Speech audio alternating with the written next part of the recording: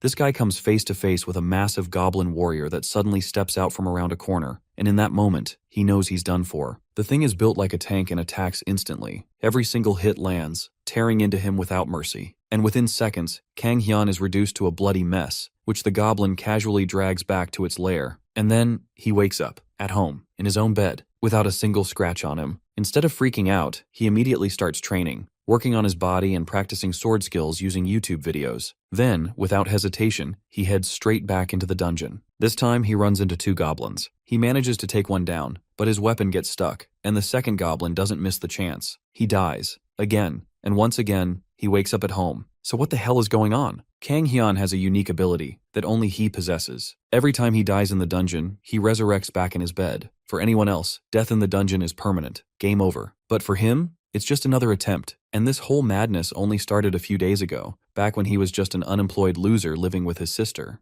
Our MC, Kang Hyun, gets chewed out by his little sister for being a lazy bum. He's currently drunker than a sailor at the pub, and tells his sister that he can't just go back to their parents' house because at this age, he shouldn't be depending on their parents. But that just makes her even more angry, because that means he thinks it's all right to be depending on his little sister. Tomorrow is New Year's Day, and she orders him to get out there and try to find some part-time work which Hyun nervously agrees to just so that she can let him sneak to his room. She doesn't have to tell him anything more, because Kang Hyun himself knows that he is pathetic. The most he has accomplished after moving to Seoul was a short internship at a big company. Tomorrow he's going to need to look into some cheap jobs just to get his sister off his back so he can start making money. The light coming from his computer, illuminating the dark room, reminds him that he left the house without turning off his game. It really would be great if reality were like a game. Maybe things wouldn't be so horrible for him. As his eyes close and sleep takes him away, his last thoughts are of the amazing life he could be living if he truly lived in a video game. Meanwhile, the Earth detects a connection to the Haken dimension, and automatic defense systems activate.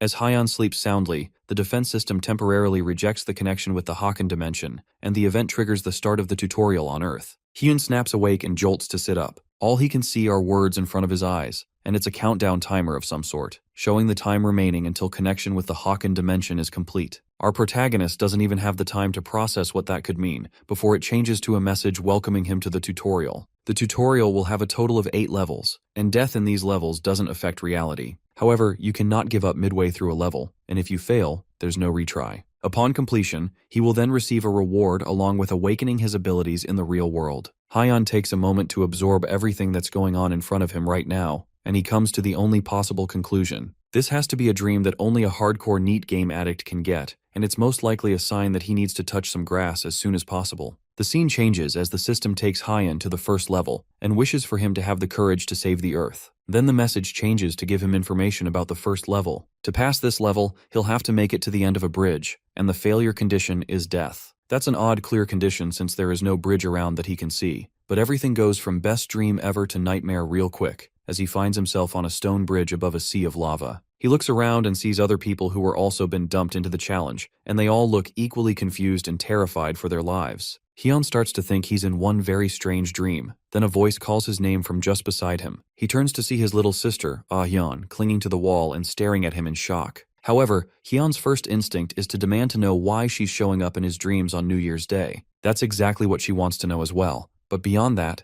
she wonders if this really is a dream. Just like him, she was suddenly teleported into an empty space and started getting messages asking her to save the Earth. It's way too much for her to take in. But Hyun cuts into her panicking and tells her not to act like this is her dream, but his sister screams at him since it's not important at the moment. If this really is a dream, then there's no way their conversation could sound so natural. Hyun is still in denial about it. After all, one clear difference between dreams and reality is that you can't feel pain in dreams. So if this really is real life, then he should be able to feel pain. But anyway, our protagonist takes the first step, announcing that he's leaving. The system already mentioned before that they need to reach the end of the bridge, so they can't stay there and keep chatting. He's not surprised that she doesn't remember, since in his head, he still thinks that she's just an NPC in his dream. Ah-hyun asks him what he plans to do if he falls, but he doesn't care about that because he believes he'll just wake up. At least, that's what he thought, until someone falls right between them, straight into the lava pool below. They both watch as his body touches the hot lava below them.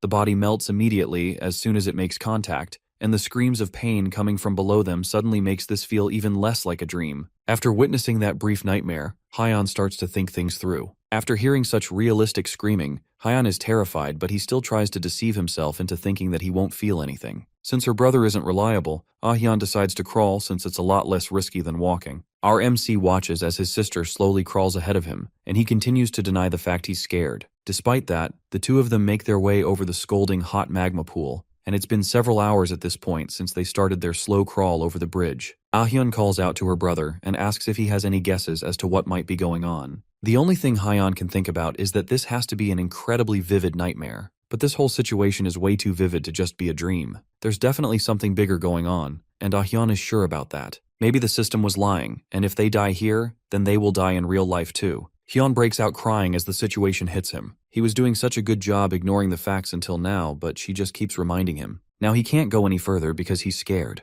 Our MC collapses on the floor of the bridge and asks her to just let him rest for a bit. His hands and feet are trembling, so he plans to lay down for a while. And despite all the obvious evidence stating otherwise, he still desperately wants to believe it's a dream. That thought is quickly interrupted as a system window opens up in front of them, informing them that a certain amount of time has passed since the tutorial started, so the difficulty of the challenge has increased. What does that mean for them? It means that Hyun is completely wrong, and just staying in one spot will definitely not make things easier. The area around them starts to shake, and suddenly the platforms behind them start to crumble. All the bridges start collapsing, and the people who were once slowly crawling their way through the challenge now get up and break into a desperate sprint towards the end. Hyun breaks into a sprint to escape, and Hyun quickly pulls himself together. They both run for their lives as the collapsing bridge behind them slowly catches up. As long as they don't trip, they can make it to the end. After an unthinkable amount of sprinting, the end of the bridge is in sight. He looks towards his sister and notices that the bridge directly above her has started to crumble. There's no time for her to move out of the way, and the large rocks are already falling towards her. Hyun doesn't waste a second. He leaps from his bridge and lands on hers, making one last mad dash to save her from her demise and get them both to safety on the other side. A system notification pops up, telling them that they have leveled up and congratulates them on reaching level 1. Because they completed the trial, a temporary awakening has been activated as a reward, which means they will be officially awakened at the end of the tutorial. Hyun collapses to the ground as the adrenaline leaves his body. Meanwhile, Hyun is more focused on reading through the details of the system message. Afterwards, a status window appears before her. It tells her things like her level, her strength, and her agility. The mention of game stats pique Hyun's attention, so he struggles to push himself up to see his own status window. The only thing he's able to see is his unique ability, which is resurrection. But before he can fully see the rest of the window, he jolts up, awake in bed, panting heavily as he returns to the real world. Online, the rest of the world goes into a frenzy as people start to report that they all also had the same dream. Question boards open on online platforms to discuss lucid dreaming, and people make posts and update their stories with talks of how their entire family had the same dream. News starts to go all over the world, and people are even taking the opportunity to share their experiences from their dreams and try to start crypto scams. The world goes into a panic, and all the while, the time until the Haken dimension connects continues to count down slowly. The two siblings burst out of their rooms, searching for each other so they can talk about the realistic dream they both shared, where they both nearly died. As they both eat breakfast, Hyun looks through her social media feed, and everyone is talking about the end of the world, as well as various other things that are related to the dreams. From information on the internet, it looks like the entire world had the same dream on the same night, and just like what the status window said, everyone who died in the dream woke up unharmed. With all these things happening, Hyun wonders if it's really alright for them to be eating breakfast so peacefully. But there's nothing they can do at the end of the day, so the best thing to do for now is to just eat and think about the complicated things later. The streets are pure chaos as people make a mad dash to get supplies and prepare for an apocalypse.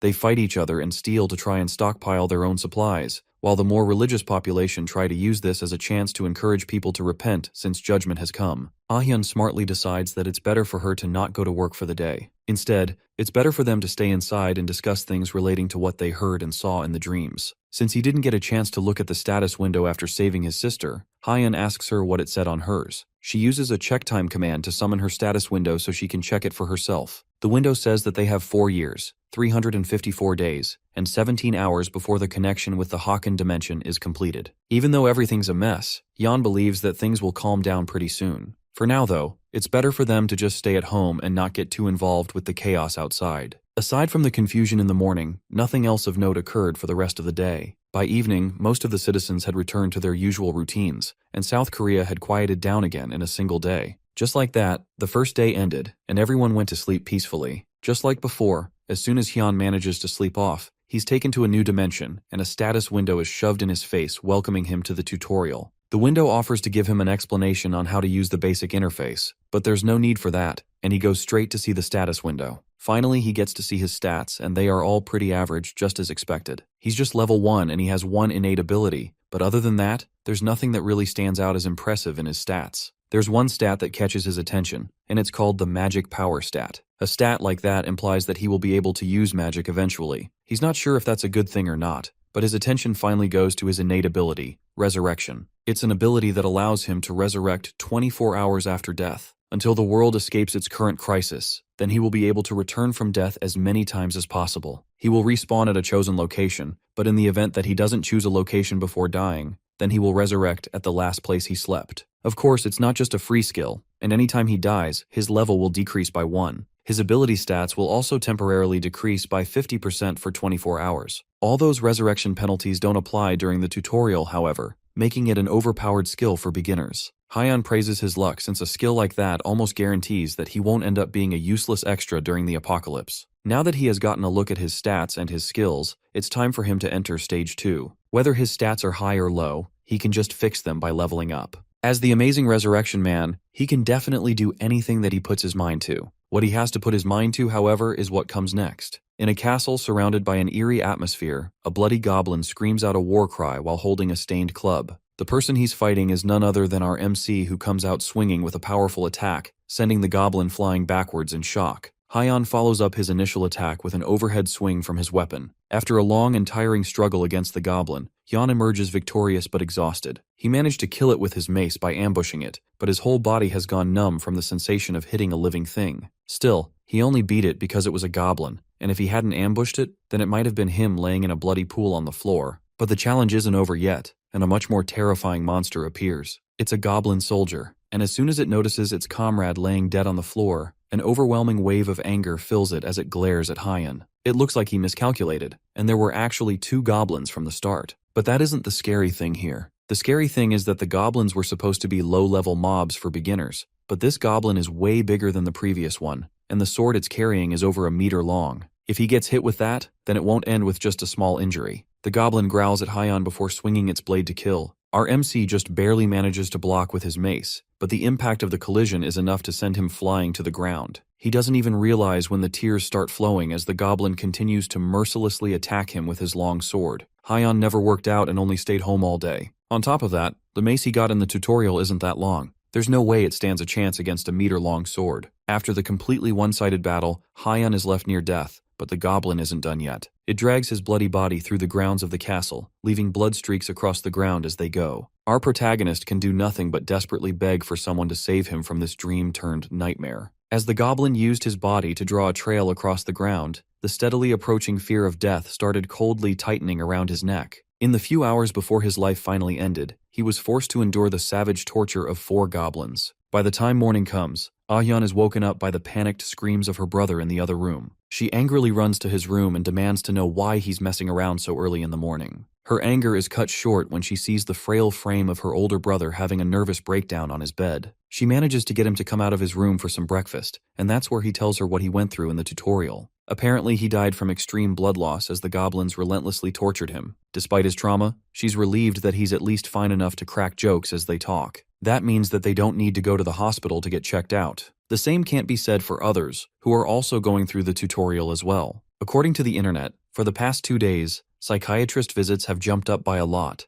and it looks like there are a lot of people who have also gone through something similar to what he went through. Hyon thinks about it for a moment, but decides that his case isn't bad enough for him to need to visit a psychiatrist anyways. Despite all the chaos that's going on in the world, there's also some good news. It looks like if a person dies, then the tutorial ends for them. All the people that died in Stage 1 didn't dream of Stage 2, which means that he won't have to go through that torture again. Hyon is glad to hear that, because it means that he will be able to sleep peacefully tonight. At least that's what's supposed to have happened, but as the bright purple status screen flashes in his face, welcoming him to the tutorial and leading him to Stage 2, he realizes that being the main character is a lot harder than he thought it would be. All he did was take a nap, and now he has been trapped here for several hours, afraid to go ahead and wanting to die. But even if he dies, Stage 2 is just going to end up repeating itself over and over again. Since he doesn't have any other choice, he walks up to the door that leads to Stage 2, and he's presented with 2 weapons to choose from. The weapon he picked last time was the mace, and he chose it because he thought it would be powerful and easy to use. However, since he's scared of getting close to the monsters, he instead decides to use a crossbow. He also grabs a spear which he thinks should be better compared to the shorter range weapon like the sword. With his two weapons in hand, he sets off to tackle stage 2 yet again. Instead of charging in for a surprise attack like he did last time, Hyan takes a much sneakier approach and lays down in the shadows to snipe a shot at the goblins before they can see him. He takes aim with the crossbow, and the arrow strikes perfectly in the goblin's head, but the monster takes the hit without a problem. With that, the element of surprise is gone as the goblin looks back towards him with bloodlust in its eyes. Our MC goes in low, holding the spear towards the ground, and manages to dodge under the larger goblin before going in and stabbing the smaller goblin, finishing it off immediately. But unfortunately, he can't pull the spear out of the first goblin's body, and he's left completely defenseless as the second goblin launches its giant body at him. His end is a lot swifter than last time, and he wakes up in bed with a scream. The next night, it's round 3 in the tutorial phase 2, and he's a lot less happy to see the welcome messages from the status screen. Today, he decides to go with the sword and shield instead. Instead of using a weapon that he has at least tried before, he decides to use the sword because he spent the entire day studying sword techniques on YouTube. With the confidence of a keyboard warrior, Hyan charges into the second stage for the third time, and this time, he doesn't even try to use the element of surprise. And just like every keyboard warrior, our MC gets promptly put in his place as the goblins gang up on him and take him out cleanly. This time though, instead of waking up traumatized and scared, it looks like dying multiple times has finally broken him as he laughs creepily while promising to kill them all. Round 4 comes the next night, and Hyan tells the status window to shut up as it wishes him the courage to save the Earth. To start off, he swings a sword to practice for his eventual entrance into the stage. He plans to bring his stats up through hard labor, and surprisingly, his efforts actually allow him to increase his vitality by 1 point. Unfortunately though, that simple point increase required him to train for 8 hours straight. He calls for his status window, and this time, he has an additional skill point which he got after passing stage 1. He was so out of it after stage 1 that he didn't even remember it. He invests the point in strength and charges into the second stage for the 4th time. Now that he has raised his ability points by 2, it's time for him to get his revenge on the goblins. But today isn't the day for that revenge. He was so tired from his 8-hour practice session that he couldn't even take on one of them,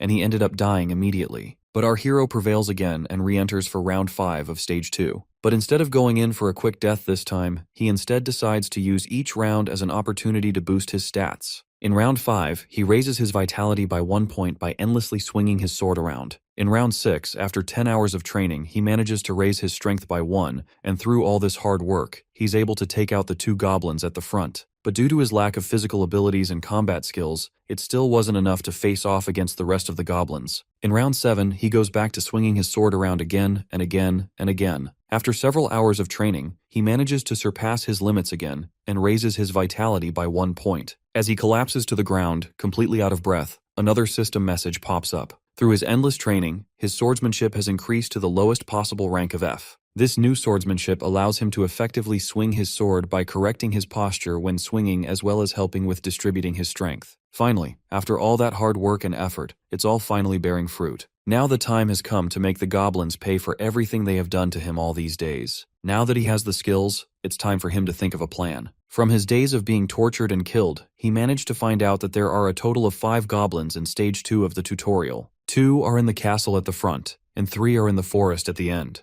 The first 2 are easy to take down. All he has to do is ambush the first and take it out with his crossbow, then finish off the other with his sword. The issue is the 3 goblins in the forest. He can handle 2 of them in the same way as before, but the last goblin is the hardest. After taking out the other 4, the 2 of them are stuck in a fierce final battle of sword versus battle axe. But unlike all the other times that he has been in this exact situation before, things are different now. He can actually see the attack's path now, and his body is reacting before he even thinks. This must be the effect of the lowest rank of sword mastery. However, the problem is that he has already exhausted his vitality fighting the other 4 goblins. He may have a bit of an advantage, but it's not enough to win him the battle just yet. The difference in vitality is too great, and after a few more attacks, the goblin manages to knock Hyan's sword out of his hand. Then it goes in for the kill, swinging its sword up for the final hit to Hyan's head. But instead of being scared, Hyan smirks as he cleanly dodges the attack. Thankfully, instead of aiming to kill Hyan immediately, the goblin aims to knock him down and then save its strength for the final blow. Because of that,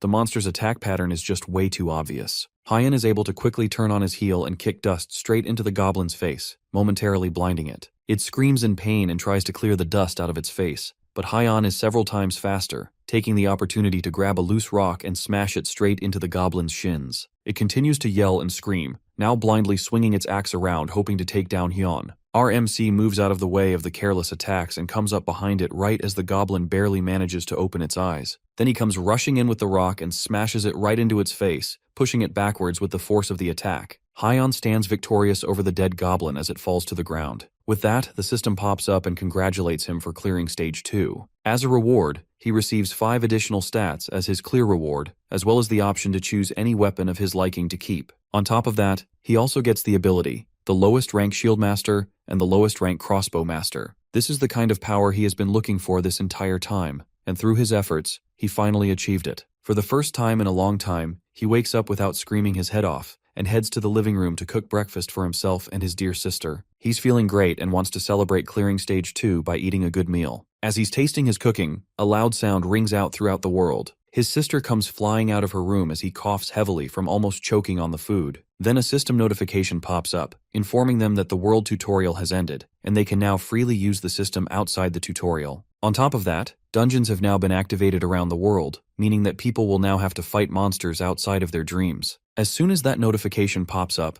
a giant alien-looking door pops up right outside their window, and both siblings go to check it out as the people on the street gather together and stare at it in awe. The messages continue, and informs them that only awakened talents may enter dungeons. It's not just in front of their window that these dungeon doors have popped up. The doors appear in every country of the world, and it comes with one more message. If the dungeons are not cleared within a set time, then the dungeon gate will open, and the monsters within will flood into the world. Meanwhile, the time until the complete connection with the Haken dimension continues to tick down. As soon as the dungeon doors activated, the world fell into greater chaos than the first day. The siblings opted against joining the world in the mayhem, and instead, they worked together to search for any information on the dungeon that they can get from the internet. From what they can see, it doesn't look like the tutorial is completely over. It says that people who recently celebrated their birthdays are also participating in the tutorial from the beginning, and they need to be at least 16 years of age to start the tutorial. There's also a whole lot of fuss going on about the dungeons online, and those who pass the tutorial are starting to get the title of talents. They are being urged to hurry up and clear the dungeons before the gates fall. The most important thing that all talents can use is their status windows. Hyun triumphantly tries to summon his own status window to check it out, but nothing happens. Instead, a notification popped up that since his tutorial is still ongoing, he can't use his status window yet.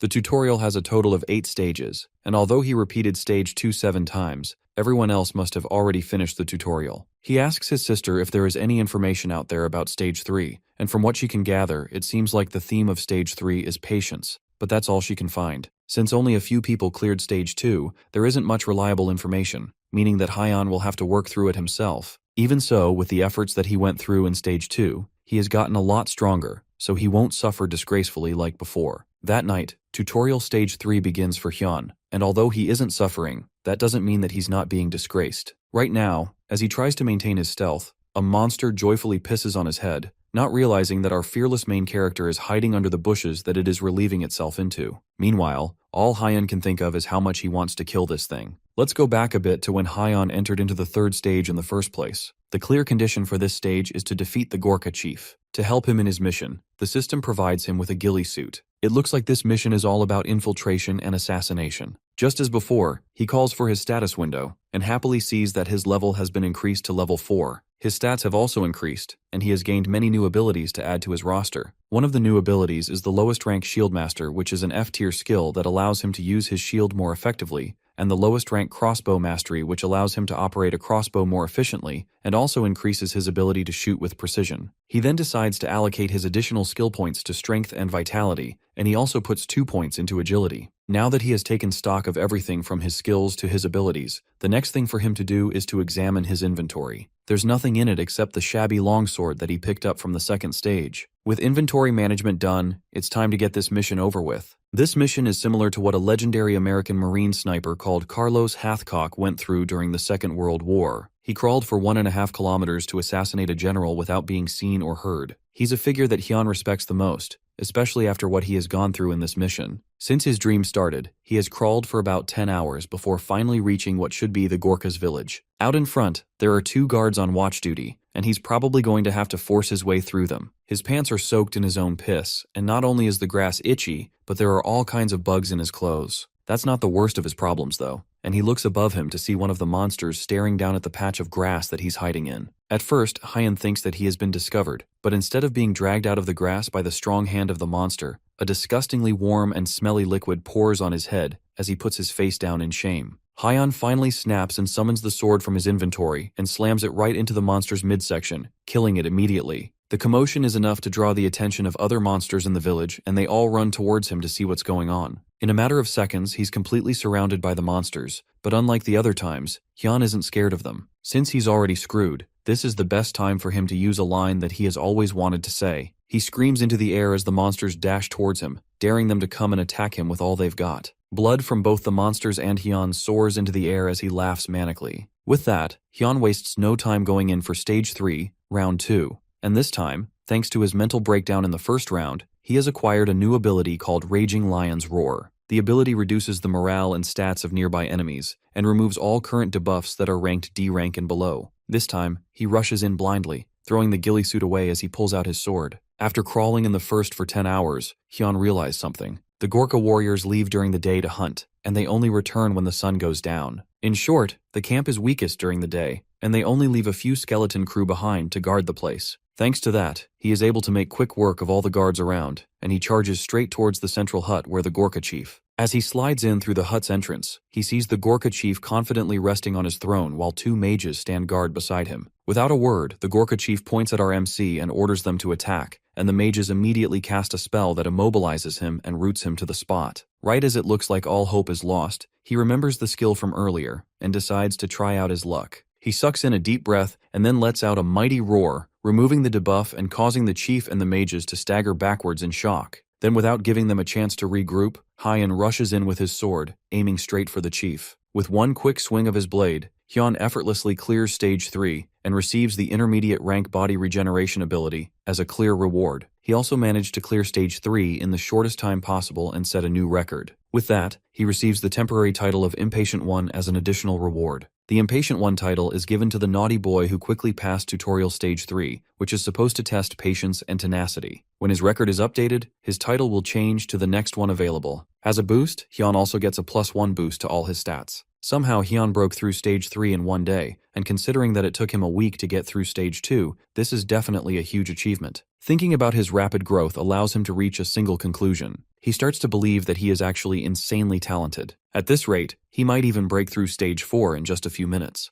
A month has passed since he had that thought, and a new day rises in South Korea over Ah Hyun's apartment. She watches the news while making breakfast for her and her brother. It's been 25 days since the specially formed squad of Awakeners were sent to clear dungeons. As the news calmly plays in the background, a desperate scream that Ah Hyun has gotten used to hearing every morning fills the apartment. She leaves her cooking to go and scold her brother. At this point, the neighbors will file a complaint if he keeps waking up like that. As she goes to find out what happened this time, her brother steps out of his room and triumphantly tells her that he cleared it by just going out and messing everyone up. She's about to congratulate him, but her words die in her throat as she bears witness to the absolute unit that her brother has become. She nervously asks him if something happened during this last dungeon run, because his face has become scary. Now that he's out, she asks him what the content of Stage 4 was. To put it simply, it was a group project that is meant to test their leadership skills. He had to find a way to remove the dungeon core, then a portal leading outside would automatically be created, allowing him to escape. His party members were like NPCs who fit into the setting,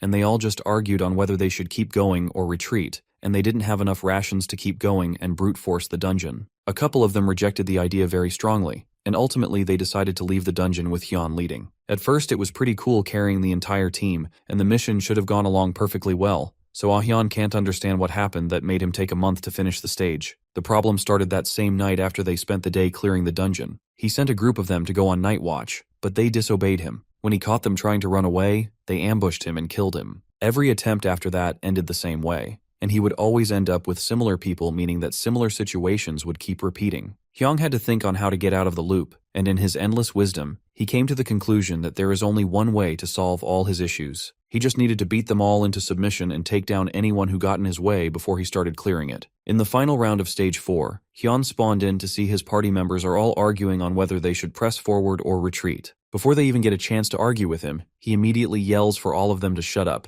quieting the room down immediately. One of the party members tries to ask him what in the world he thinks he is doing, but they are immediately met with a sword to the throat before they can say anything. Hyeon gives them one chance. They will all follow his words from now on, and anyone that refuses or talks back will die. The same party member tries to argue, but Hyeon immediately feeds him a well-deserved knuckle sandwich, followed up by several face restructuring punches. By the time he's done, the once rowdy party member's face has been reduced to fine, fleshy paste. It's safe to say that he got his message across, and he asks the other members of the party if anyone else has any objections to him leading the way. They just need to follow him because he already knows the way. As they set off to leave, he takes a quick look at his status window, which shows that he has grown severely since he finished the third stage. He is now level 14 and most of his stats have doubled. On top of that, he has gained a few new skills, and some of his abilities have ranked up. As they go through the dungeon, any monster that tries to attack them meets a swift end from the overpowered Hyeon. Eventually, they make their way through the dungeon, and just like he promised, he manages to kill all the monsters while also properly guiding his teammates. They reach the core, and with one clean hit, he breaks the supports of the core and successfully clears stage 4. Just like the other stages, he receives several new items and abilities like the E-rank cleave skill and B-rank ring of strengthened mind. Just looking at the results, his gains from stage 4 weren't bad at all. He doesn't need to say anything about his rapidly growing stats, and he could farm the item drops from monsters as well. Among them, he still doesn't know what the mana stones he keeps getting from monsters are used for. They are most likely going to be useful though, so he decides to hold on to them for now. His new skills and items are also incredible, but his biggest gain is that he has gotten pretty strong in real life as well. After a brief warm-up workout of 300 one-handed push-ups, he can tell that just bare body exercises won't cut it anymore. To improve his strength, he'll have to go to a gym, but that's something for him to worry about later. Behind him, his phone rings with a message. He picks it up and sees an emergency alert from the Ministry of Public Safety and Security, warning that a dungeon has opened nearby and advising all citizens to refrain from leaving their homes. Outside on the streets, monsters roam free, killing anyone they come across and breaking everything.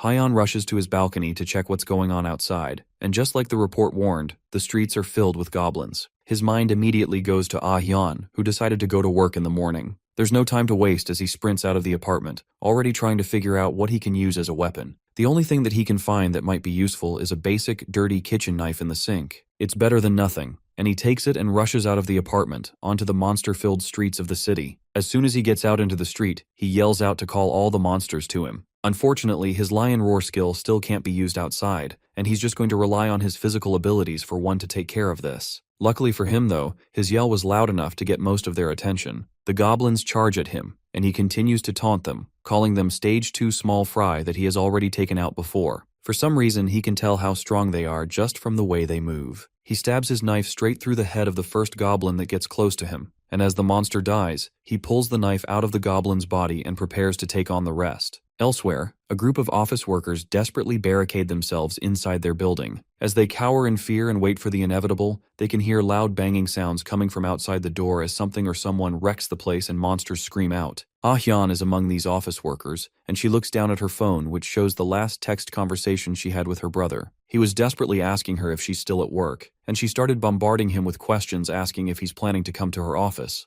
but he didn't respond. Now, as another set of monsters scream out behind the barricaded doors, the sounds of pounding reach the office where she and her co-workers are hiding. Eventually, the barricade breaks down, and a muscular foot walks into the office. It's Hyeon, and he didn't mean to break the door down, but accidents happen when you're stronger than a battle ox. The other workers start murmuring to themselves, and wonder if this psychopath is really Ah-hyun's older brother, while the little sister just blushes in embarrassment. Meanwhile, one of the older office workers angrily asks Hyun why he would destroy their barricade. Now the monsters outside will easily be able to get into the office. They don't need to worry too much though, since he has already taken care of any monster that would have tried to get into the office. Later on, after clearing the goblins out from the whole building, Hyun returns to Ah-hyun's office where she bandages him up and cleans his wounds. Ever since he got his makeover and became buff, he's been acting really tough and letting himself get hit without a care for his safety. In the tutorial, he mostly relied on his insane regeneration skill, so he can tank attacks without a care in the world, but since he can't use his skills in the real world yet, his usual fighting style means that he's going to come back with a lot of injuries. If he can't use skills in the real world, that also means that he can't use his resurrection ability, so if he dies then there's no coming back. Still, even though he's definitely pushing himself, Ah-hyun can't deny that the way he's charging through the danger is kinda cool. Everyone else seems to think the same thing, and one of Ah-hyun's seniors was making a fuss trying to get a chance to be introduced to our MC. That night, they all go to sleep in the rundown office building, and as usual, Hyon is taken to the tutorial level. This is stage 5, and for this level, he needs to prove that he has the wisdom to overcome any difficulty. As the level loads, he's suddenly surrounded by a group of people who are chatting idly with each other. Except instead of being surrounded by a bunch of meddling warriors who can't agree with each other, he's instead surrounded by a group of beautiful women. The clear condition needs him to defeat the succubus, which is a nightmare demon that disguises itself as a human. Hyon is familiar with succubi and knows them as dream demons that suck energy out of men. They usually look like gorgeous women, which should have made it easy to sniff them out, but the issue is that all the women here are ridiculously gorgeous. As he's trying to figure out who might be the succubus out of all of them, one of them approaches him and asks for his opinion on who he thinks the succubus might be. As she talks, he can't even keep his eyes on her, and he looks away while scratching the back of his head. But his attention is brought back to her when a notification window pops up in front of his face. It informs him that his ring of strengthened mind is resisting the seduction attempt from the woman in front of him. It looks like he lucked out and found the succubus right away thanks to his B rank item. As night falls, the group gather their tents around the campfire while Hyon sits in front of it, thinking about what he has been through ever since the tutorial started. In stage 1, it was a circus of hellfire, and in stage 2, it was a week-long desperate battle with goblins. Stage 3 gave him a golden shower after hours of crawling through dirt and bugs, and stage 4 was a month-long deadly group project. All those times had him rolling around like a dog, but now he finally has an opportunity to get an easy win. But just because he has found out their identity doesn't mean that he's done yet. The notification window clearly said that he would become a target if he found out her identity. He's not entirely sure how this is going to go, but he knows that a succubus is at least decently strong, especially if she can transform into a human. Instead of acting rashly, he needs to win over the other NPCs, and since the men might already be under her spell, he'll have to approach the girls first. For now, the best thing he can do is sleep on it and figure out what he will do tomorrow. As he wakes up, instead of the open forest sky that he expected to see, what is above him instead is an unfamiliar ceiling. He wakes up with a shout as he realizes that he's back in Ahyon's company. The other office workers approach him as they see he's awake, and they were just about to wake him up anyways. The army has arrived, which means that they are about to be saved. Meanwhile, Hyon is fuming at the fact that he woke up in the real world. The succubus most likely realized that he had figured out who she was and she killed him in his sleep. Outside, groups of military jeeps speed through the city streets with armed professionals shooting down any monsters on sight. The other office workers celebrate the army's arrival and the fact that the monsters are no match for military-grade guns, but our MC remains silent as he watches them down on the street. He feels a shiver run down his spine as the soldiers battle through the hordes of monsters. Our black-haired MC isn't sure what it is down there, but he can tell that it's something dangerous. Meanwhile, the soldiers are starting to struggle with the unending wave of monsters. No matter how many goblins they shoot, 2 more pop out of nowhere to replace them. Usually it's the talents that are meant to take care of the monsters, but for some reason, they are the ones that are stuck with the heavy lifting. The soldiers notice one of the monsters walking calmly towards a soldier while being sprayed with bullets. With one clean swing, it chops off a soldier's head as the gun continues to idly fire. All the soldiers turn their attention towards the new, large monster threat, start raining down bullets on it, but the more they fire, the more they start to realize that their bullets have no effect beyond just making the monster angrier. It starts to charge towards them, and the lieutenant orders the driver to step on the gas and get them out of there. But it's already too late, and the monster leaps off the ground, heading straight towards the soldiers who can only stare in disbelief as the monster comes smashing down on them. The car can't take the added weight and it swerves, causing a domino effect as one car hits another, resulting in a massive pile-up. Hyon watches the whole thing as the goblin starts to pick off the surviving soldiers, while the rest of the office workers slowly start to panic. Then suddenly, the goblin stops moving before glaring up towards the office building, making direct eye contact with Hyon. The few remaining soldiers start to pick themselves up as the signaler frantically tries to call for reinforcements. They don't have any time to catch their breaths as the goblin from before climbs on top of one of the destroyed convoy jeeps and glares down hungrily at them. One of the men desperately asks the signaler where their reinforcements are, and he replies that they are sending a civilian talented. As they wait for backup, the soldiers don't want to go down without a fight, and one of them points his weapon at the goblin right as he leaps in for the final attack. But the weapon is jammed at the worst possible time. As the monster comes in to land the finishing blow, the soldier accepts his fate and doesn't even try to dodge. But then someone comes rushing in with a slab of concrete and tosses it straight at the goblin. The piece of rock slams into the goblin's face, sending it flying into the streets behind them. The soldier stares out in shock as Hyon comes jumping over the side of the jeep to check in on them. He tries to cheer them up while checking on their wounds, but the PTSD of almost dying to a monster makes him mistake Hyon's ugly mug as another monster even scarier than the goblin,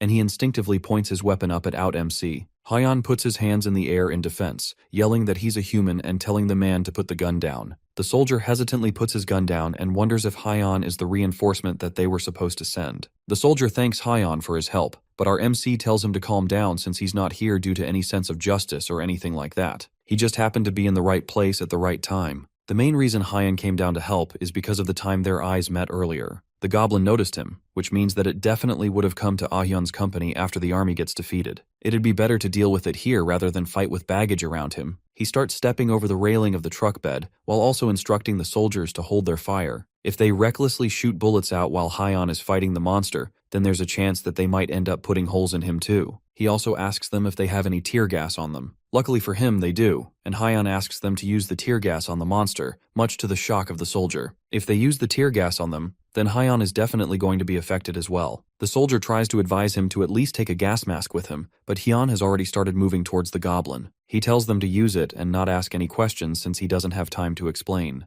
The soldier reluctantly follows Hyon's orders as he starts charging towards the monster, while also instructing the rest of his platoon members to put on gas masks and stay alert. The field is ready and Hyon is set to have his revenge. After everything that happened with the goblins in the second stage, he has a pretty serious grudge with them, so he's not about to let a chance of getting revenge pass him by like this. Meanwhile, the soldier tosses the tear gas right between them just as Hyon instructed, and it explodes in a cloud of smoke. The goblin immediately cries out in pain as the gas starts to have an effect, and even Hyon can't help but cough as the toxic gas starts to spread. With the gas starting to really take an effect on the hobgoblin, it swings its axe around wildly, hoping to stop anything from getting close. Hyon pushes forward with tears streaming out of his eyes from the tear gas and rushes to take on the monster while it's distracted. The hobgoblin has skin that is strong enough to deflect bullets, so pain like this from the tear gas must be pretty new to it. Hyon, on the other hand, whose entire fighting style revolves around tanking hits while hitting harder, is more than used to any sort of pain, so this is nothing for him. He takes one large swing at the goblin, successfully slapping its axe out of its hands,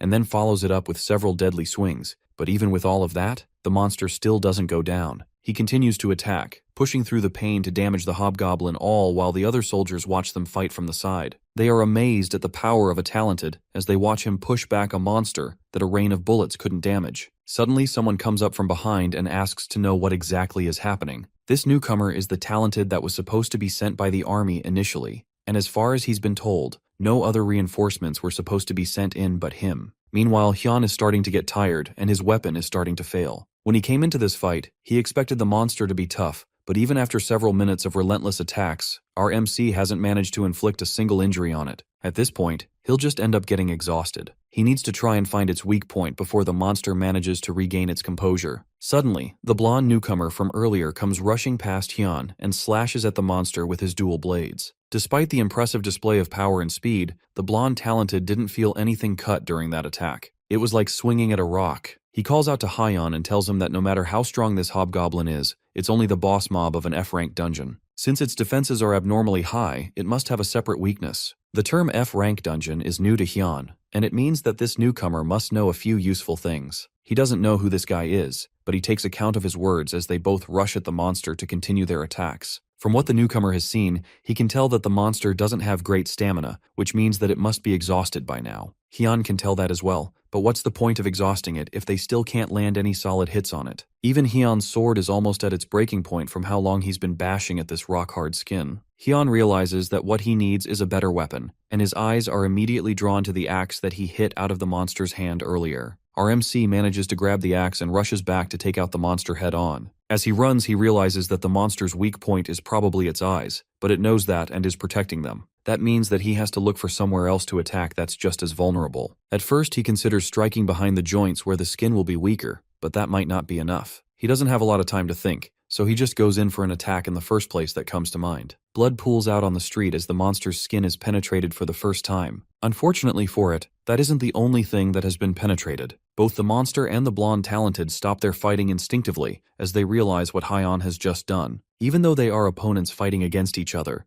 even Hyon is polite enough to apologize after delivering the classic 1,000 years of pain with a rusted battle axe. At that moment, as the fight momentarily paused, Hyon felt a terrible sensation move up the halberd into his hand. As the monster struggled to process the pain and embarrassment of what just happened, a truly brilliant philosophical question filled our MC's mind. Is the behind a weak point? He wasn't sure, but he knew it wouldn't be such a critical weakness that it would be able to kill the thing in one strike. so he made a decision instantly, and his body moved automatically to carry out the gruesome act. With a quick motion, he pulled the monster into the air like a flag, and then all at once, he turned around and slammed it, back first, into the ground. Before it can pick itself up, Hyan follows his attack up by rushing at the monster, correctly predicting that the inside of its mouth definitely won't be as tough as the rest of its body. The poor beast is already out cold from being defiled, and it doesn't even try to defend itself as the tip of the halberd comes crashing down into its mouth, killing it instantly. The blonde watching the whole thing can tell from a glance that our MC is strong, but the bigger question is where a person like him came from. Since he has never seen our MC before, he can only assume that Hyan must be an independent fighter. As he pulls out the halberd from the dead monster, a shiny golden item pops out from its mouth. Hyan tries to identify it,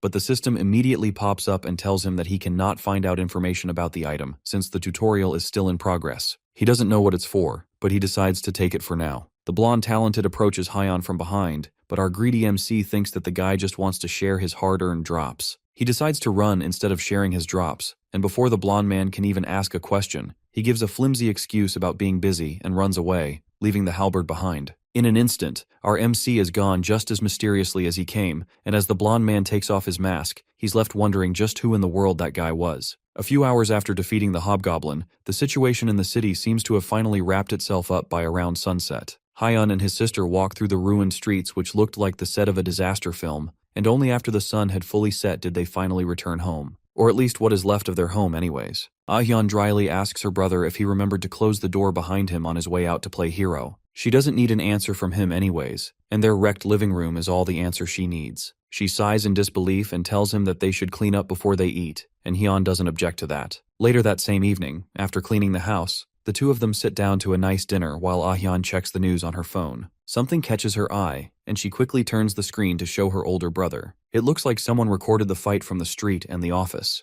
The comments have somewhat positive feedback, and Hyan cracks the creepiest smile possible as the attention hits him. His sister can barely take another bite of her food after seeing his face. She starts to talk about how horrible his face looks, and he can't even talk back to her because even the comments are mocking his villainous-looking face. Hyan has no choice but to accept that his face truly does look as bad as she has been telling him. Later that night, it's time for them to head to bed, and before his sister can go to her room, he calls her back and asks her to turn off the light and close the door for him. She initially argues, but eventually gives in only because he worked really hard. But in exchange, she warns him not to shout tomorrow when he wakes up in the morning. With that, she wishes him good luck and turns off the light for him. His thoughts go back to the strong man that he fought with earlier that day as he slowly falls asleep. The succubus from yesterday was really pretty, and although she killed him, he's a little excited to see her again. But as he opens his eyes, instead of a beautiful group of women, he sees a monster staring curiously up at him. He doesn't waste any time and punches it right in the face, knocking it out immediately. A notification pops up in front of him with a different clear condition than the last time he entered this stage. The tip for this one is that the cave goblins have dim sight but excellent hearing, so he needs to find a way to divert their attention. It's terrible timing that the system is only telling him about their great hearing now after he screamed and punched a goblin in the face. Within seconds, he's already surrounded by several goblins who were probably drawn to the commotion. Although that's a valid question to have at a time like this, the better question that Hyan wants answered is why the tutorial changed again to this goblin-slaying quest. The next morning, Hyan screams as he wakes up and his sister screams back for him to shut up.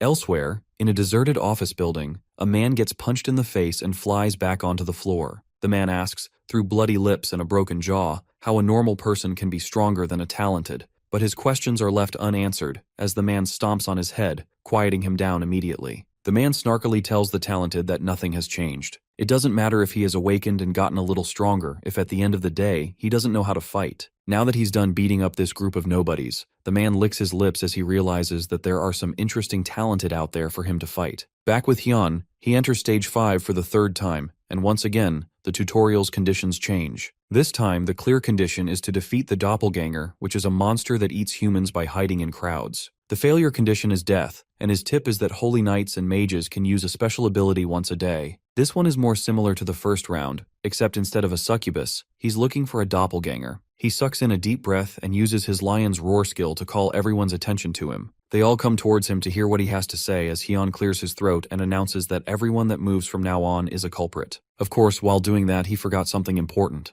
In a game of Mafia, the one with the biggest mouth is the one that dies first. Now that he thinks about it, he has never won a game of Mafia before, and as such, he never saw this ending coming as he woke up startled the next morning. Hyun tries not to think about it and decides that for now, he just needs to eat something. And just like that, the struggle to pass stage 5 would carry on for an embarrassingly long time. He would end up making the same mistake for over a month with absolutely no progress at all. One day, in a fit of insanity and desperation, he decides to change up his look, leaving his room dressed in a suit and dorky-looking glasses. His sister comes back from work and nearly dies of shock from seeing her brother dressed in such a weird getup. She just got off work, and now she has to be forced to witness such a horrible sight. Hyun, meanwhile, is trying to become smarter in hopes of clearing stage 5, and he wants to start off with his looks. Right now, it's the 53rd day that he has died in the 5th stage. He has to try and do something different, or else he's going to be stuck there forever. The only hint they gave him was that he should use wisdom to pass, but the clear condition is different every time. That night, once again, he returns to stage 5, and as usual, things have changed. The condition is to completely clear an F-rank dungeon's Terrance's incubator. The failure condition is death,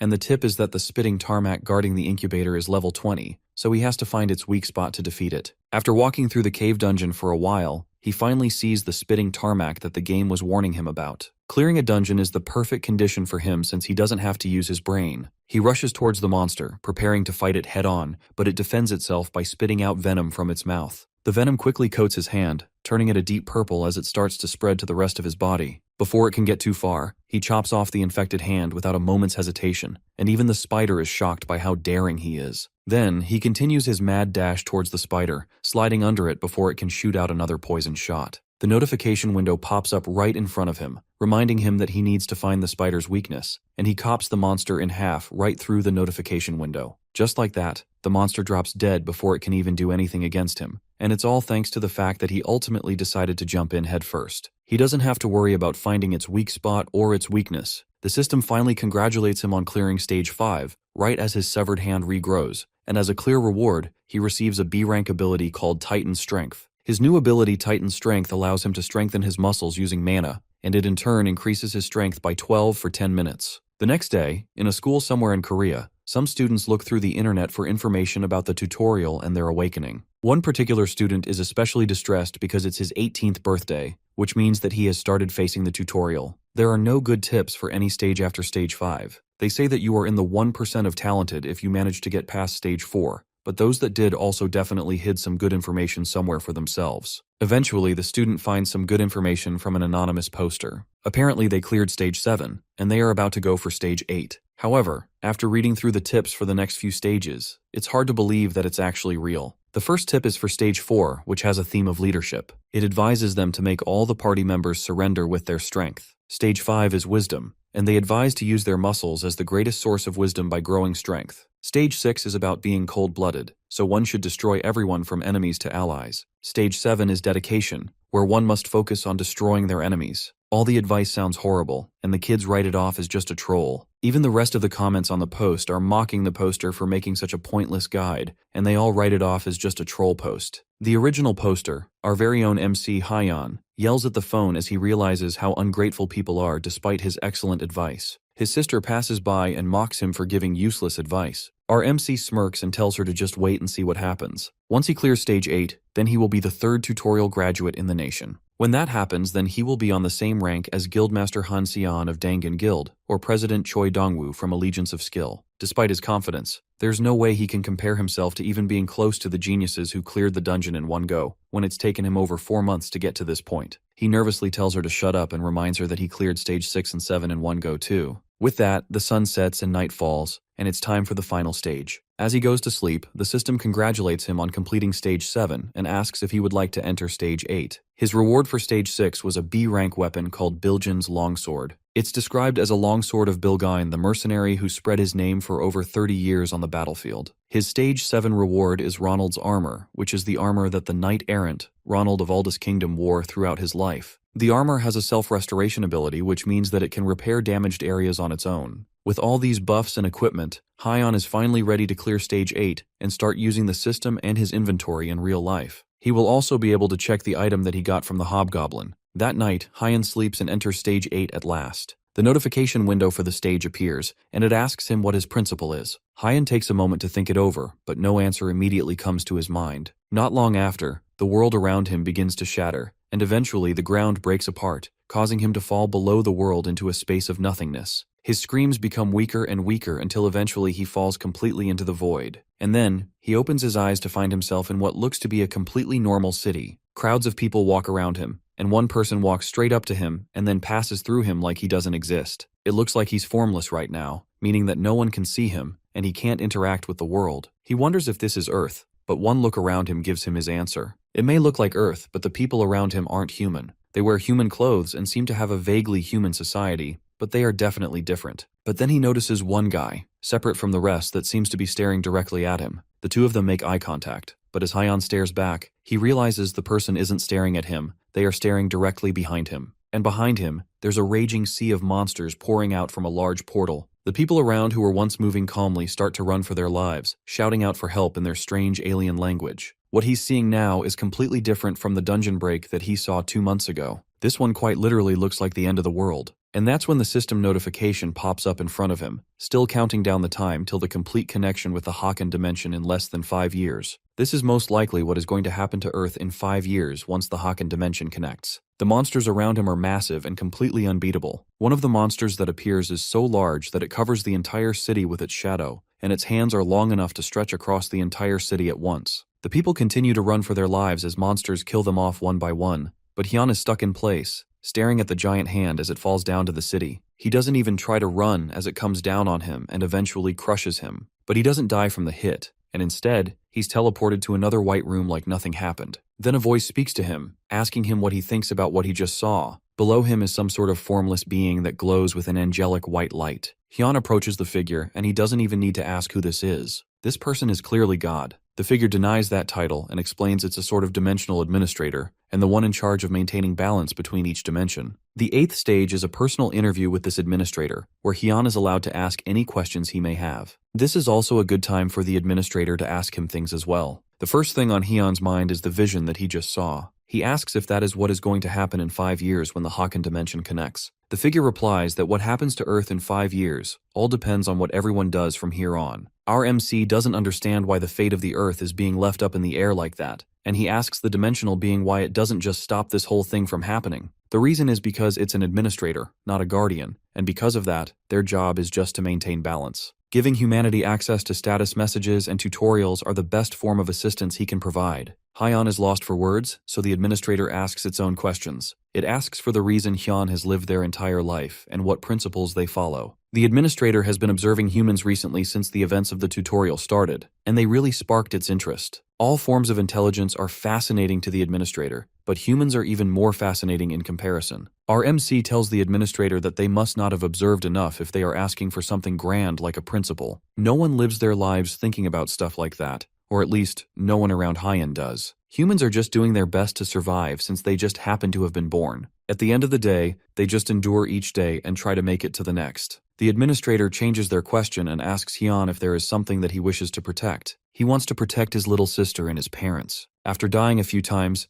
Hyon has learnt his place in the world. Being a hero isn't for him. Even the administrator agrees that heroism is about innate talent, and from what they have seen, Hyon is closer to a dunce. But personally, the dimensional being is a fan of Hyon. If the administrator enjoyed watching Hyon suffer, then they must be some sort of sadist, which could mean that the future of Earth is doomed. Beyond that, however, Hyon realizes something else. He asks the administrator about Stage 5, which had a theme of wisdom and why it changes its subject every time. Suddenly, the bold and eccentric administrator goes silent before a notification screen pops up in front of his face, telling him that his time is up and he has successfully cleared Stage 8. Hyon barely has any time to understand what's going on as the administrator continues to talk, telling him that the tutorial is just a tutorial and there will be many more ordeals from now on. Meanwhile, our protagonist starts to realize that his intuition was right, and the administrator really was the one that was messing with his Stage 5 run. He tries to run at the dimensional being, but it's already too late as he's being teleported out of the realm. But before he leaves,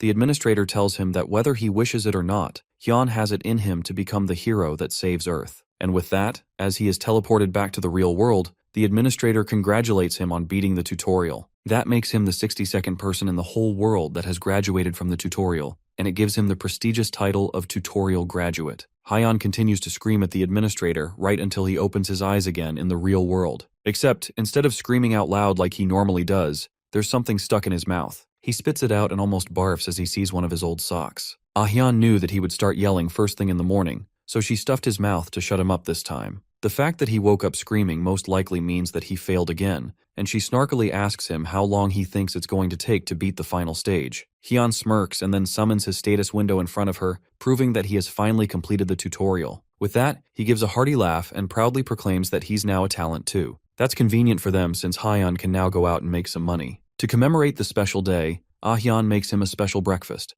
and after telling him about it, she leaves the room to go about her day. Later that day, Hyun sits on the couch, looking through his status window while his sister heads out to run some errands. The title he got from the 8th stage isn't that amazing, and all it does is give a +2 effect to all his stats, which can be useful, but it's ultimately not that impressive. On top of that, he also can't use more than one title at a time, and outside of the title that is currently active, the rest of the title will have their effects hindered by 50%. Naturally, he decides to use the tutorial graduate title, which when added with the Impatient 1 title gives him a 2.5 point boost to all his stats. Now the most important thing that he has been waiting for all this time. It's time for him to take a look at the item that dropped from the hobgoblin. A window pops up and informs him that the book is a skill book for the E rank skill, Magic Explosion, which discharges magic with explosive energy. Hyun is extremely happy to get a skill book of all things. He immediately learns the skill, and the book disappears in his hands. Now that he has looked into all the rewards, it's time for him to try applying for the Talented Education School. Elsewhere, a bright and cheerful-looking young woman walks through the city streets. This is Mi-young, a new civil servant that's heading for her first day at work at her first workplace at the Talented Education School. It's a place where awakeners who have just finished the tutorial go to obtain certifications. After 4 months, Korea was one of the first countries to set systems up to manage the emerging talented. As for Mi-young, she's just proud to be working in such a prestigious position.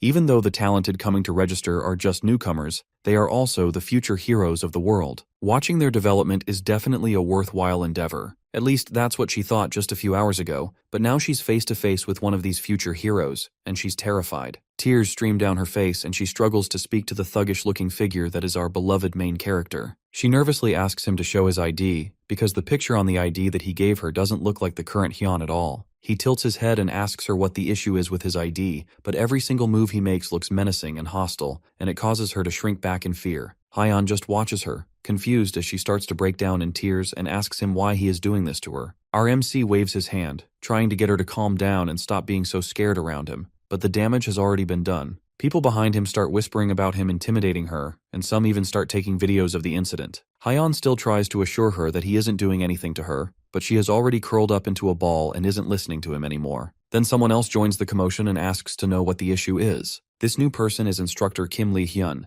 and Mi-young cries out to him for help once she sees him. Lee-hyun comes over because he could see that the line is being held up for some reason, and he wants to make sure that nothing is happening that is holding up the line. As he gets to the front desk, he and Hyun make eye contact, and immediately, a wave of recognition washes over both of them. They don't immediately recognize each other though, and Lee-hyun goes to check out Hyun's documents. The first thing that stands out is that Hyun looks a lot different from the picture on his ID, and our MC hurries to explain that he looks different because of a skill that changes his appearance. He even suggests that they take a fingerprint or DNA test, but Lee-hyun is more interested in the fact that Hyun claims to have completed the tutorial up to stage 5. Hyun is trying to act weaker than he actually is by hiding his strength, so he wrote down his level and accomplishments to be lower than they actually are. The only problem is that he also claims to be level 12, which is much too high for someone that has only cleared up to stage 5 in the tutorial. The only explanation is that Hyun has been illegally raiding dungeons before coming for official registration. The interview seems to still be going on as Lee-hyun takes him away from the crowd to talk quietly in another corner. From what Lee-hyun remembers in the tutorial, talents usually get their skills at stage 3, an accessory at stage 4, and after stage 5, they get another skill as a reward. He wants Hyun to show everything that he got from those stages right in front of him. Hyun thinks that this might be unnecessarily thorough, but he doesn't argue, and does as asked. First, he shows off the body regeneration ability he got from stage 3 by biting off a huge chunk of flesh from his arm. The wound heals up immediately, proving the effectiveness of the skill. Then he shows the mind-strengthening ring he got in stage 4, and finally, it's time for him to show off his 5th skill. He wrote Titan's Strength as Manly Strength and wrote it as his unique ability instead of his Resurrection skill, so he will have to show a different skill instead. He picks his Lion's Roar skill to show and explains that it's a skill that lets him scream and terrify his enemies. Lee-hyun gives him the go-ahead to use the skill, and Hyun prepares himself. Meanwhile, in the crowd, a blonde man with piercings looks bored as he stands in line. He notices Hyun taking a deep breath, and notices that our MC looks familiar. Then he immediately recognizes him from the Goblin Slayer video that was circling around the internet some time ago. Realizing that Hyan is most likely preparing to use a sound-based skill, the blonde man covers his ears to protect himself. Not long after he does that, Hyan uses his Lion's Roar skill, causing everyone in the room to instinctively flinch and cover their ears to protect themselves. Just like he said, everyone in the room is filled with a sense of dread as they struggle to find the source of the sound. Even Lee Hyun has to cover his ears due to how loud and overwhelming the sound is. After letting out his voice for a while, Hyun coughs for a bit before calming down. The instructor stares at him in shock as Hyan asks him if everything is all right now. Lee Hyun nervously confirms that what he has done is sufficient. With that, he approves the papers and tells Hyan to proceed to the first floor of the building for the next steps. Meanwhile, the blonde man from earlier lets out a creepy smile as he realizes that he has found exactly who he was looking for. Hyan is taken to a class elsewhere where he is surrounded by other talents that are set to start their own classes to get certified. Just like before, he sticks out like a sore thumb, but for all the wrong reasons. People say that he shouted at a woman and made her faint. Hyun, who can hear all their annoying whispers, starts to realize that he screwed up. Meanwhile, that creepy guy from earlier continues to watch him from the back row. Eventually, the instructors enter the classroom, led by instructor Kim Lee Hyun. The blonde instructor introduces himself to the class as the one in charge of the Seongnam branch of the Talented Education School. The curriculum for the school is for 10 days, and during that time, they will be doing theory training in the morning and practice in the afternoon. It's only been half a year since the world changed, and even now, new information keeps coming out about dungeons and the monsters within them. Because of that, tactics and strategies of how to deal with dungeons are also still being developed. So in other words, the things that they are going to be learning aren't the absolute correct answer. With that, the classes start in earnest, and the students begin their lessons. Time passes by uneventfully, and the first period ends, giving them a little bit of time to take a quick 10-minute break. By this point, Hyun is bored out of his mind, and he's going to have to endure these grueling classes for the next 10 days. As he's trying to prepare himself for the mental slug of the next class, one of the other students comes over and introduces himself as Gwaksu-il. He reaches out a hand for a handshake, and Hyan is at first hesitant to take the musclehead's hand, but he does it anyway. As soon as he gets Hyun in his grip, Gwaksu-il lets out a devious smirk as he tightens his grip around Hyan's hand. Ever since he made a fuss during the registration period, Gwaksu-il hasn't liked our MC. Now it's time to put him in his place, except Hyun is barely even reacting despite Gwaksu-il gripping his hand with all his strength. Under his breath, Hyun activates his skill, Titan Strength, and his muscles immediately strengthen with magic. Gwaksu-il can barely believe that he's losing to someone at a test of strength. He put all of his stats into his strength, and now he's getting beaten by some nobody who has been doing nothing but causing trouble. He continues to squeeze his arm as tightly as he can, trying his very best to intimidate Hyan, but eventually the strain is too much for his body, and his entire arm bursts. As the blood splatters everywhere, the two men barely even react to it, and the rest of the class is left horrified. The only person who looks happy in this situation is the blonde creep who has been watching Hyan this entire time. Later that day, an ambulance pulls out of the school's courtyard, carrying the musclehead from earlier. Meanwhile, Hyun is in the instructor's office, trying desperately to defend himself from the accusation that he was the one that caused what happened to that man on purpose. He tries to explain that the musclehead approached him first and wanted a handshake, then suddenly, his arm swelled up and exploded on its own. That kind of excuse is really hard for instructor Lee Hyun to believe, but whether or not he believes it, that's the only truth that Hyan has. If it wasn't for his unique ability, extreme strength which increases his strength,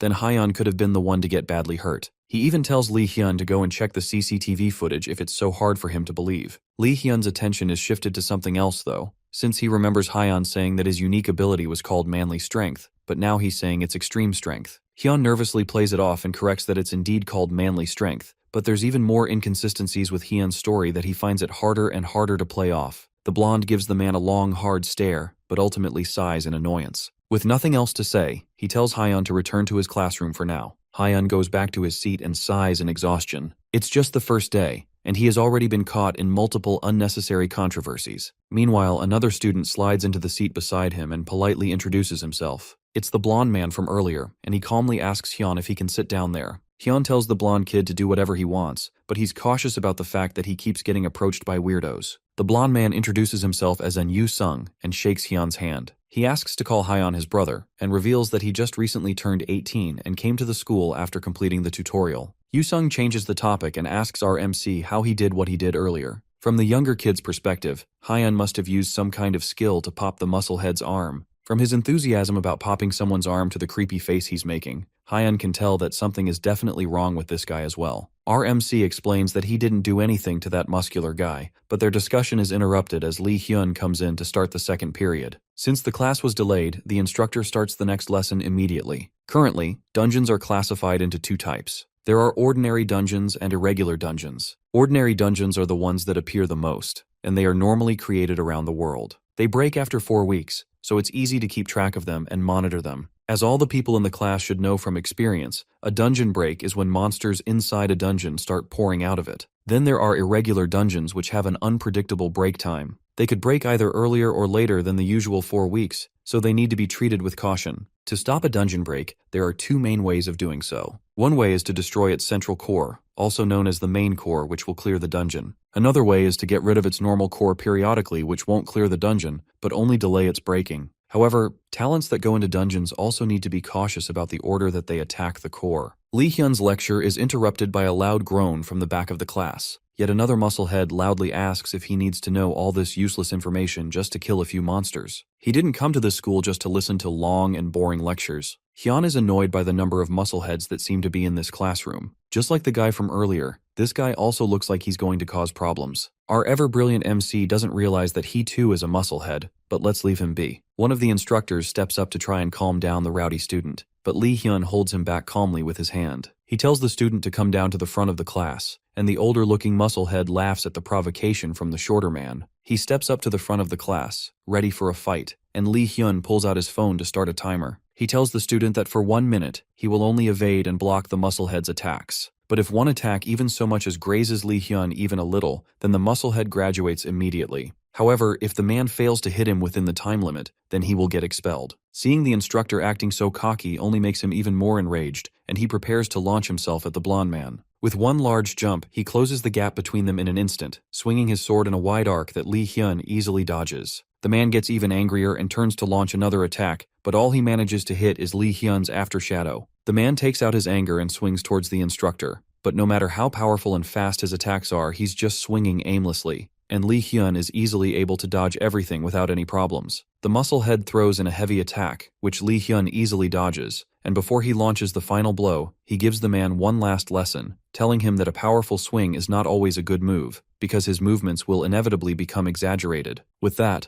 Lee Hyun launches his first counterattack since the spar started, kicking the man's weapon into the air and lodging it in the ceiling and causing him to fall to the ground. Then he shows the man his phone, confirming that 1 minute has passed, meaning that he failed. Hyun once saw a video of a professional boxer avoiding an ordinary person's punches just by weaving. But for him to do that against an awakened, it just proves that there's a massive gap like that, even among fellow awakened. The agility and reaction speed he showed were so impressive that even Hyun, who has raised his stats quite a bit, would struggle. But that only makes him want to square up against the blonde instructor even more, and he's not the only person that feels that way. The curriculum for the Talented Education School is theory class in the morning and practice in the afternoon. For the day's practice class, the students will be training their weapon skills. Lee Hyun tells them to come one by one and receive their training weapons. First, they will be given the opportunity to train in their own way, and then an assistant will come and correct them. Before they step up to start the training, he explains to them that due to a lack of manpower, they are unable to do one-on-one coaching. Hyun picks up one of the training blades, and he's immediately disappointed. The blade is rather dull, and just training by themselves sounds boring. Yu-sung comes up behind him and asks if he feels like having a short spar, but as if reading their minds, Lee Hyun tells them that fighting is prohibited until day 6. He watches the other students training, and although he didn't expect much, everyone's average level is lower than he expected. He doesn't need to practice, but at the very least, he can do a little as a workout. He takes the sword and does some basic sword moves, moving around fluidly the way he would have done in the tutorial. Lee Hyun watches as our MC moves his sword with precision, but doesn't say anything. One of the instructors comes over and tells Hyun not to move like that. He gives some advice about the sword angle and his stance, and tells him that he seems to be showing off, but the way he's moving is useless in real combat. Hyun has no idea what this guy is yapping about, and he wants to fight, but it's better to let it slide. As they are talking, Lee Hyun comes over and gets everyone's attention. Once everyone's focus is directed at him, he tells the class that Hyun and the instructor that was just correcting him will give a quick fighting demonstration.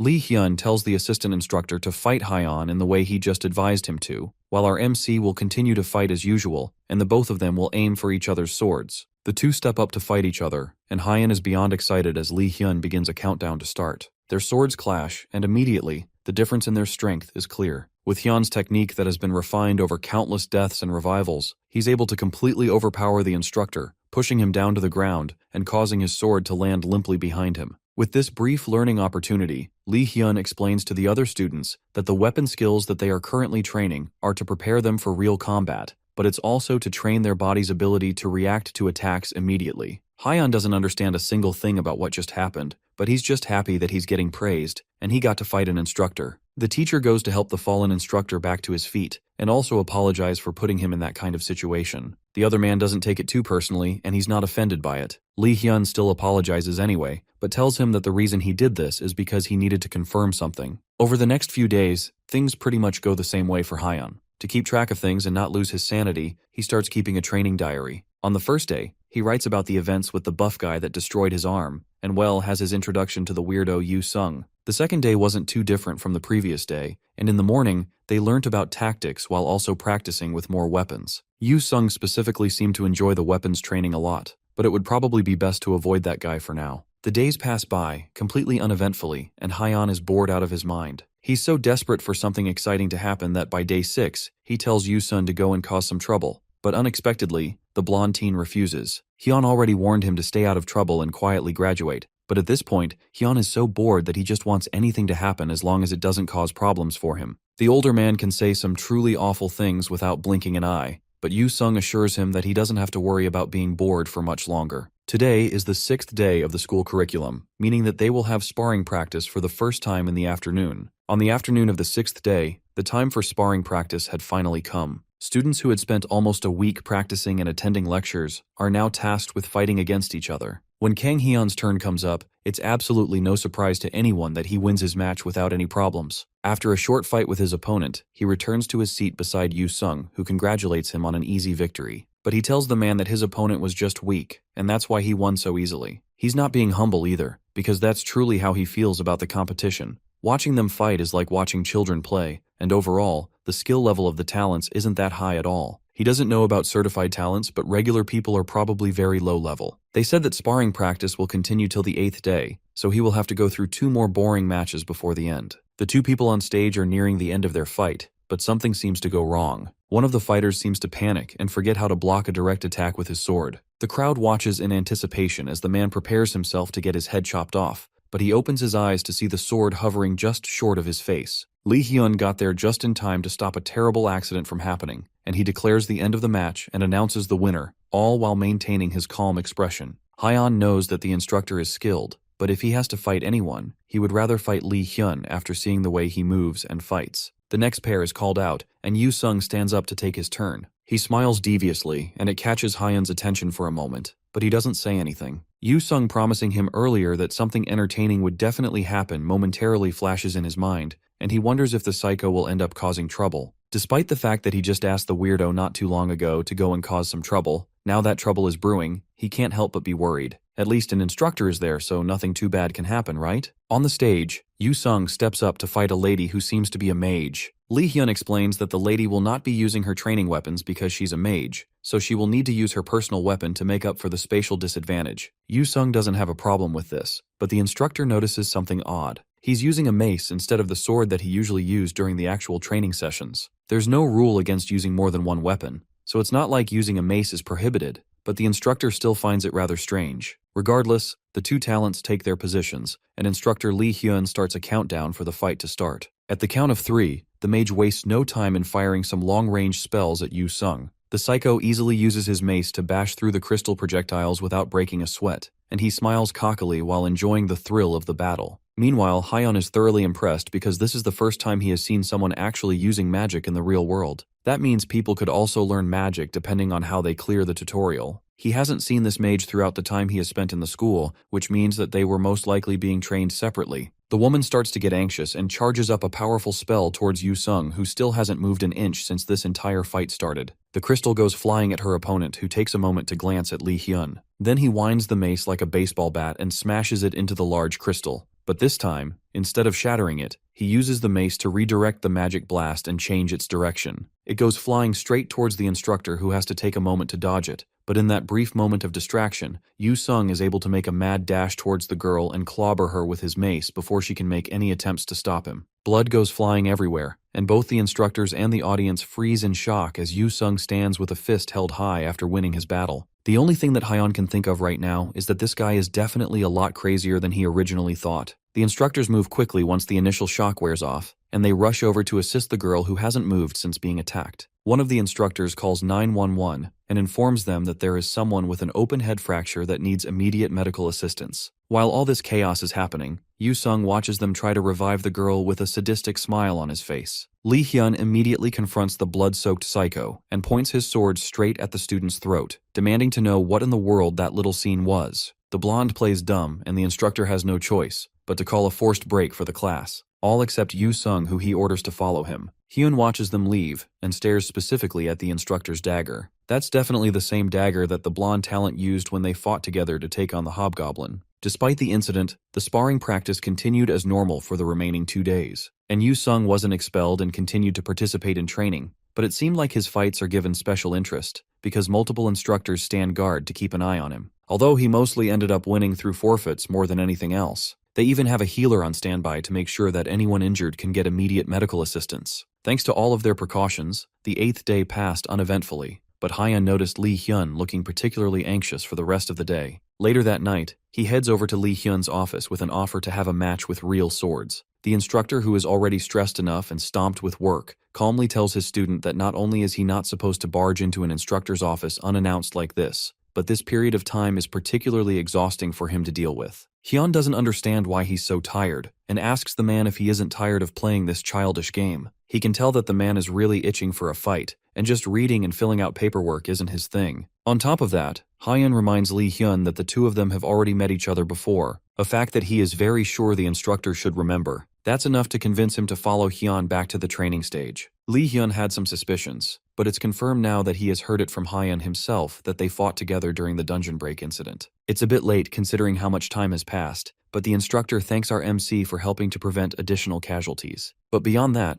Hyun claimed that he stopped at stage 5, yet the sword that he's holding is a reward for clearing stage 6. Hyun lies and says that he found the sword on the ground, but even Lee Hyun comments that that is a pretty lazy excuse. That's fine by him though, since it's clear that our MC has no intention of answering honestly no matter how much he's asked. Lee Hyun pulls out his dual daggers from his inventory and prepares for a harsh battle. Without wasting a second, he moves so fast that he seems to disappear, and immediately appears behind Hyun. Just before his attack lands, Hyun turns and blocks the hit with his sword before the attack can land. The teacher thought that Hyun was all strength, but it turns out that he's quick on his feet too. Despite his large size, Hyun made sure to assign his stats evenly so that he wouldn't just be good at only one thing. He tells the instructor that there is no need to hold back since he has a healing skill, and Lee Hyun happily takes him up on that offer. In a second he flies off again, coming down for multiple consecutive super speed attacks which Hyun skillfully manages to block and parry. Lee Hyun, who is going at near full strength at this point, can't believe that Hyun is actually managing to withstand all this.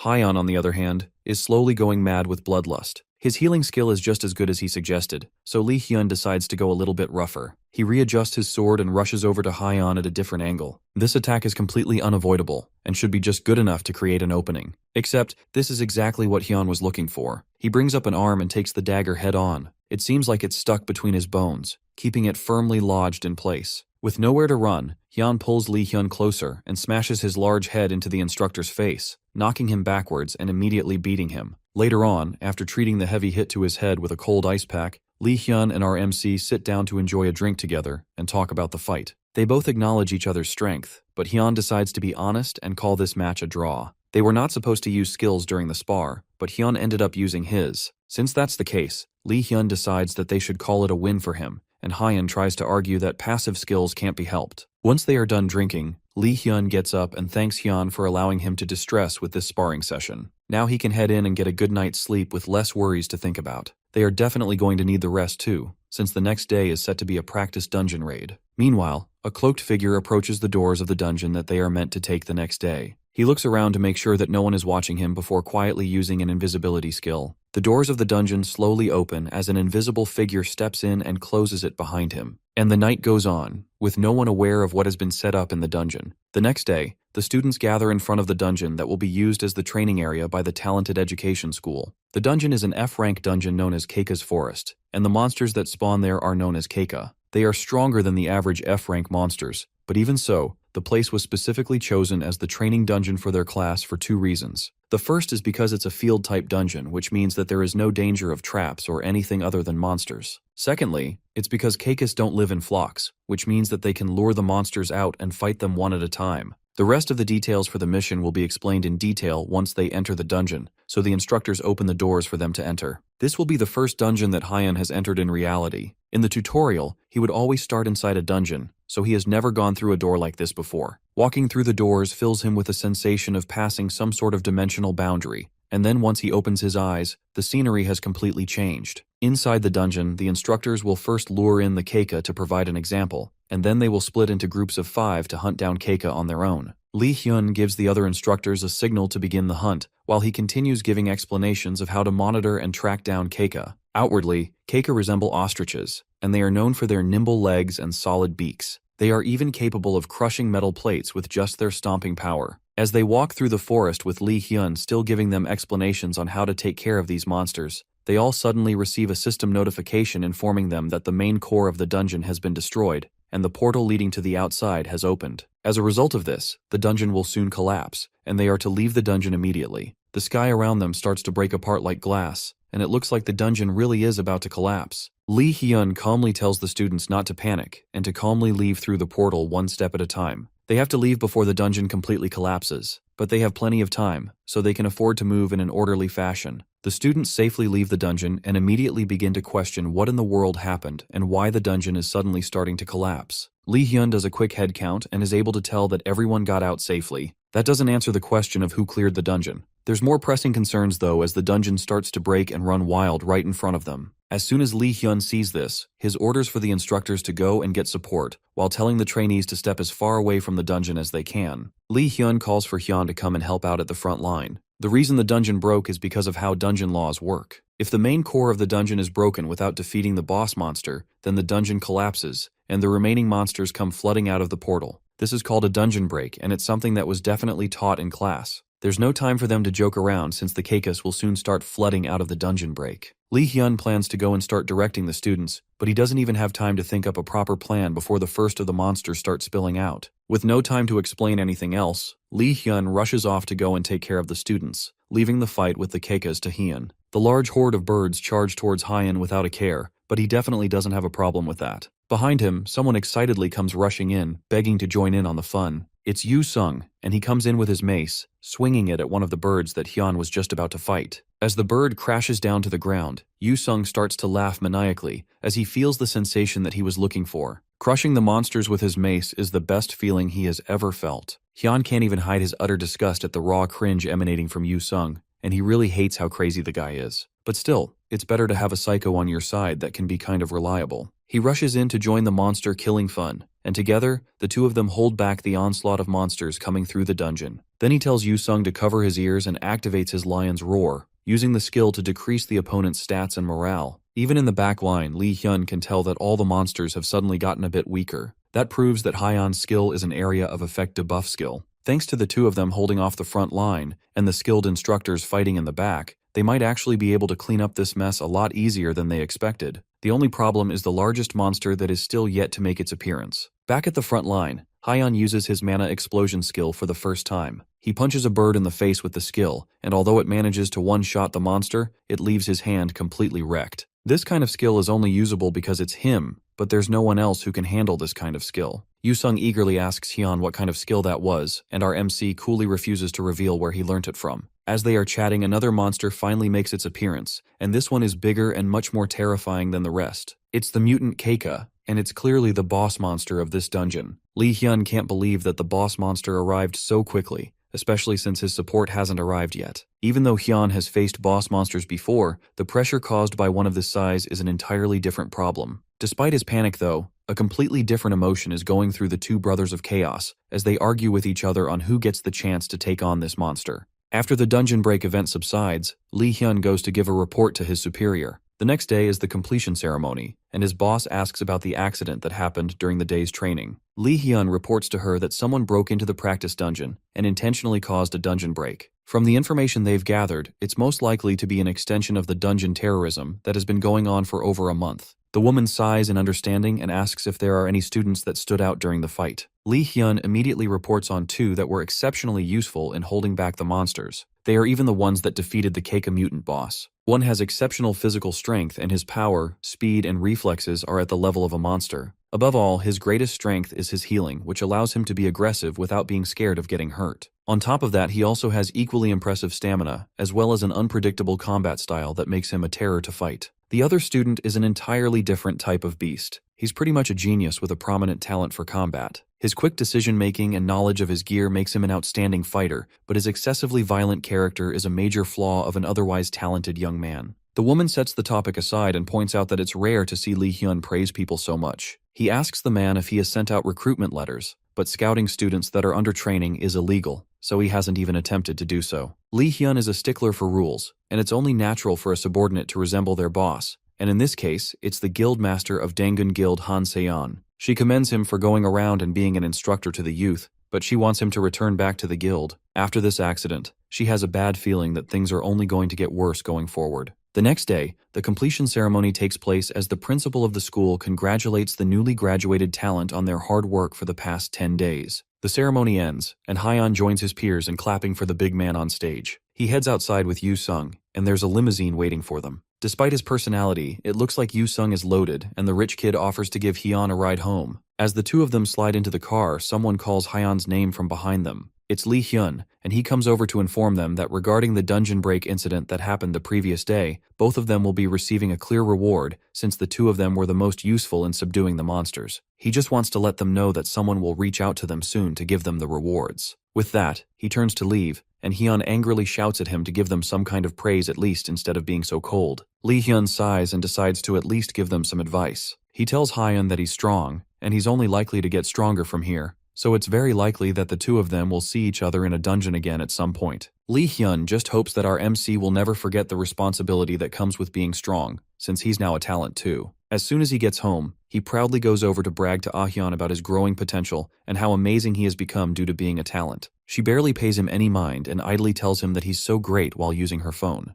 Hyun tells her that this is the last day that she's allowed to be like that. Starting from tomorrow, he will also be going around dungeons, and that means that he will be making money. The only problem is that Hyun doesn't know how he's supposed to find dungeons in the first place. His sister tells him that there's a site called Rydar where he can find out most of the stuff relating to dungeons and how to find them. RMC had no idea about that and wonders if his sister is some kind of expert or something, but she tells him that he can easily find out this information on any social media platform. Despite her deadpan attitude, Ah-hyun is actually worried about him. Hyun immediately downloads the app, and it comes with a dungeon map, monster info, and even an interface to recruit party members. It shows another Keika forest, which is an F-rank dungeon nearby, and he wonders if he can just clear it himself. If he does that, then he can make a bunch of money to show off to his parents. And that's what he does for the next 1 month, dedicating all his time and energy to working as an independent talent and clearing all the dungeons he can find. They say the lowest rank dungeons have a clear reward of $20,000, and new energy sources like the Mana Stone are also attracting attention. Those Mana Stones, as well as items dropped by monsters, are a bit of extra money that wouldn't be too easy to obtain. In a small apartment somewhere in Korea, a man asks his wife if they have heard from their son Hyun lately. The last time they spoke to him, he said that he got a degree in something during the last month. His wife calmly tells him that Hyun sent him $10,000 in pocket money recently, and it also looks like he bought a used car as well. The man accepts that his son most likely makes more than him now. Even though their son is sending them money, Hyun's mother can't help but be worried about him. They say a lot of people get hurt and die in dungeons, and she doesn't want anything to happen to him.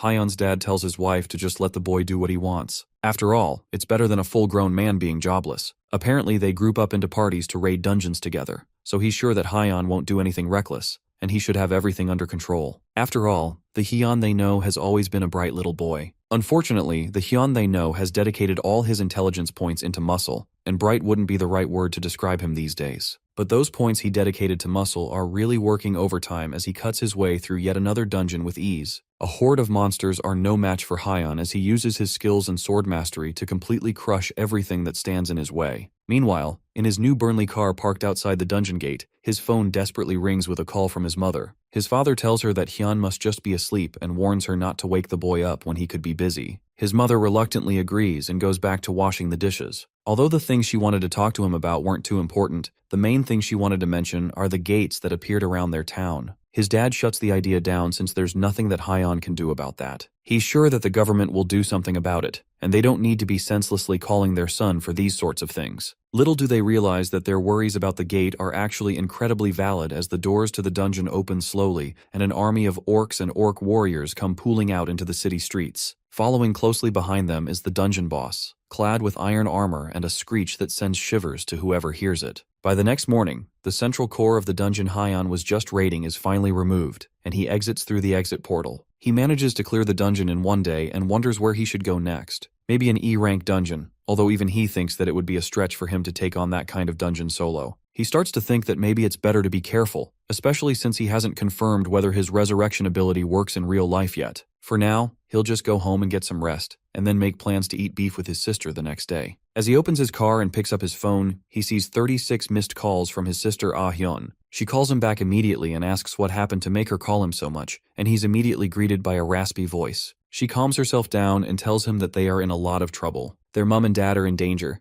Hyon listens carefully to what she's saying, but he's not paying attention, and a wave of anxiety and anger fills him as he thinks about his parents' safety. The news reports on the dungeon break incident happening in Hangray country, where their parents are. In response to what is going on there, the government has announced that they are doing everything they can to quickly resolve the situation. The Ministry of National Defense is working with civilian talent organizations to try and blockade the Hangared country area to prevent further casualties. There are also growing concerns regarding the residents that have been isolated within the cordoned-off area. As the news broadcast plays in the background, Hyon laces up his shoes and prepares to leave. His sister worriedly watches him as he prepares to leave. Not only is her brother going to a very dangerous place, but he's also going in alone. He tells her not to worry though, and assures her that Kang Hyun, the tutorial graduate, will be alright, so all she has to do is stay there and wait for him. She still tells him not to get carried away, or try to show off as he gets up to leave and hurries to save their parents. As soon as he leaves the apartment, the excited and confident Hyon is replaced by a man with an uncharacteristically calm seriousness as he gets in his car and prepares to go. He reaches the Hangray country border and he's immediately stopped by 2 soldiers who are guarding the perimeter. He's told that he can't go any further and that he should turn back, but in return, he flashes his talent ID card in hopes that they will let him through once they see that. But even though he's a talent, he's still just an individual without a party, and they don't want to let him charge into this dangerous situation by himself. However, as they are trying to turn him back, their superior informs them from their truck that they should let him through. All talents are allowed in, so he can enter without restrictions. However, they won't be responsible for whatever happens to him afterwards, so they tell him to be careful as he goes in. Hyun salutes the guy and tells them that he understands the risks before driving in. The guy that let him in definitely isn't a soldier, so he's more likely to be a supervisor of some sort. Regardless of what he is though, it works for him as he zooms through the streets on his way to his parents' place. From what he can find online, there are 5 confirmed dungeon breaks in the area, and even some E-rank dungeons have been mixed in with the mess. He just needs his parents to hold on till he gets there, but the question is if he will make it in time. So long as he doesn't encounter any monsters along the way, he can probably make it there in 2 hours. Right as he thinks that,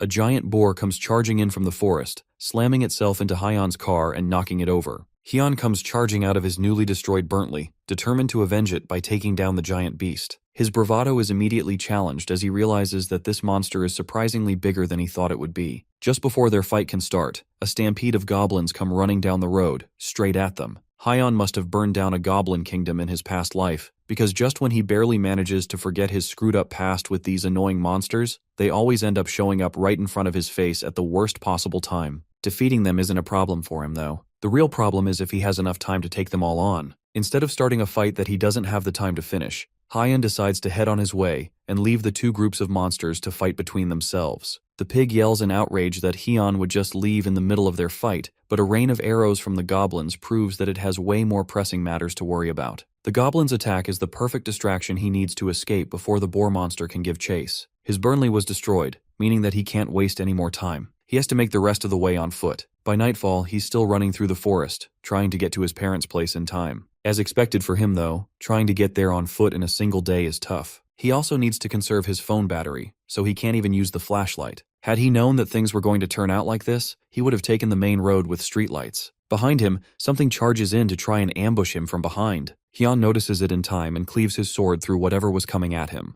A dyslupin wolf appears out of nowhere with a deep gash from Hyun's sword. It looks like there are now monsters that can turn invisible, which means that having a comfortable journey all the way to town is out the window. Suddenly, the monsters appear out of nowhere, and he is left completely surrounded. They aren't a match for him though, and he makes quick work of them, killing them all off immediately. Hyun takes a deep breath as he prepares for a long fight, inviting the wolves to give him all they've got. By the next morning, the forest floor is bathed with blood and Filipino wolf corpses. Hyun rests on a tree above the carnage and sluggishly wakes up from a terrible rest. Since he spent the entire night fighting, he couldn't get much sleep. Now that he's awake, he starts his journey again to reach his parents as fast as possible. Back in his parents' place, Hyun's mother asks her husband if it's really alright for Hyun to come to this place when it's so dangerous. They've been trying to call him, but he hasn't been picking up, and his mother suggests that it could be a problem with the cell towers. His dad once said that things will be alright, but now he's starting to have doubts. Orcs have appeared in the city, and he thought that they could be easily handled given their level since the news said that they came from F-rank dungeons. However, the real problem is if Hyun can defeat the monster that just appeared and wiped out all the monsters. Little do they know that the monster that they are most terrified of is actually their own son.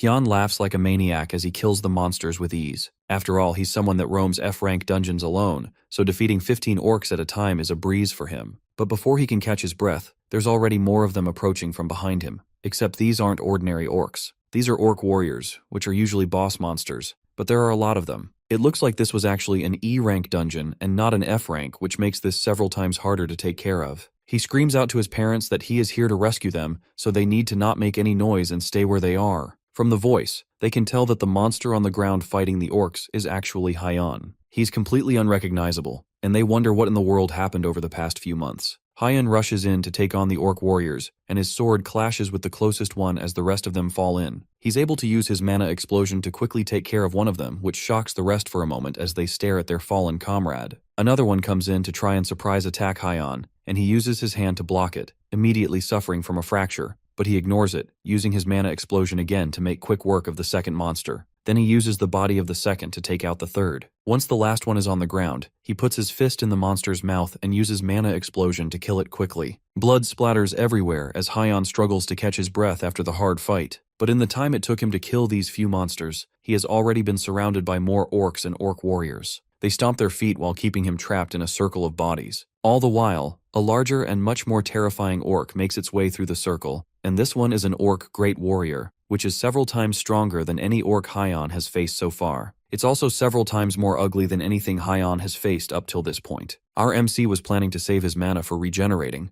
but in a situation like this, he has to finish things quickly without wasting any time. He activates his Titan's strength, and then uses his Lion's Roar on the monsters, prepared to go in and finish things up once and for all, only to get absolutely bodied by the stronger monster. The other orcs don't allow him to escape, and they push him back to the fight anytime he gets knocked down. He's out of mana, so he can't regenerate, and he is already exhausted from fighting too long. At this point, he has been beaten up so badly that the orcs are just toying with him. It's still unknown whether he can resurrect in the real world now, but it looks like it's time for him to finally find out. Even though he's definitely going to die, and there's no way out of this situation, Hyun is determined not to abandon his family. He gets up again and again, every time he's kicked to the ground, but his attention is diverted as he hears a scream coming from one of the buildings. He looks up to see his father and mother desperately trying to hold back some monsters that are climbing towards their window. Hyun tries to run over to save them, but the orcs hold him back. He still struggles to push through, but a giant hand calmly plucks him up like a happy meal toy, then smashes his head into the ground before he can escape. As his eyes close, and his consciousness starts to fade, Hyun still desperately reaches his hands out to them, hoping that they won't be hurt during all of this. Eventually, the orc great warrior gets taken down, but a few skilled slashes from a talent. It's Guildmaster Han Seon of Dangan Guild, and she meets up with the rest of her guild members who are mostly done killing the monsters and saving the civilians. For now, they just prioritized evacuating the injured, and they managed to save the rest. The damage was significant, but they were able to finish this mission effectively, thanks to someone gathering all the orcs to a single place. She asks about the guy that held them off until her team arrived, but they confirm that he's already dead. It's a shame, but Han Seon orders her team to dispose of the corpse with courtesy. At least that's what they should have done, but the corpse has somehow disappeared. Elsewhere, Hyun wakes up with a start, alive and uninjured. It looks like his resurrection ability works in real life after all. He looks around and finds himself in the same tree that he slept in when he took on those invisible wolves. Just like the ability specified, if he doesn't designate a location to respawn, then he will resurrect at the last place that he slept. That's not what he has to focus on now, however. His memories rush back to his parents that were about to be attacked by monsters in their own home. It's already been 24 hours since then, which means that whatever would have happened must have happened by now. Our MC grabs his sword while gritting his teeth and jumps off the tree, hoping to get back to the city as quickly as possible. As soon as his feet touch the ground, He can already feel the penalties of his resurrection taking effect. His body is way heavier than he's used to, and he's not as fast either. Despite that, he forces himself to sprint through the forest, all the while hoping that everything is somehow alright. After trudging along with his uncooperative body for a full 5 hours, Hyun finally makes it to his parents' abandoned empty home, but all that greets him is a scene of chaos and fighting. With his head hung low, Hyun wanders aimlessly through the night until he's eventually spotted by an army group. He borrows a phone from one of the officers and manages to reach Hyun. From his phone call with her, she tells him that their dad has lost an arm and their mom is in a coma. Hyun can barely hold his emotions as the phone cracks in his hand from the anger of hearing the news. And just like that, this event finishes, and 2 months pass along. In Hyun's little sister's home, the news talks of how guild leader Han Se-yeon is addressing the new C-rank dungeon that has appeared, but the 2 siblings in the house couldn't care less about the random news broadcast. Hyun is going off to another dungeon, and his sister anxiously watches him leave. He has already died 3 times this week, and yet it seems like he's not even done yet. Hyun claims that he's fine, but Hyun knows that he's just blaming himself for what happened to their parents. She tries to assure him that what happened wasn't his fault, but our MC slams the door to the apartment as she's talking and walks down the stairs to head to his next dungeon. Hyun peeks her head out the house and watches him go, still looking extremely worried. Meanwhile, in a dungeon, a group of talented fight a monster type called Anteria. After killing off the monsters, one of the talented is able to level up, and his other members praise him for being the party's ace. The man takes a moment to bask in the praise, knowing fully well that he's an elite who made it to stage 5 of the tutorial. Within the next month, he's planning to reach level 35, which is the minimum requirement to join the Dangun Guild. Even with his inflated ego on the inside, he takes a moment to congratulate his party members as well, and assures them that they will soon catch up with him. As they are talking, one of the party members notices someone rushing in from deeper in the dungeon. It's Hyun looking incredibly serious as he pushes through the dungeon at an incredible speed. He flies past them, completely solo, making the others realize that he must be raiding the dungeon alone. They call out to him, but either he's too far to hear them or he doesn't care as he races towards the core room. The group wonders if they should follow him, and their ace thinks for a moment on what to do. He would feel uneasy just letting Hyun go like that, but the core room is still way too dangerous. They continue to follow him with the plan that if things go south, then they will just retreat. But by the time they catch up to him in the core room, he's already about to fight an entire small army of Anteria beasts. Hyun wastes no time as he activates his skill, Wayne's secret technique, which is an ability that increases all his stats by 40%, but as a result, breaks down his body over time. With the enhanced strength, he leaps, head first, into the army of monster bugs hanging off the ceiling, and with one slash of his sword, he's able to cut through a majority of them at once. Then he activates his mana explosion, killing the rest easily. The party from earlier watches in shock as multitudes of monster bodies fall to the ground, and eventually, they are all cleared, leaving Hyun alone with the core. The Wayne's secret technique skill that he acquired the previous day goes very well with his body regeneration skill, since the degradation of his body can easily be repaired, and he would have been in trouble had it not been for his now advanced rank body regeneration, which is now A rank. The other party nervously approaches him to ask him if he's alright after going through such a tough battle, but when Hyun nonchalantly tells them that he's fine, they all seem to be too stunned for words to say anything else. Since they have nothing else to say, Hyun takes the normal core and makes his way out of the dungeon, but they stop him and ask if he's not taking the mana stones from the bodies of the monster. Hyun doesn't have any reason to take them, so he tells the party that they can have it, and with that, he leaves them alone. They don't waste any time and immediately start trying to gather as many mana stones as they can. Meanwhile, Hyun mutters to himself that he has no need for mana stones or money at the moment. All he needs to do is try to get stronger. As the party leaves, they wonder just who that mysterious musclehead from earlier was. The party ace tells them not to worry since, thanks to him, they managed to make a fortune in mana stones. There are all types of weirdos in the world, and it's best not to think too much about them, and instead, move on. What's important for them now is that thanks to that person, they have earned several days' worth of pay in one swoop. One of the party members has an idea that it might be the person who has recently been sweeping through dungeons and clearing them alone. There's no way that rumor can be real though, because the person is usually known to clear F-rank dungeons, and the dungeon they are currently in is an E-rank dungeon. Even Guildmaster Han Si-yeon or Choi Dong wouldn't be able to clear an E-rank dungeon alone. As they are still talking about it, a notification window pops up, informing them that the central core of the dungeon has been removed, and they are all to head to the exit portal as fast as possible. Deeper in the dungeon, Hyun stands over the body of the dead dungeon boss as he stares at the exit portal. That marks another dungeon clear for him, and he even managed to get a new skill book that grants Antria's integument, which hardens his skin when activated. With all his other skills together, his mana is already running low, so adding this skill on top might make things difficult in the future. Having many skills doesn't necessarily make someone more proficient. For example, the Berserker ability that he gains from Bilgein's longsword.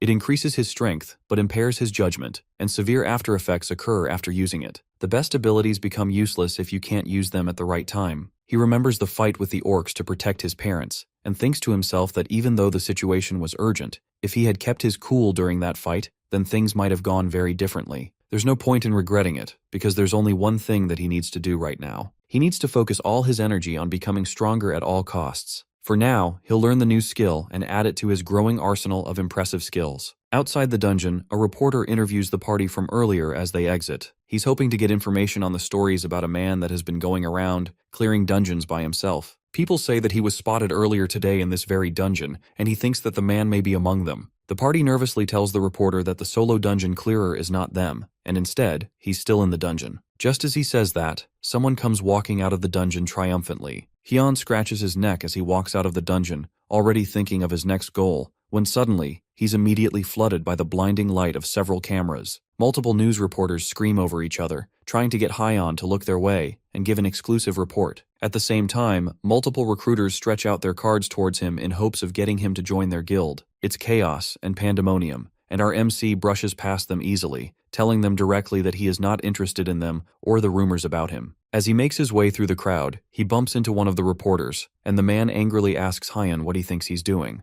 Immediately, Hyun turns around with a look of rage on his face and dares the man to do something if they really bumped into each other. The reporter is left completely unable to talk as Hyun stares him down, and he's only able to mutter a brief apology as our MC grunts and walks away from the mass. When he leaves, the group starts to whisper among themselves. The expression on Hyun's face made him look like he was about to kill someone, and some of the reporters start to speculate that he might even be a gangster or someone with a criminal record. Hyun makes it to the parking lot and uses his key to find his car, Buntley number 2. He's still grumbling about how the annoying reporters wasted his time when someone calls his name from behind. It's a man dressed sharply in a nice suit, and Hyun immediately demands to know who this person is. The man calmly tells him not to be so wary since he is here to help our MC out after all. With that, he hands Hyun a card, showing that he's a talented association member named Sun Yun Ho. The talented association has been keeping their eyes on him for some time, and Sun Yun Ho came over to personally promise Hyun that if he chooses them, then they will use all the resources they have to aid him. Then he tells our MC that he doesn't have to give an answer right away, and instead they would be thankful if he gives them a call at any point. With that, the man bows his head and leaves Hyun to continue his business. Hyun watches the man leave while staring down at the card. The Talented Association is definitely a group that Hyun has heard of before. The Talented Association was the first guild founded to promote the rights of talents. Unlike other guilds who focused on making profits,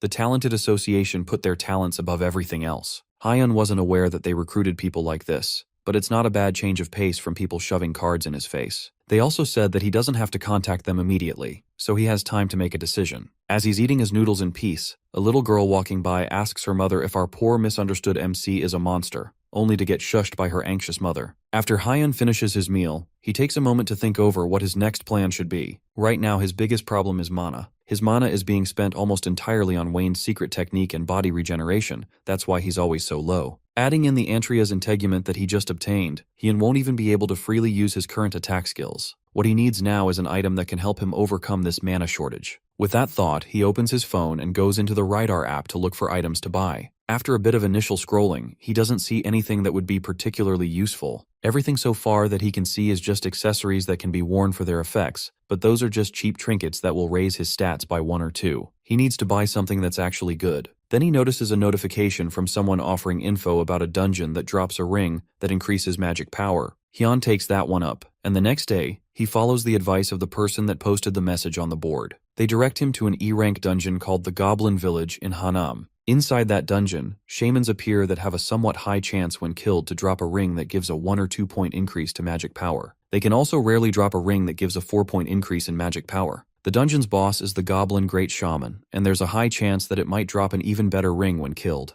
The dungeon was originally a quiet hunting ground with good income that only a select few knew about, but recently, unauthorized people have occupied it, and they are arguing that it's their territory while not letting anyone in. The government also hasn't done anything about it since there is no dungeon break, so the only thing the person posting can hope for is that a major guild clears it after seeing their post. Hyun heads up to the Goblin Village dungeon, and initially, it seems like there is no one there. According to the post, there's supposed to be people guarding the entrance. That doesn't matter to our MC though, and he pushes his way into the dungeon to start another solo raid. As soon as he enters the dungeon, he sees 3 people standing guard at the entrance. The man in front admires the gear that Hyun is wearing, and assumes that they will get a nice treat from defeating him. The other 2 also agree that taking Hyun's gear will be a nice treat for them. One of them approaches Hyun first, telling him that the dungeon is the territory of the Bait Guild, but Hyun couldn't care less. The man continues by telling him that anyone who enters Bait Guild territory without permission will have to pay a toll. They tell him that if he gives them everything he has, then they will let him go. Hyun's response is to calmly toss the man that approached him like a javelin, knocking him out immediately with a single punch. The remaining 2 barely have a moment to react, and they immediately pull out their weapons to start a fight. The other man rushes towards Hyun with his sword held high, and Hyun doesn't even try to dodge. He catches the sword with his bare hands and shatters it, then kicks the man backwards, sending him flying. Then as he walks towards the man, he tells the group that he likes people like them, because no matter how many times he hits them, he doesn't have to feel bad. As he's stomping on the man that just tried to attack him, a blast of magic hits him in the back, causing him to pause and glare back at the caster. It's the woman, who is the only one remaining, and she trembles as her hand still smokes from casting Mana Explosion. This shows him that Mana Explosion has been a long-range skill this whole time, and he has been blowing up his own hand for no reason. Hyun thanks the woman for teaching him something new, and tells her in exchange, he will teach her something as well. Most people would let the girl go, but our main character is a figure that promotes gender equality. He grabs her hand with his and shows her how he has been using Mana Explosion for himself. Then his hand glows a pale blue and blows up, sending the woman tumbling to the ground in pain. This group is just filled with a bunch of nobodies who try to prey on the weak. As he's dealing with this initial group, another set of nobodies comes storming out of the forest, most likely drawn in by the sounds of fighting and screaming. They don't look too happy about the fact that Hyun has spent the last 5 minutes crippling their fellow party members, and the leader among them reaches into his inventory to pull out his weapon.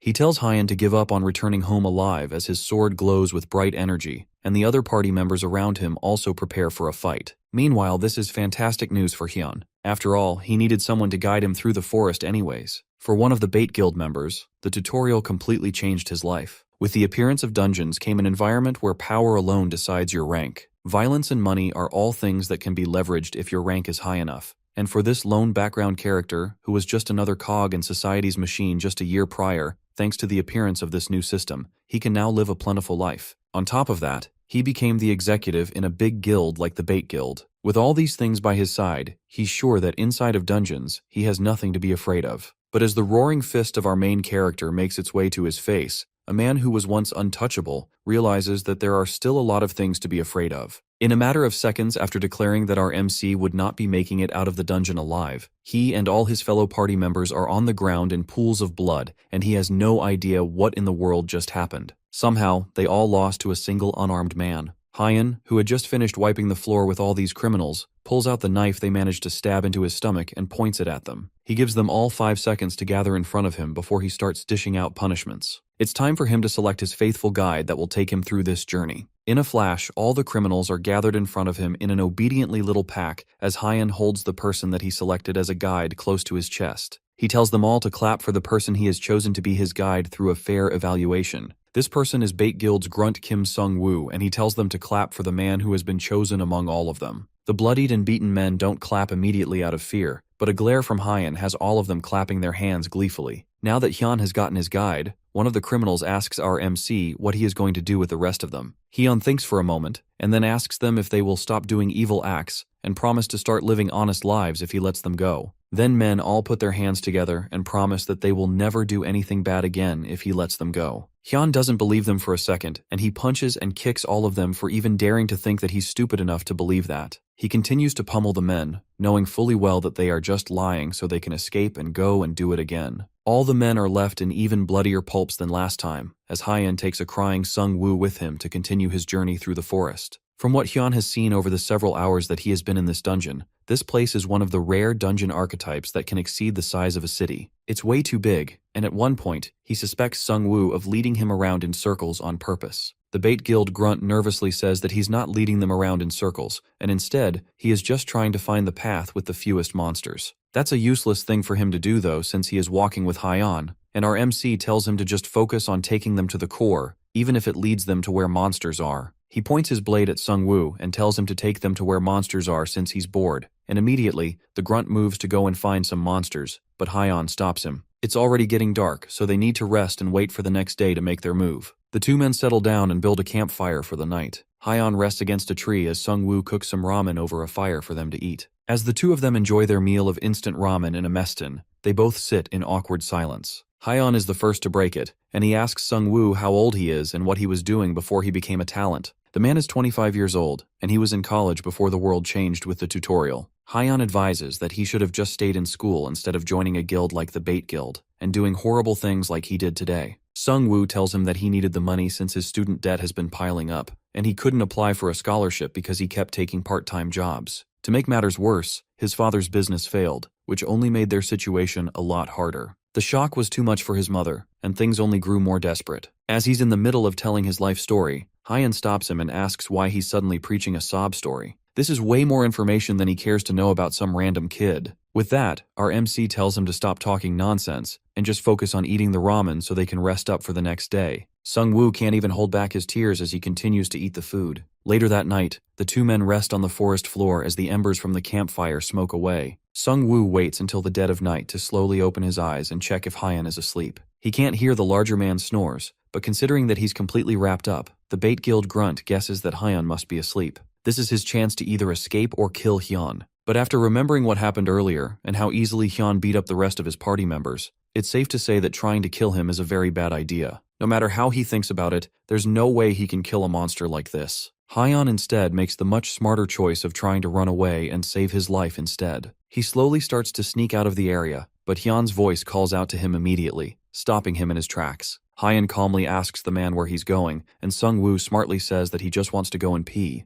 Hyon tells him to just do it here, and then reminds him that if he tries to run, then he's dead. The next day, the two of them make it through the forest and eventually reach the goblin village where the main core is located. Hyon can feel a lot of mana gathered around there, which proves that what Sung-woo is saying is the truth. Our MC's forced partner asks him how he can feel something as sensitive as mana, but Hyon only responds by calling him a weakling. Sung-woo stiffly laughs at the insult, but inside, he's just bearing all of this because he plans to make sure that Hyon won't be able to ignore him much longer, because he will be dead soon. In the Goblin Village, the monsters are concentrated near the main core. However, they regularly send scouts all around the field. The Bait Guild farmed by attacking the scouts, but thanks to Hyon, none of those sites have been killed yet. Because of that, the village has all of its troops gathered together in one place. Despite the overwhelming numbers in the village, Hyon shows off an evil grin since killing goblins is his specialty. Hyon makes his move to get started on the massacre as he rushes towards the massive horde of goblins charging at him. Before he can attack first, a bag smacks him in the back of his head, and he turns around to see Sung-woo holding up his middle finger before running away, praying that they never see each other again.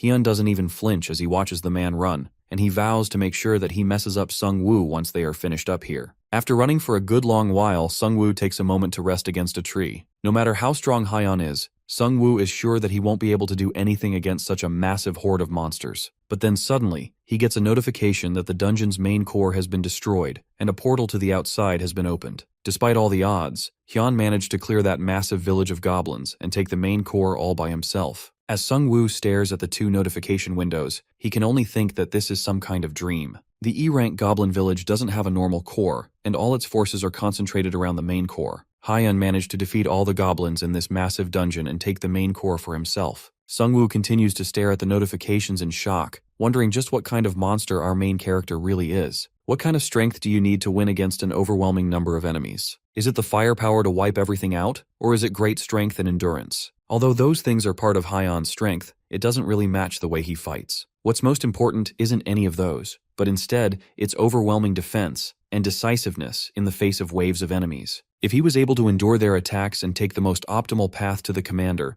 then it's not impossible that Hyon could have won on his own. That's a dangerous tactic that could lead to failure if there is even the slightest hesitation, but for a madman like Hyon, it's not impossible. Sung-woo thought he was just stupidly good at fighting, but it looks like he has ended up offending a true boss monster. He must be some sort of exceptional strategist, and now Sung-woo is absolutely terrified. Meanwhile, Hyon, after defeating the great goblin shaman, receives the boss monster's magic stone as well as a D+ rank ring, which grants an additional 4 magic power, as well as 10% mana regeneration speed. With that, Hyon has achieved his goal, and now it's time to take on his next mission of messing up his dear Sung-woo. As he steps out of the dungeon, he's immediately confronted by a massive group of people who are all most likely from the Bait Guild. It looks like since they couldn't beat him by themselves, they decided to bring in all their men and gang up on him with the whole squad. This large gathering of people isn't what he's looking for though, and his eyes dart through the crowd until he eventually spots his lovely Sung-woo hiding out in the crowd. Hyun stretches his shoulder as he walks towards his target, intent on starting out with 30 hits and then saving the rest for later. Before he can move in to attack though, someone cuts him off, claiming that this whole thing must be a misunderstanding. He turns to see a man dressed in a fine suit approaching him calmly. He tells Hyun that they are not here to fight him, and instead, they just want to talk. The man introduces himself as Young Yui Hyun from the Bait Guild and asks to know Hyun's name. Our MC immediately denies the request and leaves Yui Hyun's hand hanging. He isn't interested in pleasantries and tells the man to stop beating around the bust and get to the point before he gets really pissed off. Yui Hyun reluctantly folds his hands and decides to be more direct with his offer. He tells Hyun that he officially has an invitation to join the Bait Guild. If he joins, he will receive wealth, fame, and anything else he needs throughout his career as a talented. They will even give him the position of an executive. Yui Hyun wants to recruit this powerful talented who's not yet publicly known. If they can get him as a figurehead, then the Bait Guild will grow to become one of the most significant guilds in the world.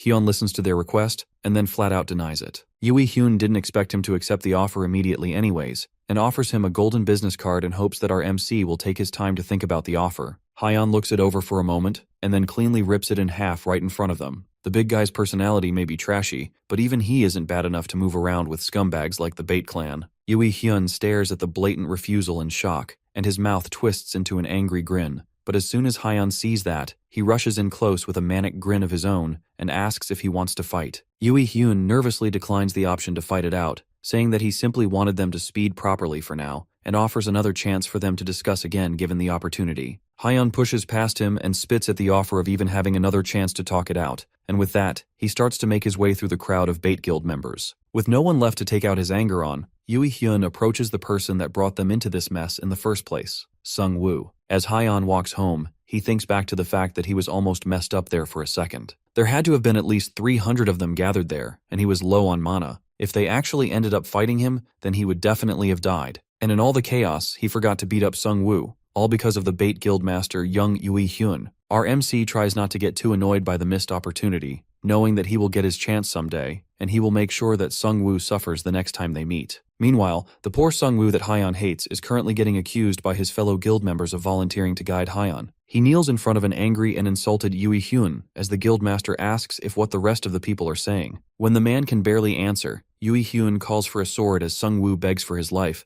offering to do anything if they just let him live. The guildmaster barely listens to him as he stabs the sword through Sung-woo's chest. He can't imagine that a traitorous lowlife would even think about living. Then he kicks bleeding Sung-woo into the portal as it closes up and the gates disappear. With the nuisance taken care of, Yui Hyun calls for the Vice Guild Master to come over. He wants them to find out everything they can about Hyun, and the Vice Guild Master confirms that someone has already been sent to follow our MC. Hyun dared to refuse the offer of the Bait Guild in such a rude manner, but he knows that the big man can afford to be so arrogant because he's strong. But that same strength isn't the same for the people around him as well. If Yui Hyun wants to tame the monstrous man, he will just have to get a hold of his weaknesses. There's no way Hyun can keep his attitude for long when his family is in danger. The next day, Hyun and Ah-hyun head over to a premium Korean barbecue restaurant for dinner. Ah-hyun can't help but joke that Hyun, who is an ex-jobless college grad lazy bum, is buying her beef so often. It's obvious that he has become successful, but the truth is that there's no greater place for him to spend his money than on some good food. As he's turning the meat to cook it properly, his sister offers to take it over as they talk about their parents and the recent hospital visits. When Ah-hyun went to visit last, the doctor said that their mother is fine, and they even said that she might wake up soon. Hyun smiles at the good news, and his sister immediately calls it out. It has been a long while since she last saw him smile. Since what happened with their parents and his first death, he has been incredibly serious and frowny, and nothing like his normal self. Hyun doesn't agree with that and says that he smiles all the time, but his creepy criminal smile obviously doesn't count. Suddenly, Hyun's stomach starts to twist and he realizes that he needs to head to the bathroom for a critical emergency. He runs off even though his sister tells him that the meat just finished cooking. But the reason he's in such a rush is because taking a dump in a dungeon is uncomfortable. After a satisfying war with the toilet, Hyun washes his hands in the men's bathroom and steps back out to return to the table. That had to be at least 2 days worth of waste, but it's finally out of his system. Unfortunately for him though, the waste just keeps coming, and he notices someone talking to his sister at the table he just left. Once the man notices Hyun coming back, he quickly bows and walks away. Hyun smirks annoyingly and asks his sister if someone came over to flirt with her, but she's just as confused as he is and asks if he doesn't know the person. The man gave her a paper to give to him before he left,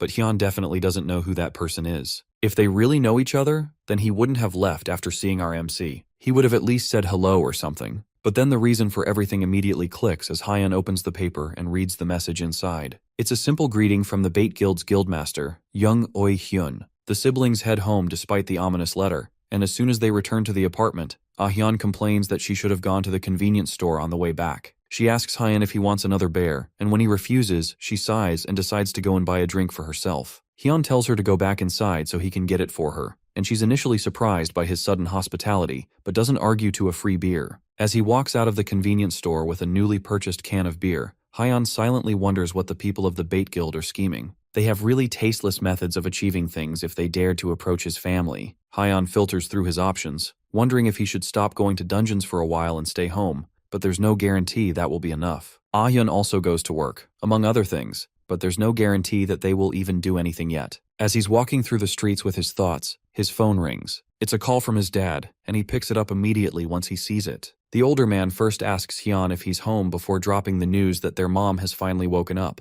Hyun starts bombarding him with questions asking how she is and if she'll be alright, but for now, all they can do is wait and see. The doctor said she'll be alright, which is a huge relief for our MC, but the relief immediately fades away when his father informs him that someone claiming to be a friend visited them earlier. Hyun has no friend that would be close enough to visit his parents, and he can't think of anyone. Then his father reveals that this friend is someone called Young Yui Hyun, and he asks Hyun's father to pass along a greeting. His father asks Hyun if they are from the same neighborhood since the older man can't remember ever seeing the intruder before. All the while, Hyun stays silent as he slowly starts burning with rage from the inside. The next day, An Mi-young, the woman from the talented education school that cried at the mere sight of our MC's handsome face, heads over to work and spots one of her co-workers also making her way to work. She's a little later than usual, and she admits that it's because she slept in a little. Both of them stop when they hear someone greet them from the side. It's a talented named Shin Sung-ah, and she brought them some coffee to start the day. They tell her that she really didn't have to go out of her way to do that, but accept the coffee anyway. She tells them that they don't have to thank her since she's doing this for them because she wants to. With that, she bows and leaves them alone to continue their conversation. They start to wonder why she always wears armor. She's a little eccentric, but they know that she's a good person. In fact, compared to the other weirdos that flood in with every group of prospective talented, Miss Sung-ah is practically an angel. Mi-young especially has a lot to say when it comes to eccentric people. Everyone knows about her first time on the job where she met what has to be the worst batch of students that have come through their school. One destroyed their opponent's hand in a spar,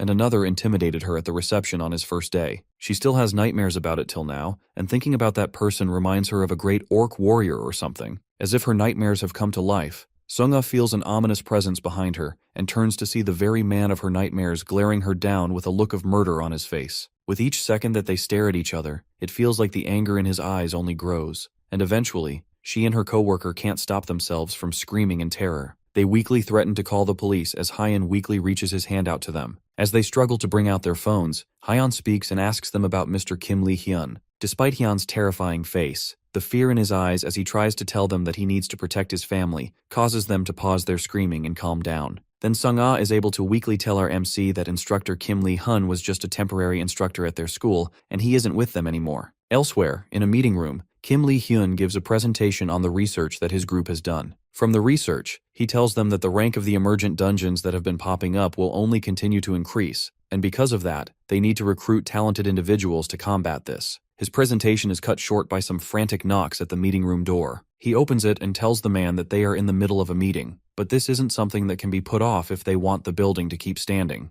There's a man with monster-like strength that is making a mess in their lobby, and he says that he knows their vice guild master. That catches Kim Lee-hyun's attention. The vice guild master heads over to the reception room to meet with a very panicked Hyun. When the former teacher said that the two of them would meet each other soon enough, he didn't think it would be like this. He gets straight to the point and asks Hyun if there's anything that he needs help with, and our MC replies that he wants to hire Lee-hyun. The vice guildmaster has no problems with that deal and asks to know about the details of him being hired. The reason is because the Bait Guild threatened him and his family and they are taunting him. Hyun just needs a bodyguard to protect his family while he goes to finish them off. Lee-hyun nervously wonders just what Hyun has been up to over the past few days for things to get this messy for him. The man puts down his coffee and sighs. The Bait Guild is rather infamous, and even his guild is aware of them and their troublemaking ways. However, they haven't been able to do anything about them since they lack justification to launch an attack. Hyun doesn't care about the details of inter-guild affairs. All he knows is that he wants to destroy them himself, which should be a win-win situation for Lee Hyun. The Vice Guildmaster isn't even surprised by Hyun's brutality. He is surprised that our MC chose him. The reason is rather simple, and it's because Lee Hyun is the strongest person that Hyun knows. Well, there is one other person, Enyu Sun,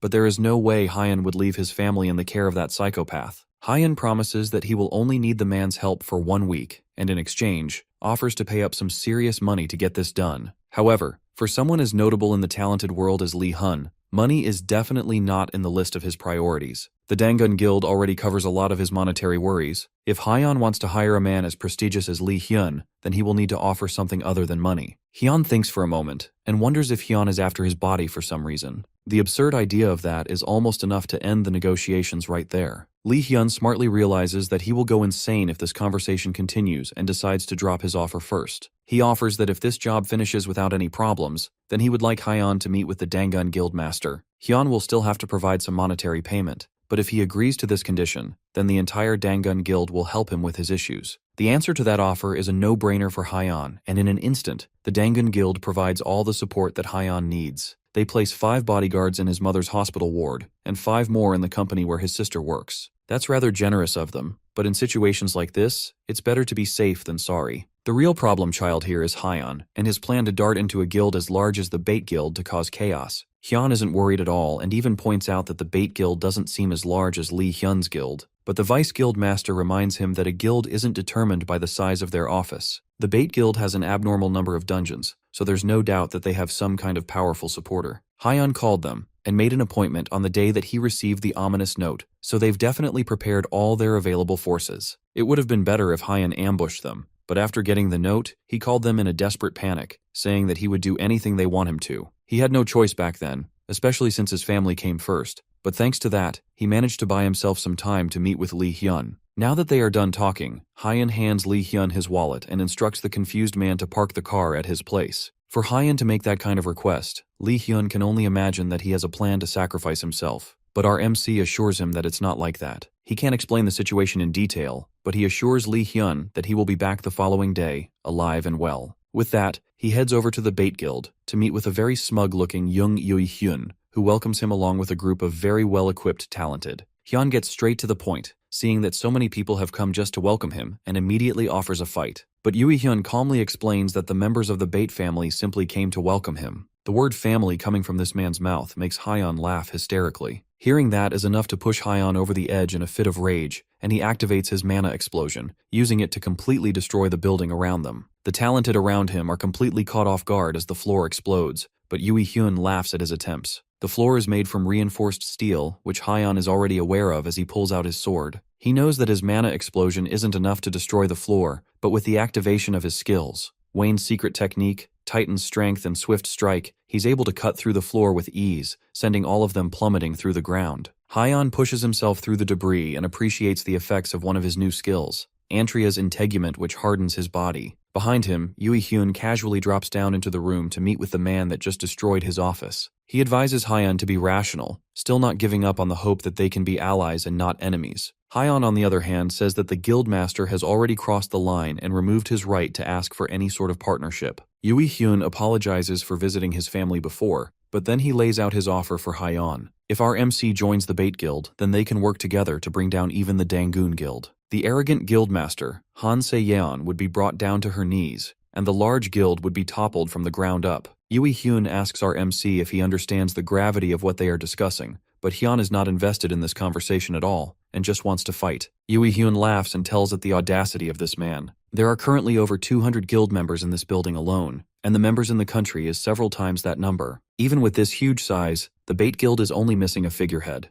They need an absolutely strong person who can be the vanguard of the Bait Guild members. With Hyun in that position, then the Bait Guild could expand beyond Korea and go to take over the rest of the world. Hyun's answer to that is to grow the largest spitball from the back of his throat and hawk-2-eye it straight at Yui Hyun's unsuspecting face. This entire ramble felt like he was listening to an elementary schooler's presentation. He advises the man to become an ex-tuber instead of coming around and spouting nonsense to him. Yui Hyun takes a moment to wipe the spit off his face and stare at it in his hand. Then, The mask of politeness that he has been trying to keep this entire time finally falls. He knew from the very beginning that there is no way a lowly peasant like Hyan could possibly understand his grand aspirations. Hyan's face twists in amusement before he bursts out laughing. The man really thinks he's so large that he called Hyan a peasant of all things. That's certainly a weird choice of words for someone living in the 21st century. Hyan starts to poke fun at the man who has already long since reached the end of his patience, and eventually, Yui Hyun can't take it anymore. The other guild members gather as the guildmaster gives them the order to kill our MC. Several of the mages all start by casting various mind and status effects to bring down Hyan, but all of them get cancelled out as Hyan activates his Lion's Roar skill. That, as well as the Ring of Strengthened Mind, come together to remove all the status effects as well as shock his opponents, decreasing their stats and morale. Yui Hyun is not affected due to his unfiltered rage, and he tells his guild members to forget about restraining him and just focus on killing him. With that, the mages change their tactics and send magic attacks down at Hyan, who is more than happy to test out his Antria's integument skill against magic attacks. The mage attacks him, causing a massive explosion as several of the guild members all rush him at once. In a matter of seconds, he's surrounded by dozens of talented, while still getting blasted by multitudes of attacks from dozens of mages. But none of these things are enough to even faze him, and he comes shooting out of the explosions with his sword, easily cutting down several guild members. Yui Hyun continues to seethe in rage as Hyan takes in a deep breath and screams out a war cry for everyone to come at him all at once, while the building erupts in explosions. By the end of the day, the building is completely destroyed, with smoke coming out from the window as Hyan stands in the lower floors,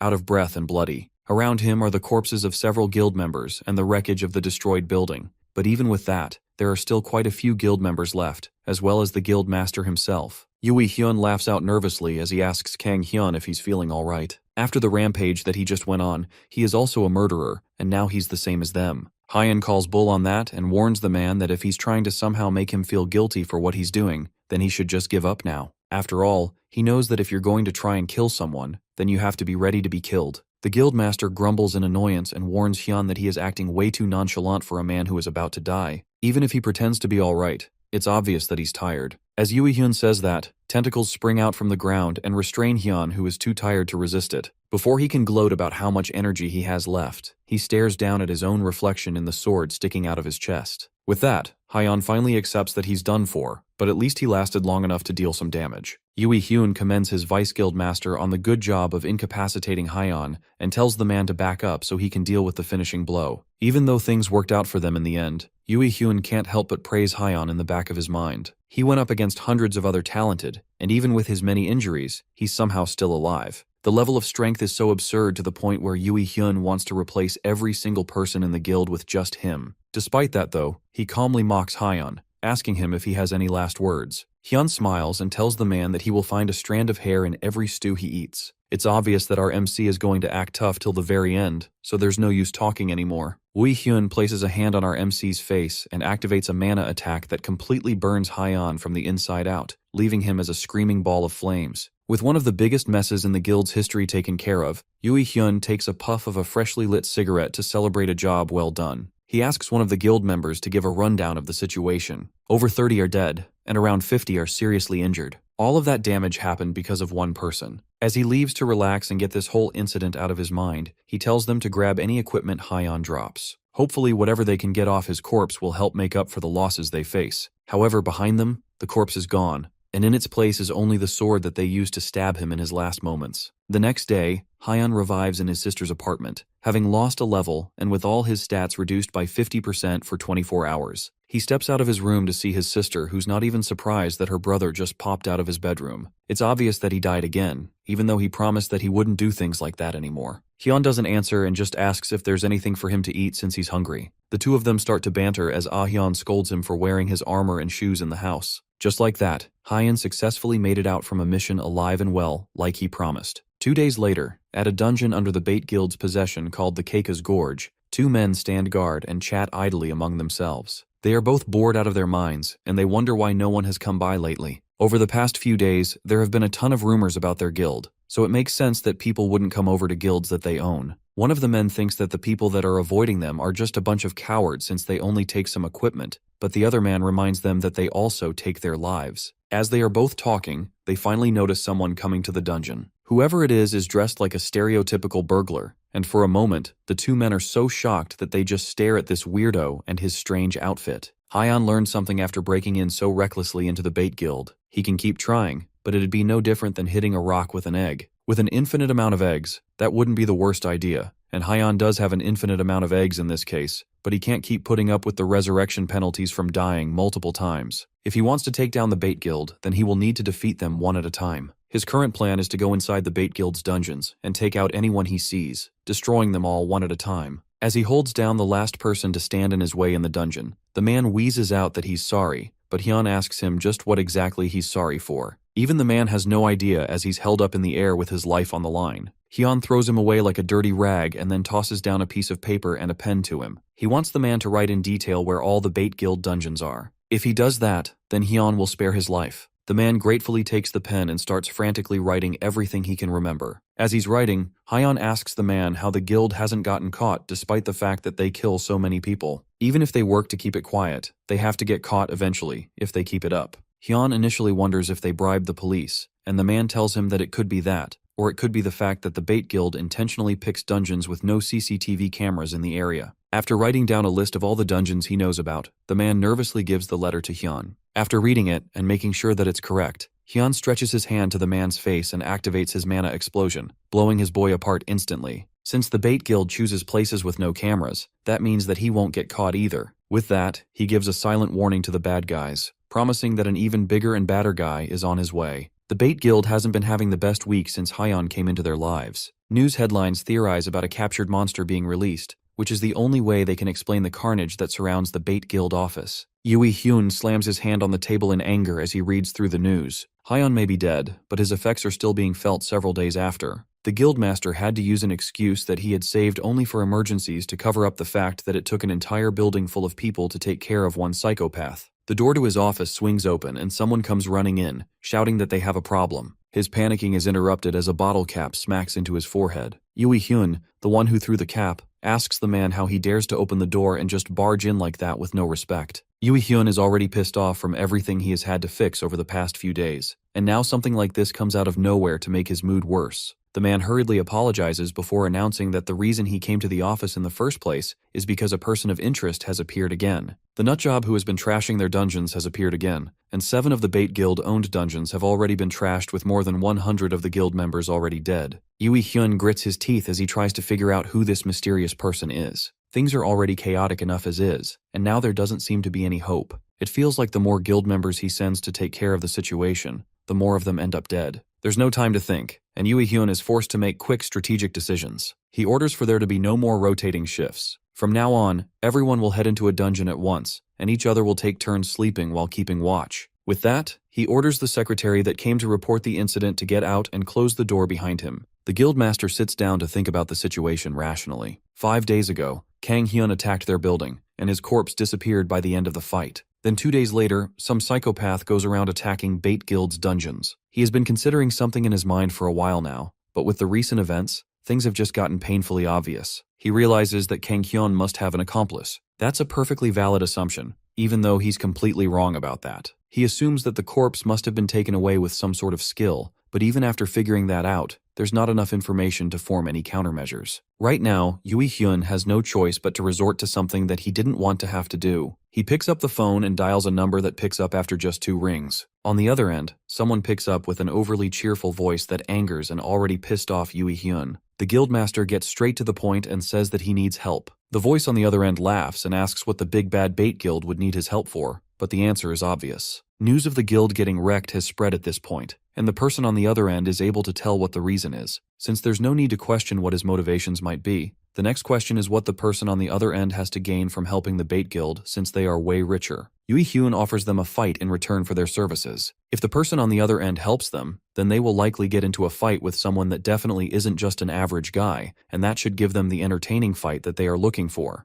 A hooded blonde man smiles at the request and wonders if he should just give the man the benefit of doubt and go for this potentially satisfying fight. Later that night, as usual, 2 men stand guard at the entrance of another one of Bait Guild's dungeons. The hooded blonde man is one of the guards, and he asks the other person what his name is. The second guard's name is Kim Il-woo, but the blood man doesn't care and decides to rename him as Yui Hyun's Grunt. He asks Yui Hyun's Grunt when this powerful guy is going to show up, and if they are sure that he will even be here. If the hooded blonde guy is forced to wait for nothing here, then things will get ugly once he gets bored. That doesn't need to happen though, as our MC makes his triumphant entrance to the area. The hooded blonde smiles in glee as he feels something that he hasn't felt in a while. His unique ability, Sixth Sense, starts to react violently, even though for the longest time, it has only been some sort of vague intuition. This time though, it's screaming inside his head with all its might that if he doesn't want to die, then he should run away from the monster approaching. The monster himself stops for a moment as he realizes that one of the guards he was just about to kill is in Yu Sung. From the voice, our favorite blonde psycho can tell that the person speaking is his big bro, Kang Hyeon. And Yu Sung drops his aggressive pose as he realizes that the person who has been going around messing things up for the bait guild is Hyeon. He's not even surprised that his big bro is looking for fun things to do as well. Meanwhile, Hyeon hasn't dropped his guard yet, as he remembers Lee Hyun's words about the bait guild having some kind of backing. Now that he thinks about it, Yu Sung is definitely rich, so it's possible that he could be the bait guild's backing. Regardless of whether he is or not, it doesn't change the fact that he's working with the bait guild. Hyeon turns up the hostility, holding a sword to the man's throat, but Yu Sung calmly says that he can't be lumped in with some trashy delinquents. Hyeon laughed and asked what he's doing here if he's not in the bait guild. Yu Sung explains that their guildmaster, Yui Hyun, begged him to come over and save them from some terrorist that's going around, messing them up. Hyun can definitely see this weirdo going along with a request like that, just to get the opportunity to have a good fight, and he tells the man that they don't have any business together, so he shouldn't interfere. Hyun even offers that the two of them can go out to eat later when this whole thing has been taken care of, even though he doesn't have Yu Sung's contact info. In a second, without warning, the blonde delinquent comes up from behind for a surprise attack. The attack lands, but Hyun easily blocks it without even looking behind him. He angrily asks the blonde what he thinks he's doing with a cheap attack like that,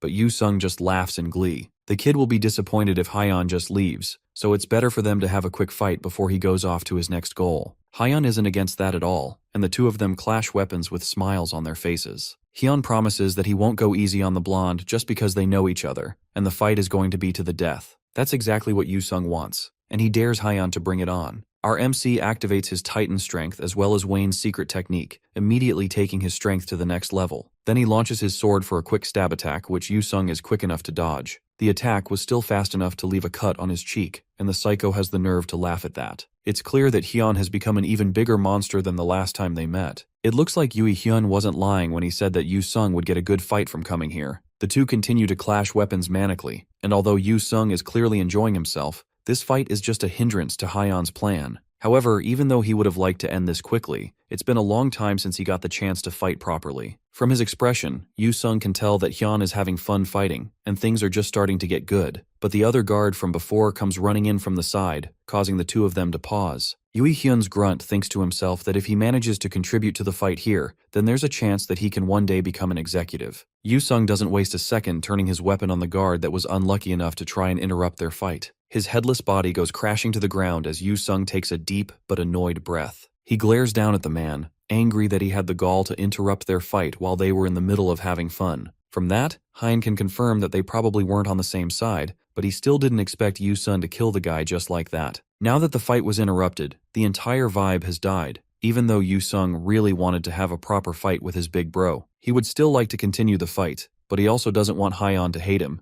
even though he has already gathered enough hate already. Now that things have calmed down, Yu Sung asks our MC if he knows what kind of person Yui Hyun is. He's the Mo conglomerate chairman's illegitimate son, which is why he can run wild with his grunts all the time. This all sounds like some kind of cheesy drama to Hyun, and he doesn't care who Yui Hyun is the child of. Just because his family is loaded doesn't mean that he's immune from Hyun's rage. He wouldn't have started this if he was going to get scared by something as simple as that, and he tells Yu Sung not to interrupt him if that's all he's going to say. However, Yu Sung didn't have any intention of interrupting, and instead, he wants to switch sides, telling Hyun that whatever he's got planned, he wants a part of it. He also wants to see what happens when the delinquent Yui Hyun gets pissed off. Meanwhile, Yui Hyun screams out in anger as he receives even worse news. 3 more dungeons have been stolen already and Yu Sung has cut contact with him. Things are only getting worse, and it feels like every single one of his guild members is completely useless and can't carry their own weight. His secretary, who is rocking a fresh bandage from the last time he got punted in the head, watches nervously as his boss trashes the office. Then, the guildmaster orders for all the guild members to assemble by 8 in the morning the next day.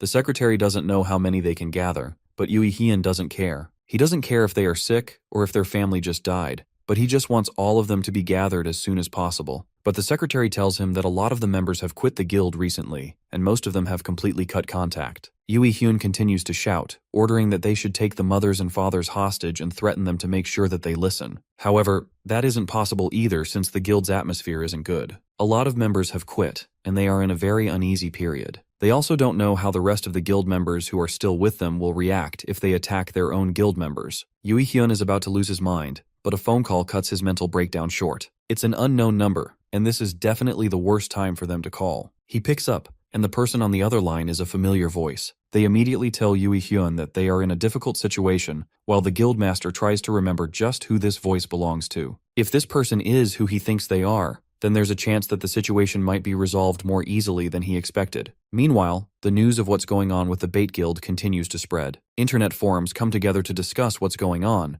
but the news of what exactly is going on with them hasn't been publicly spread yet. Hyeon is certainly having an effect, especially after he and Yu Sung went around destroying dungeons for a week. The two of them walk out from a freshly cleared dungeon as they talk about what to do next. It's about time for them to wrap things up, even though Yu Sung was having a lot of fun with all the chaos. Now it's time for them to think up a plan for the finale. Since it's Yu Sung, their chances are a lot better, and he decides to tell the psycho what his final plan is. He calls the kid over and whispers the plan in his ear, and whatever he says is so horrible that even Yu Sung has to take a moment and ask if Hyeon is right in the head. Hyun gets a letter in the mail, telling him that the next evening at 6 o'clock, in the Dislupin Forest Dungeon on Seosan Mountain in Anyang City, he will need to come there to save his guild. The angry guildmaster crumples the letter, and angry fumes at how arrogant this phantom thief is. He finally wants to face them directly, and today, at the place of his choosing, it's finally time for them to finish things. He arrives at the dungeon that the phantom thief called him to, along with dozens of guild members ready to end this once and for all. The guild members are a lot more reluctant than the last time they had a huge war with a strong single talented,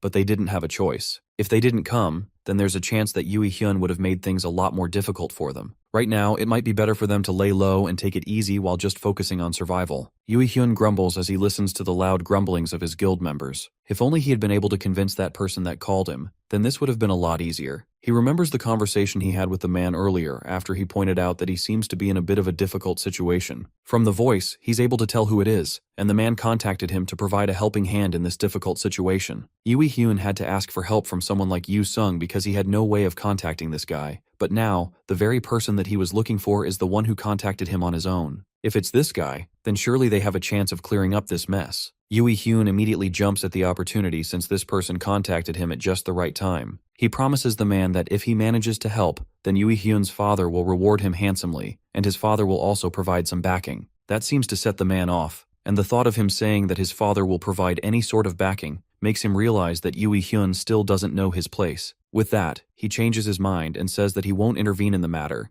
and then he cuts the call after telling Hyun to go and cling to his oh-so-mighty father. That man is just acting like a child, and it's like he's worse than in Yu Sung. It looks like there are nothing but arrogant people around him, but he'll let them continue trying to remain stubborn. Elsewhere, the same guy that called Hyun earlier receives news that the Bait Guild has gathered all of their guild members, and it seems like Hyun has been pushed to the end of his rope. The person giving the man the news reminds him that they were still allies at one point, so it's a bit unfair to not send any reinforcements. The person he's speaking to is Chi Min-jun, and he sips a nice cup of coffee while listening to the news. As far as Min-jun is concerned, there's nothing to be gained from supporting trash like the Bait Guild, but that doesn't answer the question of what happens if they die. There's no way President Jong Sang-soo will sit still if something like that happens. As soon as the man says that, tentacles made of energy stretch out and wrap themselves around the man's throat, choking him out as he struggles to breathe. The tentacles are coming from Min-jun, who is angry at the fact that the man would imply that he has to crawl on eggshells just because of the old president. Through his choked throat, the man struggles to apologize, and Min-jun drops him once the point has been made. He coughs as the chokehold on him is released, and Min-jun tells him that he can continue with what he was working on before. He also tells him that he should find another financial backer.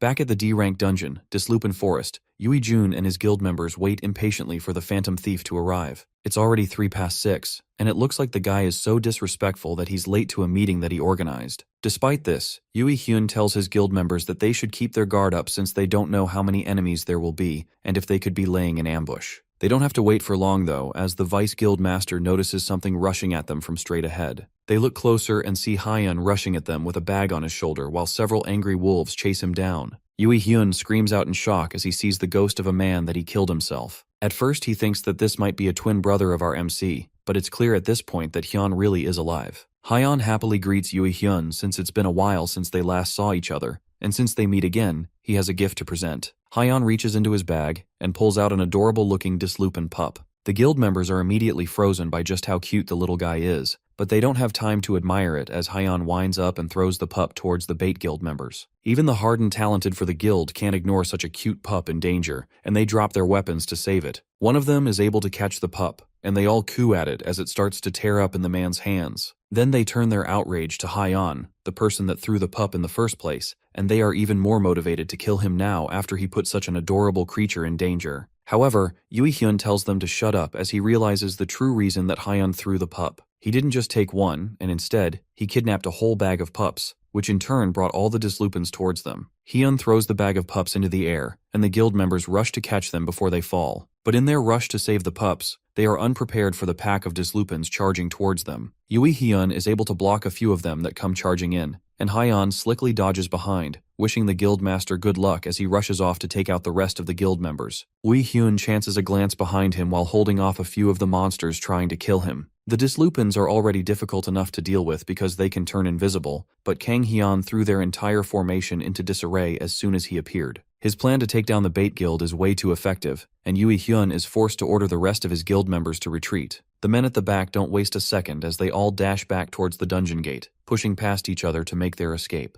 The men swear that they are going to quit the guild as soon as they can, but their daring escape is blocked as Yu Sung peeks his head out from the portal. Then, as the stunned guild members look at him in fear, he pulls his weapon through the portal and crushes the closest person he can get his hands on. Yu Sung wastes no time once the first person goes down as he goes after the next before they can run away. The guild members start to panic as they begin dropping like flies, and Yui Hyun can do nothing but watch in shock. Yu Sung betraying them was definitely not what he was expecting to happen here, and he's completely caught off guard on what to do. Nothing is working out as he planned, but he still feels like there has to be a way to get out of this. He looks to the left where the invisible monster wolves are tearing apart half of his guild members, and to the right, Hyeon is doing the same to the rest that are not being torn apart by Yu Sung. Despite his determination, this is clearly a checkmate for him. There's no way for him to get out of it, and there's no clear exit for him. Since things have come to this, then he has no choice but to use his last resort. He charges his energy into his fist and prepares to launch a final attack. Hyeon cuts his sword through an unfortunate talented, and the blood splatters around him. There seems to be no end to them in sight,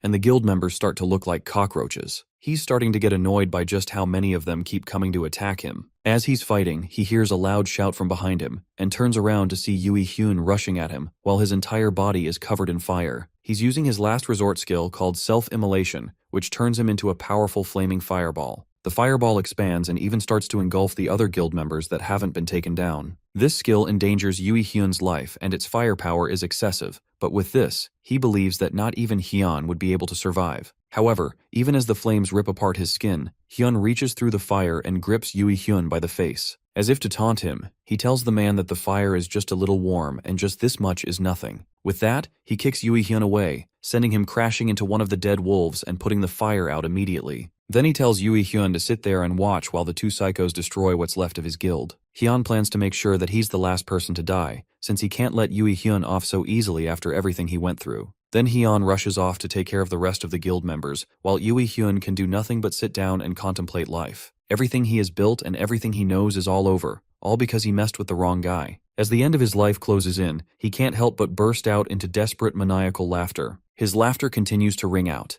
echoing through the entire forest for the rest of the day into the late evening when all his guild members and the wolves are dead. Yu Sung goes over to him while he's still laughing and Hyeon says to leave him be since he's most likely having a nice dream. All the while, Yui Hyun continues to think about how everything is finished. But then at the last moment, he realizes that he shouldn't think that way. He doesn't want to die like this, in such a pathetic way. He was an illegitimate child, and a bastard son who was treated like a stranger by everyone, especially his siblings. They ignored him and didn't care about him, but they also pulled him into their fight for a role that he never even wanted to play. His father was the only one who sympathized with him and supported him plentifully, but to them, even that was another excuse to tear him apart. And then one day, the world changed when the tutorial started. Talents appeared right alongside dungeons, and the world began to run on a society where might makes right. His yapping is cut short by a clean slice to his neck, and Hyeon stares down at the dead body of the man that had been a terror to him for far too long as his head rolls away. Meanwhile, he asks himself why villains feel the need to have such long, unnecessary monologues.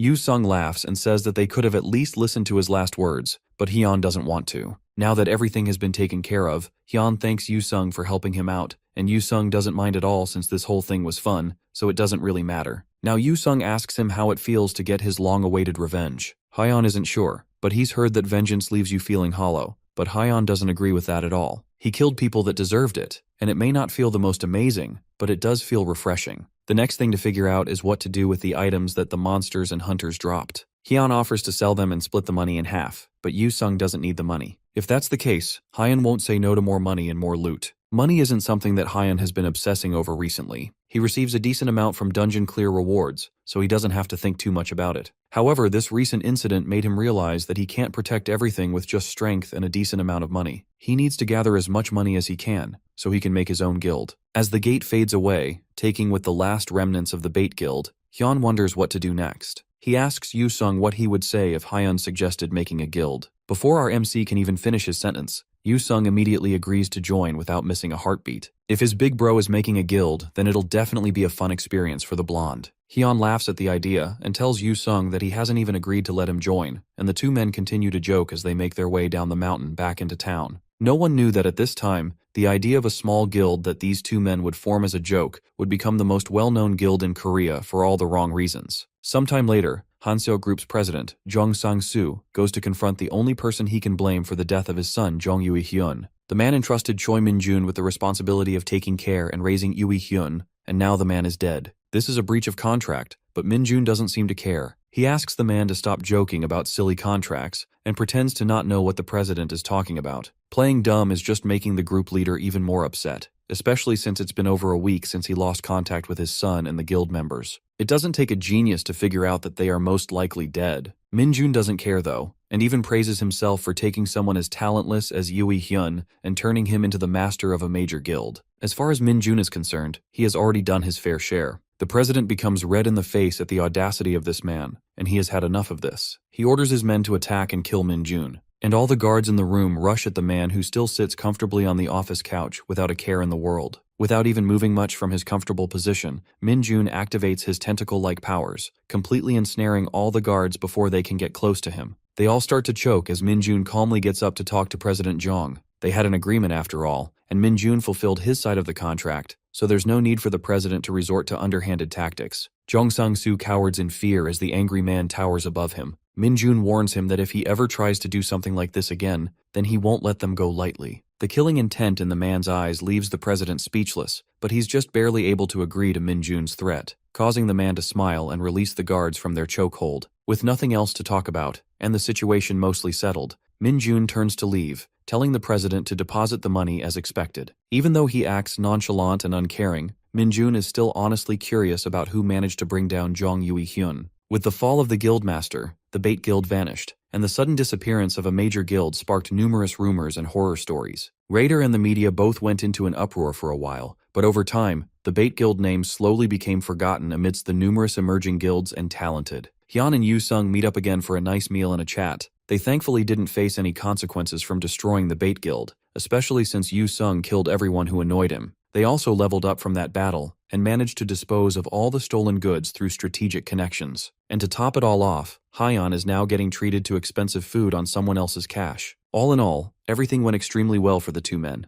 but Hyun still has one major problem. He got a new title called the Ruthless Household Destroyer, which gives him 2 strength and also allows him to invoke instinctive fear in others. The effects of titles that aren't equipped are still half effective, so even if he doesn't equip the Household Destroyer title, it will still have an effect. Hyun is already stressed enough because of his appearance, but now he's just going to cause even more misunderstandings. However, there's no misunderstanding about Hyun being a vicious person, and at the end of the day, it won't make much of a difference anyway. As they are talking, Hyun's phone rings, and it's a call from Lee Hyun, and he's calling to remind Hyun about the promise that he made in exchange for his family's protection. Hyun doesn't remember doing that, and Lee Hyun isn't even surprised, but he reminds RMC that he's supposed to meet their guild master, and they would like him to do it as soon as possible. Hyun heads over to the Dangun Guild as soon as he's next available, and unexpectedly, he brings Yu Sung along with him. The guild master doesn't mind that, and it turns out that Yu Sung is acquaintances with the guild master herself. They met at a party when Yu Sung looked completely different than he looks now. For them to have met at a rich party, it means that the guildmaster was probably born with a golden spoon, and on top of that, she's also a tutorial graduate. That kind of luck is so unfair. They reach the guildmaster's office, and after a brief knock, she lets them in. Sitting at the front of the office with a welcoming smile on her face is Han Sai-yeon, the master of the Dangun Guild. She and Hyan shake hands, and she seems relieved to talk to him since she has heard so much about him from Lee Hyan. Since their meeting is about to start, Lee Hyun takes his leave as they exchange pleasantries. She invites the two men to take a seat, and Hyun immediately starts the conversation by thanking her for the help she provided to him and his family, and he offers to do anything to repay his debt. Sai-yeon brushes it off as no big deal, but Hyun pushes further, saying that he doesn't like being indebted to people and goes straight to the point and asks her why she wanted to see him. Sai-yeon sighs since she was hoping to treat him to some tea first, but it looks like there's no time for that. She asks Hyan to join the Dangun Guild so they can work together, and our MC immediately refuses the offer. The silence in the room afterwards is deafening, but Se-yeon quietly acknowledges his refusal. His answer was so sharp, but because of how resolute his answer was, it's easier for Se-yeon to give up on him. But Hyun still wants to repay her in some way, even if joining the guild is off the table. He offers that they can contact him if anything comes up that he can help with. Se-yeon can't say no to having a powerful awakener indebted to them, so she agrees to keep him in mind if they need him. Hyan doesn't think that there's anything he can do for the #1 guild in the country, but he still leaves the offer open for them anytime. Se-yeon shifts the discussion to something else and asks Hyun how long he thinks the current peace in the world will go on for. Hyun wouldn't call a world where criminals have roamed unchecked since dungeons appeared a world of peace. But since she's also a tutorial graduate, it's very likely that she also had a meeting with the administrator, and she also saw the scene of chaos from the tutorial's 8th stage. Compared to what he saw, calling the current world a place of peace definitely fits. He decides to play dumb though, and tells her that he doesn't know. But whatever happens, it's probably not a problem that can be solved by worrying about it. For now, the only way they can prepare is to get stronger. Besides that, the Haken dimension that started this whole thing still has 5 years left on its cooldown. Sai-yeon's eyes darken as she tells him that within 3 years, some countries will start struggling to survive, and in the grand scheme of things, they haven't been given a lot of time to figure things out. He asks her why she's so certain that this would happen, but she tells him that she can't reveal much in detail. Instead, she just tells him that there's a godlike entity that knows everything about the situation, and the Dangun Guild has an awakener on their side that can communicate with this being. The being she's talking about is most likely the administrator, but he never knew that there could be a being who can converse with it. She continues the conversation, asking him if he has experienced how the difficulty range of the dungeons has been increasing recently, and the growth of awakeners has been stagnating in comparison. Hyan isn't aware of any of that, but Yu Sung has heard a thing or two about it. They say as an awakener gets stronger, they start to endure more danger. That's why hunting with guns has no effect, but things like bows and crossbows still grant level ups unlike guns. There's a lot of theories about it, but no one can really figure it out. The only ones capable of solving the recent incidents are people equipped with both strength and boldness. People like our MC, Hyan, are the people who can become heroes who protect the Earth from incoming danger. This isn't the first time Hyan has been called a hero who will protect the Earth. He tells Se-yeon that he really isn't that good of a guy. Calling him a hero is a bit of an exaggeration when he's the one that eradicated an entire guild. At the mention of the Bait Guild, Se-yeon's voice turns unexpectedly cold as she tells him that she doesn't care about trash like that. The Bait Guild was filled with people that don't contribute one bit to the survival of humanity. They are especially not worthy of protection. One person like Hyun is more important to humanity than hundreds of people like those from a guild like that. The one who protects the world doesn't have to be a good person. They just have to be strong. With that, the conversation ends, and after seeing them off, Lee Hyun returns to the guildmaster's office and confirms with her that he even saw them enter the car and drive off. Then he asks her how the meeting went and how it was seeing him in person. Se-yeon leans forward in her seat as she comes up with a response. He definitely exceeded her expectations, and from their conversation, she managed to confirm something crucial. When she mentioned the administrator, there was a flash of recognition in his eyes. That confirms that he is definitely a tutorial graduate. Elsewhere, a dungeon gate stands ominously as people drive by and walk around it without a care in the world. This dungeon is different from the usual dungeons though, and much stronger. It's a D-rank dungeon. An E-rank and a D-rank dungeon only have a 1-letter difference, but there is a big difference between the two. There is an increase in the strength and number of monsters, but the most obvious difference is the variety in the monsters that appear. Especially in the D-rank dungeon that Hyan is currently fighting his way through called the Dience's Research Institute. Here the variety of monsters is even greater, and it makes things a lot more annoying for Hyan to deal with. Normally, the regular mobs and the boss mobs are all the same type, which makes it more convenient. But this place has so much variety, which means each monster has a different attack pattern and fighting style. And now he finally reaches a new monster that he's never seen before. An ogre chimera dirge, which is a monster with a goblin's head on an ogre's body. The proportions are all whack, which makes Hyun think that doing this to the monster might actually be a nerf. But since it's here and the monster looks strong, he decides to make it an offer to join their new guild. Hyun made a bet with Yu Sung on who can find a candidate for the guild first. The monster gives a direct answer by raising its giant hammer over its head and bringing it down towards Hyun with impressive force, shattering the ground underneath. Hyun is more than fast enough to dodge it though and jumps over the monster's head. The chimera could have just said no if it didn't want to join, but attacking the future guildmaster means that he's been automatically disqualified. The monster roars as a disgusting liquid starts to fill its mouth and then it spits it out at Hyun. Before the strange liquid can touch him, Hyun activates his mana explosion, blasting the monster in the face and escaping behind it. He turns around and notices that his armor is slightly dissolved, meaning that whatever that monster spat at him is highly acidic. This fight is definitely going to be tough since the monster has tough leathery skin, and Hyun also loses by weight class. But our distinguished scholar of a main character is an advanced intellectual. Because of that, he will always find an answer to every problem that comes before him, and the answer here is the monster's hammer. Hyun just has to have it. Elsewhere in the dungeon, some delinquent talented walk through the dungeon just like any other day. One of them points out that he has been hearing monster screams for a while now, but the group leader, Hyung, dismisses it, saying that someone is probably just hunting. More than that, what they should be thinking about is the prize they have right in front of them. A young woman stands, completely surrounded by the group of men who definitely don't have her best intentions in mind. This is why people like them love dungeons so much, because they find unexpected treasures in the strangest of places. The hunter from earlier still keeps talking about the strange sounds that he's hearing around them, but Hyung still tells him not to worry about someone else hunting. The only problem that the group leader failed to account for is if this person is hunting them. Behind them, an angry-looking Hyun drags his newly stolen hammer across the dungeon floor while muttering something to himself. They all turn their attention to him as his words finally start to come out more. Hyun, our intellectual, also has a good nose, and with that nose, he can smell the scent of weak pieces of criminal trash that he can beat the hell out of. The men can already tell that something is severely wrong when they see the psychopath dragging a giant hammer towards them. He continues walking towards the stunned men,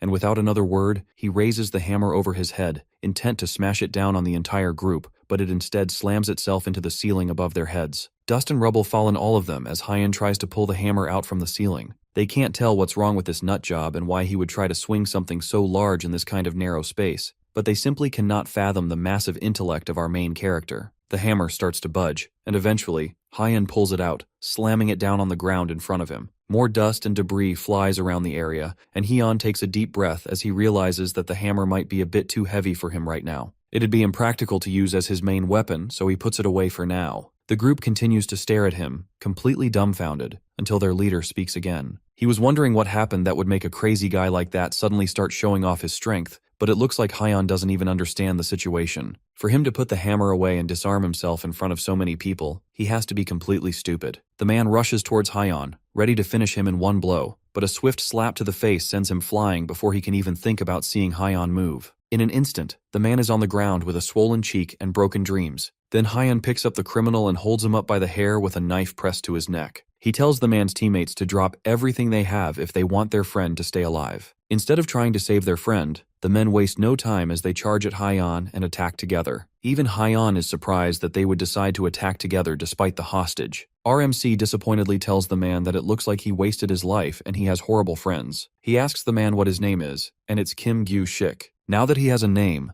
the thug is going to have the honor of becoming Hyun's partner as they work to get revenge for him being betrayed. After Hyun finds a good grabbing handle using the guy's nuts, he turns a full-grown man into a battering ram, knocking out the first person that comes close with a headbutt to the face. That brief test attack brought back positive results for Hyun as he realizes that the impact from the weapon wasn't bad at all. Now that he has his new weapon, Gyu-shik the battering ram, Hyun feels unstoppable. The men, who once charged fearlessly, now shiver in fear as they warn Hyun not to come any closer. But their pleas are not heeded as Hyun uses his battering ram to beat up the rest, knocking them all out. The young woman from earlier watches in shock as Hyun stands over all the knocked out men and stretches as if he just completed a hard day of work. From what Hyun can tell, the group was most likely a D-ranked clear party, which is why fighting them took longer than it would usually take for him. A soft voice calls out to him from being, and it's the woman from earlier who wants to thank him for his help. If Hyun didn't appear when he did, she would most likely have met a terrible fate. Hyun waves her thanks off, telling her that beating them up was fun for him at the end of the day, so there's no need for her to bow to him.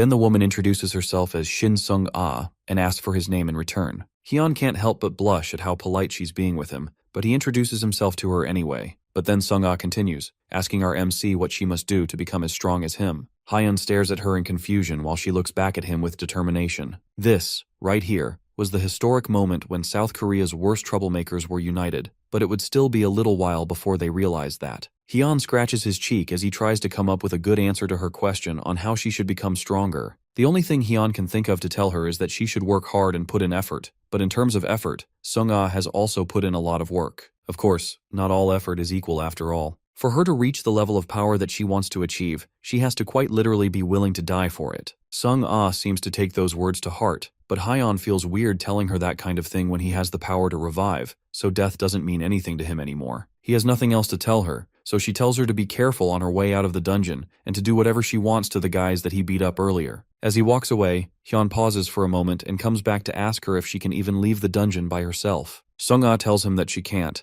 and even though it would be normal for her to ask for help in cases like these, she doesn't. Hyun would like to help her find her way out, but he came to clear the dungeon, and he doesn't have any intention of leaving until he does so. In that case, Sung-ah offers to accompany him for the rest of the time he spends in the dungeon. Our MC is shocked by her proposal and thinks that it might be because of what he said earlier about being willing to die. He starts to tell her to forget what he said, but she cuts him off and tells him that it's not because of that. She knows her place well, and she will be content to follow him as silent as the dead, while also working to mine mana stones for him. She also promises to not be a nuisance to him, and even says that all the mana stones she mines will be for him alone. At the very least, she may be weaker than him, but she's still a talented, so she can protect herself easily. Hyun thinks about it for a little bit more before finally relenting and telling her to follow him. The two of them make their way through the dungeon towards the main core, all the while leaving a trail of monster bodies behind them. As Hyun drops the last monster, Sung-ah commends him on a job well done, and then brings out a knife to start collecting the mana stones. She skillfully cuts through the monster corpses as Hyun watches her. Just like she said, she's skilled enough to protect herself and she doesn't get in his way. It also looks like she has some sort of stealth skill because when combat started, she fell back and occasionally supported him with her bow while never obstructing him. She even takes care of the mana stones, which he normally leaves behind because he can't be bothered. All in all, clearing this dungeon became a lot easier with her help, and he doesn't regret bringing her along. Now the next step is figuring out what to do from here. With the amount of energy he's feeling in the air, the boss room should be up ahead, and it will definitely get more dangerous from here on. Sung-ah's decision to follow him till the end still hasn't changed, and she has no reason to not continue along with him. However, as they are talking, they both get system notifications that the dungeon's main core has been destroyed, and the portal to the outside has been opened. Hyun wonders if someone beat him to it, but he quickly realizes that he can still feel this boss's energy. That means that this is a dungeon break, and not just an ordinary dungeon clear. And this is a D-rank dungeon, which means that this is Korea's first ever D-rank dungeon break. The incident reaches the news immediately and is reported as a phenomenon in a Seoul suburb. Approximately 10 dungeons opened at once, and this is regarded as another monster wave. The incident occurred on February the 8th, and it's the third occurrence, nationally, of a monster wave in the country, following the blockade of Hangre County. Unlike the previous two incidents, though, this wave was artificially created by terrorist acts, according to professional analysis. In the hallways of a guild, a man rushes down towards an office at the end of a hall. He barges into the room, screaming for the association president, but the man is already fully geared up and ready to go. He knows that the man barged into the office because of the dungeon break, and he has already finished his preparations to head out. This man is talented association president Choi Dong-woo. However, as prepared and calm as he is, even he isn't prepared for the news that the man brought with him. According to the reports that just came in, there is a D-rank dungeon among the dungeons that broke. Dong-woo wastes no time and asks for the location, and the man reports that it is in Gyeonggi-do, Suwon, and the dungeon is Dience's research institute. That's a terrible place for a high-rank dungeon to break since it's a heavily populated area. A dungeon break on its own is a very tricky situation, but now the situation looks even more dire. Dong-woo asks if there are any major guilds nearby, but the only one is the Hangyeol Guild. However, most of their main members are all on a business trip. Understanding the situation, Dong-woo orders for the 50 most elite members of his guild to be gathered so they can go to Suwon, while the rest will go to other dungeons. Elsewhere, in the Dangun Guild, Sei-yeon is also fully geared up and heading out to attend to the dungeon break incident. From the reports she's getting, she knows that Dong-woo will be late if he wastes too much time, and she wonders if there are any guilds that can defend until everyone arrives. Ignoring the Hangyeon Guild that has all its members abroad, the only guilds available are smaller guilds. However, there is one talented that is already on the scene and working to eliminate monsters quickly. Lee Hyun smirks as he tells the guildmaster that he has a massive longsword, a muscular body, and a brutal face that is difficult to differentiate from a monster's. Se-yeon smiles as she realizes just who Lee Hyun is talking about, and she confidently says that there won't be any problems in that area with our MC on the scene. Over in Suwon, Hyeon pants heavily as he stands over the monsters that he just barely managed to take out. Other talented who came over to help out watch on, completely surprised that just one person managed to kill all these monsters on his own. One of them tries to come over to thank Hyeon for helping them since they all managed to survive thanks to him, but before they can ask for a way to repay him, Hyeon yells for all of them to get out of the area as fast as they can if they don't want to die. The talented can't understand what he means by that, but Hyun knows that things are about to get very bad. The dungeon break hasn't closed yet, meaning that the boss monster is still inside. He tells them that the boss monster still hasn't come out yet, and if he stays there, then they are all going to die like dogs. The hunter that came close to him before gulps in fear, but swallows it and walks forward, reminding Hyeon that regardless of how they look, they are all still talented, so they want to at least offer a little bit of help. Hyun wastes no time and asks the one talking how many chimeras he has killed so far. The man is unable to answer and Hyeon presses him more, asking if he has even managed to kill one. If all the hunters stay and try to fight, then they will only end up becoming nuisances, so they need to instead focus on evacuating the civilians. The rest of the people around start to mutter to themselves, wondering why he wants to do all of this on his own. Even if he is strong, at the end of the day, he's still just one person, and there's no way that he is stronger than all of them combined. However, one look at Hyeon's desperate and terrifying face makes it obvious that there is no room for discussion, and they all decide that it would be better for them to back out now. As they walk away, the only person left is Sung-ah, who looks hesitant about leaving like the rest of them. Surprisingly though, Hyun asks her if she can handle sniping with her bow. He's going to be counting on her for cover, so he wants her to find a place to hide on her own so she can provide support from afar. She is startled for a moment but quickly agrees to do it. An ominous dark energy starts to flow out from the portal, and eventually, entirely new monsters step out onto the streets. 3 huge chimera step out from the dungeon, coming directly towards Hyeon and completely towering over him. Each one of them is on par with the ogre that he fought earlier, and from the energy still leaking from the portal, he can tell that the boss is coming as well. A cloaked skeleton figure reaches out of the dungeon and floats above all of them as the portal finally closes up behind it. The skeleton takes a look around and unexpected talks, marveling at how strange the buildings of a human society look. This is the first time Hyun has ever seen a monster that can talk, and it looks down at Hyun. It asks our MC if he really plans to stand against all of them by himself, and Hyeon fearlessly pulls out his sword, more than ready to smash the monster's skull in and use the pieces to make a puzzle. The boss monster acknowledges Hyeon's arrogance, and just from looking at his body, it can tell that Hyeon would be quite useful to have on its side. But Hyeon instead cuts to the chase and offers the skeleton to have a leader's duel. He wants to have a fight with the boss while the minions stand to the side. The skeleton boss immediately refuses, causing Hyeon to scuff. He wasn't expecting it to agree anyways, and he prepares for a fight. Without wasting a bit, Hyeon grips his hammer and rushes towards the monsters, but before they can pull themselves together and fight back, he sucks in a deep breath and activates his raging lion's roar, immediately bringing down the defense of the monsters. While they are frozen, Hyun leaps into the air and raises the hammer above his head, bringing it down on the first chimera, causing a huge shockwave to spread out from the impact. The skeleton is impressed, and it can sense that Hyun has no mana left. That means that this amount of power Hyeon is showing is nothing but his raw strength. Despite his arrogance, the skeleton knows that it would be a waste to kill Hyeon. Instead, he plans to keep our MC alive and instead make him a slave. The monster's helmet starts to crack, and eventually it explodes, leaving behind a very dazed-looking large goblin. It falls down, completely knocked out from just that single hit from Hyun. However, because he's already severely weakened and out of mana, the hammer that was already heavy before now feels even heavier, and his knees buckle from supporting its weight. The skeleton boss, who is still interested in preserving Hyeon as a slave, immediately uses its mind control powers on him. His eyes change into a sharp rainbow color, indicating that the mind control worked, and with this, he is completely within the skeleton boss's grasp. Now that the fight is seemingly over, the skeleton welcomes Hyeon as his newest slave, and orders him to bow and prove his loyalty. Hyeon starts to move his hand, and raises it high up in the air as the mind control clears, showing the skeleton his middle finger in retaliation. The mind control was unsuccessful thanks to the Ring of Strengthened Mind. The skeleton is impressed that he managed to defend against his mind control using a simple item, and it resolves to kill Hyeon since there's no other way to take him as a slave while leaving his body intact. The tiger chimera rushes in as soon as its master's will changes to something lethal, and Hyeon is just barely able to activate his Antria's integument skill, which hardens his body and protects him from the would-be fatal blow. The force from it is still heavy enough to send him flying, however, and Hyun crashes into a nearby building, causing a small explosion in the process. They walk towards where Hyun crashed into,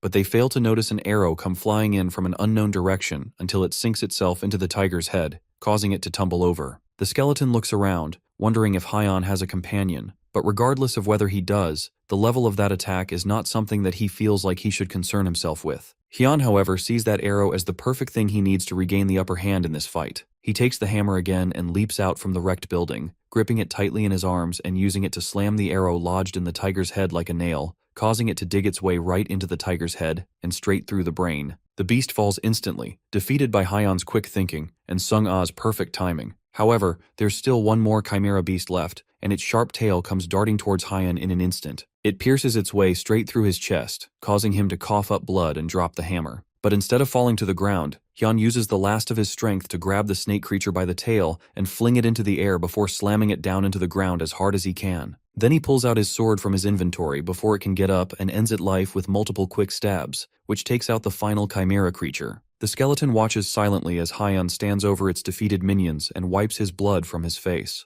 Now that everyone else has been taken care of, there's only one bald enemy left to bring down. The skeleton doesn't fall for his arrogant bluff though, and it knows that Hyun is completely spent. He's even more tired than he was when this whole fight started, and on top of that, his mana is completely drained. There's no way he stands a chance against a boss monster in the state that he's in. Hyun's confident expression turns serious as he realizes that he's been found out. Right now, he definitely doesn't have any mana, and his body regeneration skill is also at its limit. More than anything, he doesn't have the means to strike it down while it's floating. He doesn't even have the strength to jump or throw the hammer, and he doesn't have any mana left to activate his Titan strength skill. Things aren't looking good for him in this fight, and it's about to get much worse. His heart starts to beat erratically in his chest, and blood drains from his nose as something in his body starts to take hold of him. He coughs up blood and starts to stumble about before eventually falling over, hitting his head on the ground and losing all the strength left in his body in the process. The attack from earlier where the snake monster stabbed its way through his chest wasn't just a simple melee attack, and instead it left poison in his body which has started to take effect. Hyun was already at a massive disadvantage before,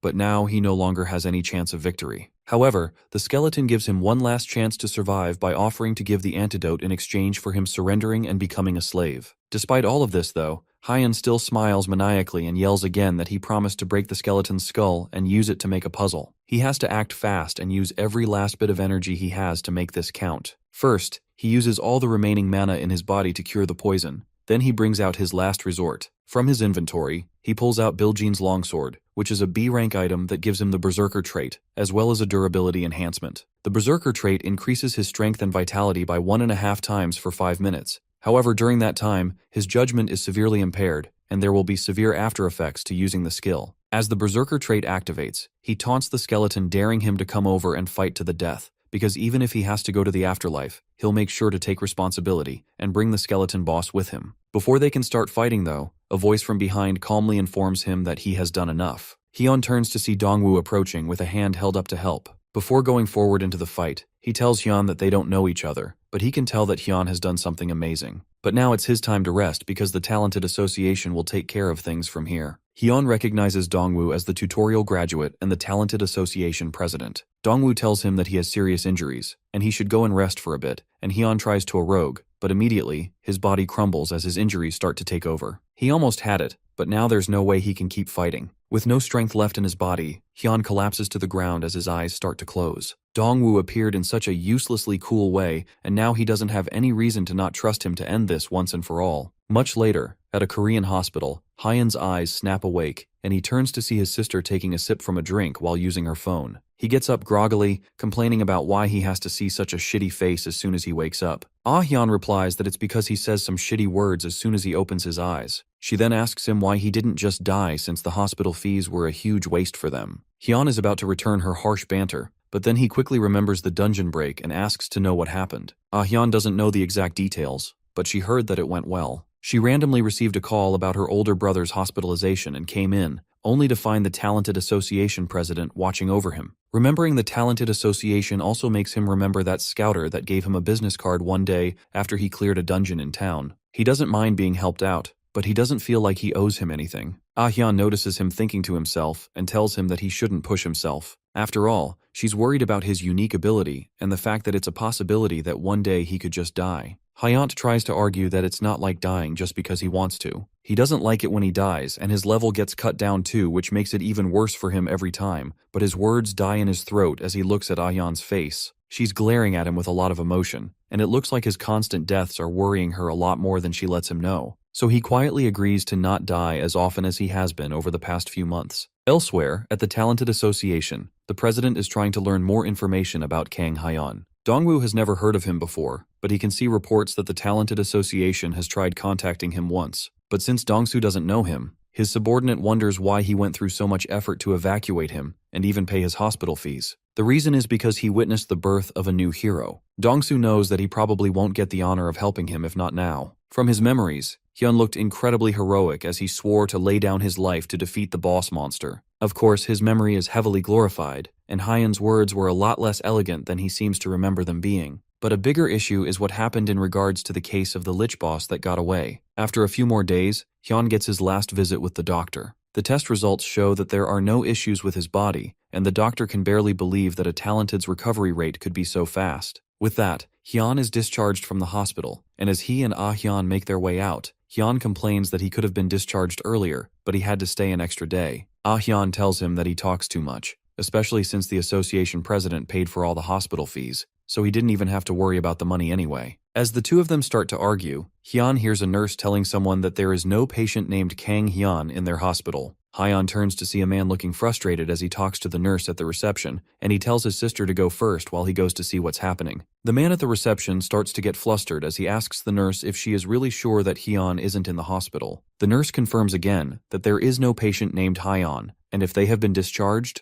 then there's nothing they can do for him. The man sighs, accepting that he was one step too late in catching Hyun, but luck must be on his side, because Hyun comes over from behind, asking the man directly who he is and what he's searching for. Hyun came over because he heard his name, and although he was initially shocked, the man quickly composes himself and tells Hyun to hold on while he reaches into his suit pocket. He pulls out a card for the Ministry of Interior and Safety and introduces himself as the team leader, Shin Tae-gil. The Ministry of Interior and Safety seems to be some sort of special talented management team, and it's clearly a government organization. Hyun asks directly why the government would be looking for him all of a sudden. The two men head over to a restaurant and Hyun asks the man if it's alright for them to come here since the place is quite expensive. Tae-gil assures him that there's no issues, and Hyun laughs to himself, realizing that this is where all his taxes went. But now that they are in a more private area, Hyun gets to the point, asking if they want him to work for the government. Tae-gil assures him that they won't force him to work, but they are just making him an offer. That also means that Hyun would become a civil servant, but he doesn't see much good in that. To start with though, Hyun won't be a regular civil servant. The Special Talented Management Team is an organization dedicated to preparing for the rapidly changing future. The government already knows that there's no way they can control the talented. The number of talented goes up every day, and it's impossible to control them by force.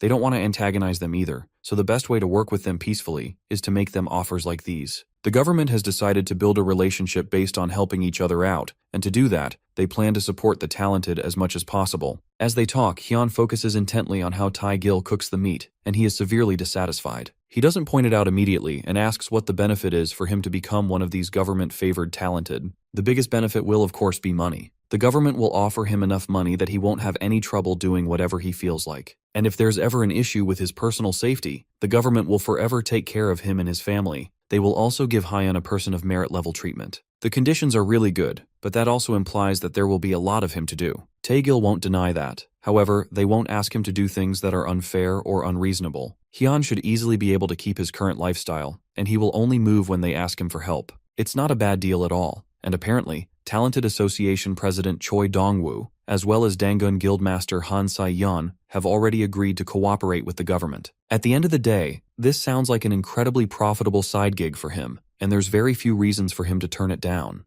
Hyun decides to accept the proposal, and with that, he becomes a government worker. Later that day, he heads back to Gyeonggi-do in Suwon, where the dungeon break happened. He drove his car here, and after being evacuated to the hospital, he left it here. After all the chaos, he wonders if the car is still fine. As he walks towards where he parked it, someone calls out his name and he looks up to see Sung-ah in a casual outfit, and it looks like she was waiting for him. She hands him a bag, and it's filled with the monster cores of all the monsters she defeated in the dungeon. Just as she promised, all of them belong to him. She was going to give them to him earlier, but he got carried off after he fainted, and she couldn't track him down, so she came back to this place and waited for him endlessly, even though she didn't know if he would ever return. He tells her that she can just take the monster cores since he doesn't need them, but she assures him that she doesn't want to break her promise with her benefactor. At the end of the day, he won't say no to that, and he walks away with the bag of cores, thanking her for her consideration. Then with that, he continues his search for his car, but he's called back once again by Sung Ah. He turns to see her bowing to him as low as she can go, and she asks him to take her in as his apprentice.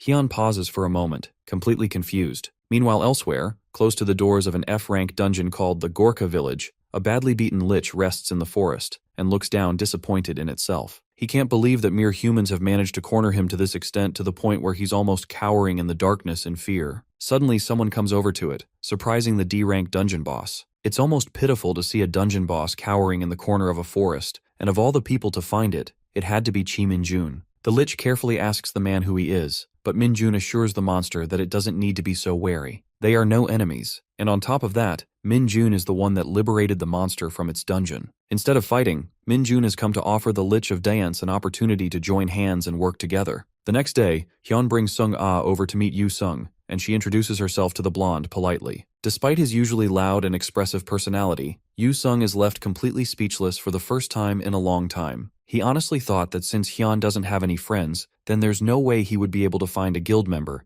but somehow, Hyun proved him wrong. Our MC is offended by the fact that Yu Sung would suggest that he doesn't have any friends, but then he takes a moment to think about whether or not he has any friends, and he unexpectedly comes up blank. With no one coming to mind, Hyun immediately changes the topic, reminding Yu Sung that he won the guild member bet, which means that the blonde will be paying for their meal. That doesn't really change anything since Yu Sung pays for their meals every time already, but a bet is a bet and he can't refuse. However, even though Yu Sung agreed that he lost the bet, that doesn't mean that he will let just anyone join the guild. He tells Sung Ah that she will need to pass a test first, and asks her if she's fine with entering a dungeon immediately to test out her skills. Sung Ah flinches for a moment but immediately agrees to it. Hyun knows better though, and figures out that the psycho just wants to hurry up and go hunting. They head over to a D-rank dungeon called Harpy's Cliff, where Sung Ah's proposed test will be taking place. Inside the dungeon, they are immediately attacked by several harpies, but Sung Ah's skills with a bow are more than enough to shoot them down from the sky. Yu Sung can't help but admit how nice it is to have a long-range damage dealer in their team, and their group is finally starting to feel like a proper party. Hyun asks Yu Sung if she passes since he clearly seems to be impressed with her skills,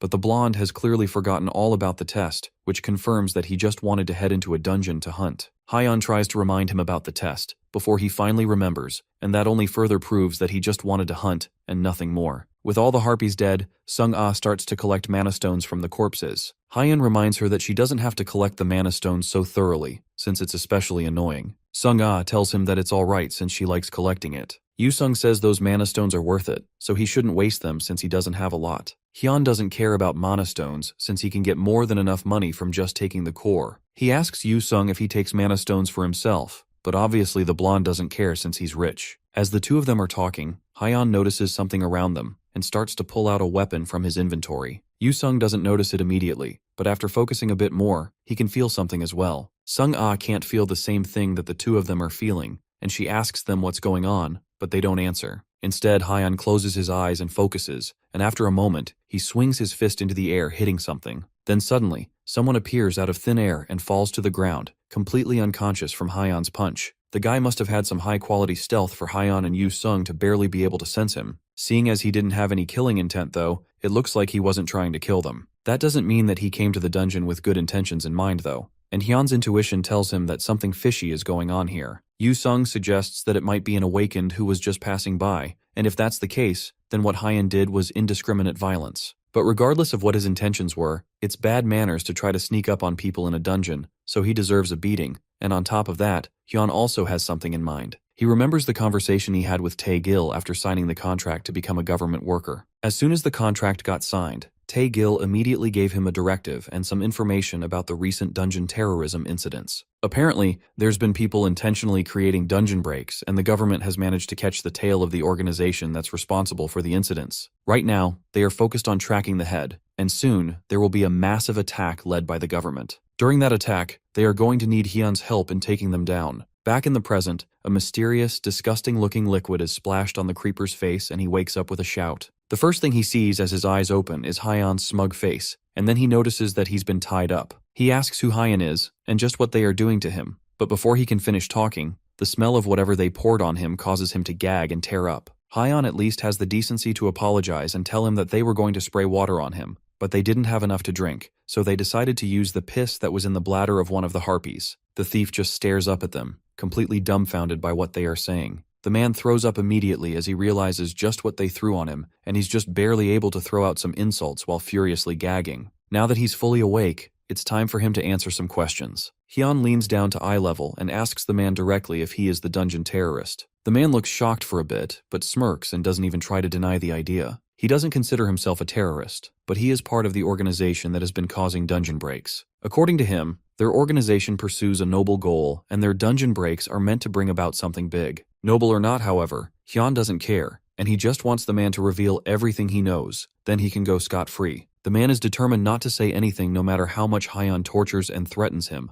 No one will be able to hinder their cause, and he is going to make sure that nothing gets in the way of their purpose. At least that's what he wants to say. But after a full day under the terror of Hyun and his group, the man is barely able to grumble through swollen lips that he will spill all the information they want to know. Hyun is disappointed that the man lacks desperation after all that talk of protecting his cause, and he decides to break 3 or 4 more teeth as punishment. Outside the dungeon later that evening, Tae-gil and his subordinates arrive after Hyun reports that he caught a terrorist. Our MC hands the man over like a piece of cargo, but the man is so badly beaten and injured that he begs the government workers to arrest him. Tae-gil nervously asks Hyun why the man is in such a sorry shape, and our MC feigns ignorance, claiming that he probably got beaten up by harpies or something. Regardless of the state of the criminal, Tae-gil thanks Hyun and his group for their cooperation and turns to leave. Before he leaves though, Yu-sung waves hello to him from behind Hyun. The two of them have met before because the government tried to recruit Yu-sung as well, but he refused immediately. He thinks that being part of the government is boring, and it looks like the teen is surprisingly bad at thinking things through. With all their issues taken care of, Tae-gil takes his leave, informing Hyun that they will discuss the details the next day. Right now, there are outsiders present and it's late, so he advises Hyun to just call it a day.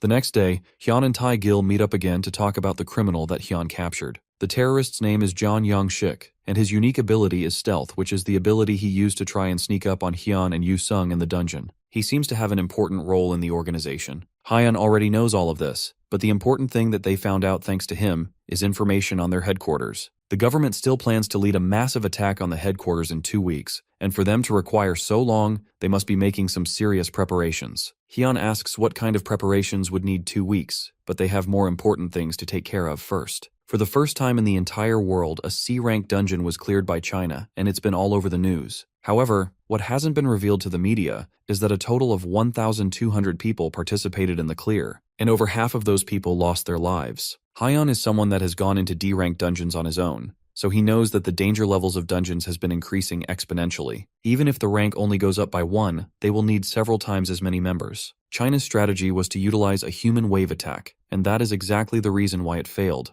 They had incredible numbers, but the average stats of each fighter wasn't very high. That's why Korea wants to take a different approach by selecting a small number of elite members to clear the C-rank dungeon that appeared in Gangnam known as Banandi's Forest. It's strange that they want to clear the dungeon since China already has the title of the first to clear a C-rank. It would be a lot easier to just stop the dungeon from opening by regularly breaking the normal core. The problem with that approach is that they have never managed to clear the normal core, and at the rate things are going, the dungeon will open in less than 2 weeks. If that happens, then dungeon monsters that killed hundreds of talented will be released into the middle of Seoul, an area full of civilians. They are prepared for that eventuality, but considering the dungeon location and the dungeon's danger level, it'd be a lot better to clear the dungeon than risk the massive damage expected from the dungeon break. Hyun has a good grasp of the situation now, and it's obvious that they are in an immediate crisis. For Tae-gil to be chatting with Hyun when he should be busy with way more work, that must mean that they want him to participate. Tae-gil confirms that they do want him to participate, but because of a law he doesn't fully understand, it's impossible to participate in the raid as a solo talented. That's why Tae-gil also wants to make an offer to Hyun to create a guild. The government has no idea that this is exactly what he wants, since they know that he tends to prefer working alone. To make the deal of creating a guild even more tempting to our MC, they offer to take care of all the troublesome procedures, as well as giving him more than enough support to make the guild a success. Hyeon puts his hand on his head, pretending to be annoyed by the news and begrudgingly agrees to form a guild. At this point, accepting this deal to work with the government seems to be exactly what he needed to get everything he wants. It looks like living kindly has managed to pay off in the end. In a random cafe in the middle of town, Hyun meets with his new guild members to discuss the most important thing that goes into creating a guild: getting a cool and memorable name. Yoo-sung thinks it might be too soon considering the fact that it's just 3 of them in the guild at the moment. That has already been handled thanks to Tae-gil, and Hyeon explains the conversation he had with the man the day before, including how they are going to clear a C-rank dungeon in the near future. To Yoo-sung it sounds fun going into a strong dungeon, and to Sung-ah, it just proves more that Hyun is a very strong individual and worthy of being followed. On that note, Sung-ah tells Hyeon that the 2 of them can speak comfortably to each other since she has become his apprentice. Although our MC never agreed to make her his apprentice, he wouldn't mind speaking comfortably with her. He clears his throat and brings the topic back on track, reminding them that the choice for their name is going to decide the guild's future. Before that, though, Hyun has chosen some policies that they will uphold as long as the guild is available. Firstly, they won't pick pointless fights. As he says that first rule, he glares daggers at the person that is most likely to break that rule. Secondly, they will pay back as much as they receive, be it debts or grudges. Hyun doesn't want them to act like a group of thugs, but he would hate it if they became doormats. Finally, rule number 3 is that they will strive to become stronger than anyone. Those 3 rules sound good to the 2 guild members, and Sung-ah vows to carve the rules deep into her heart. Now the only thing left is to decide the guild's name. They haven't given any suggestions yet, and Yoo-sung starts by suggesting that they call it the Crazies Guild. That suggestion is quickly dismissed, so Yoo-sung suggests that they call themselves the Lunatics, which is just another word for crazies. Hyeon shuts him down again and asks Sung-ah instead, hoping that her suggestions would at least be more reasonable. She suggests that they call it Kang Hyun and his strong friends, which is somehow both better and worse than Yoo-sung's suggestions at the same time. Hyeon realizes that the 2 of them are practically hopeless, and he will have to figure this out himself. As our MC takes a pen to a piece of paper, Yoo-sung laughs at him for thinking that there's any chance that he can come up with a better name. After a while of thinking, Hyun writes a name down and shows it to the other 2 who look at it for a moment, before agreeing that it's not bad. Elsewhere, at a shady-looking bar, a young woman reports to Min-jun that one of their members, Jung Young-shik, got caught. The man swirls a glass in his hand as he tries to figure out what this means for their team. He didn't have much value as a combatant, but he was irreplaceable because of his stealth ability. Because he was captured, it looks like the plan to cause a dungeon break in the Haiji's Plains dungeon will have to be cancelled. Min-jun needs someone to take out the anger for this failure on, so he asks the woman about the person that caught Jung Young-shik. According to their investigations, it was a talented named Kang Hyun. That's a name that Min-jun has been hearing a lot around town recently. 4 months ago, he fought a mutant in the Talented Education School, and then he took on a large-scale dungeon break practically solo. Then he defended against Daence's research institute. Everything about him has been nothing but a problem for Min-jun, and the man has finally had enough. He changes the topic since it was starting to get irritating, and he asks how the drug they are promoting is going. The woman says that producing it still needs time, but there have been some problems procuring test subjects. To make things progress faster, he tells her to move up the schedule by any means necessary, unless she would want to become a test subject herself. Meanwhile, the news of a small elite team being created to take on a C-rank dungeon starts to spread all over the internet. A list of potential guilds that will be participating in the raid is also released, and people go crazy with conversations about it. The guilds mentioned in the list aren't too surprising to see. First on the list is obviously Seiyeon's Dangan Guild. The second is the Talented Association with Choi Dongwoo leading the pack. The third is the Fire Dragon Guild, which is not as well known as the first 2, but is still a pretty reputable guild. Next is the Immortality Guild, and the list goes on with all the guilds being a powerful gathering of people led by strong talented. The list goes on with the Guardian Guild, the Black Knights Order, and so on. The lineup is legendary, but the real conversation spreads from guild number 7. It looks like a pretty new guild that was created recently, and looking at their numbers and reputation, they don't really fit among the group of much more powerful guilds. The next day, in a meeting room of the Ministry of the Interior and Safety, Hyeon walks in and waves a quick greeting to everyone in the room, while apologizing for coming in a little late. Then he introduces himself as the Guild Master of the Badass Guild. For a completely new guild, it's bold of them to be late to the first meeting. Later, people would call the incident that occurred that day the Basad Guild's first eccentricity. Of course, this one is only interesting because it's the first incident. People usually stopped counting after the 50th one. The world has come to be known as the Dungeon Society. About half a year ago, a cataclysm started from a shared dream of 7 billion humans kick-started a new age for Earth. While countless guilds fall and rise every day, another guild has taken up the chance to become the next big thing on the scene. That is the Badass Guild led by our MC Kang Hyun.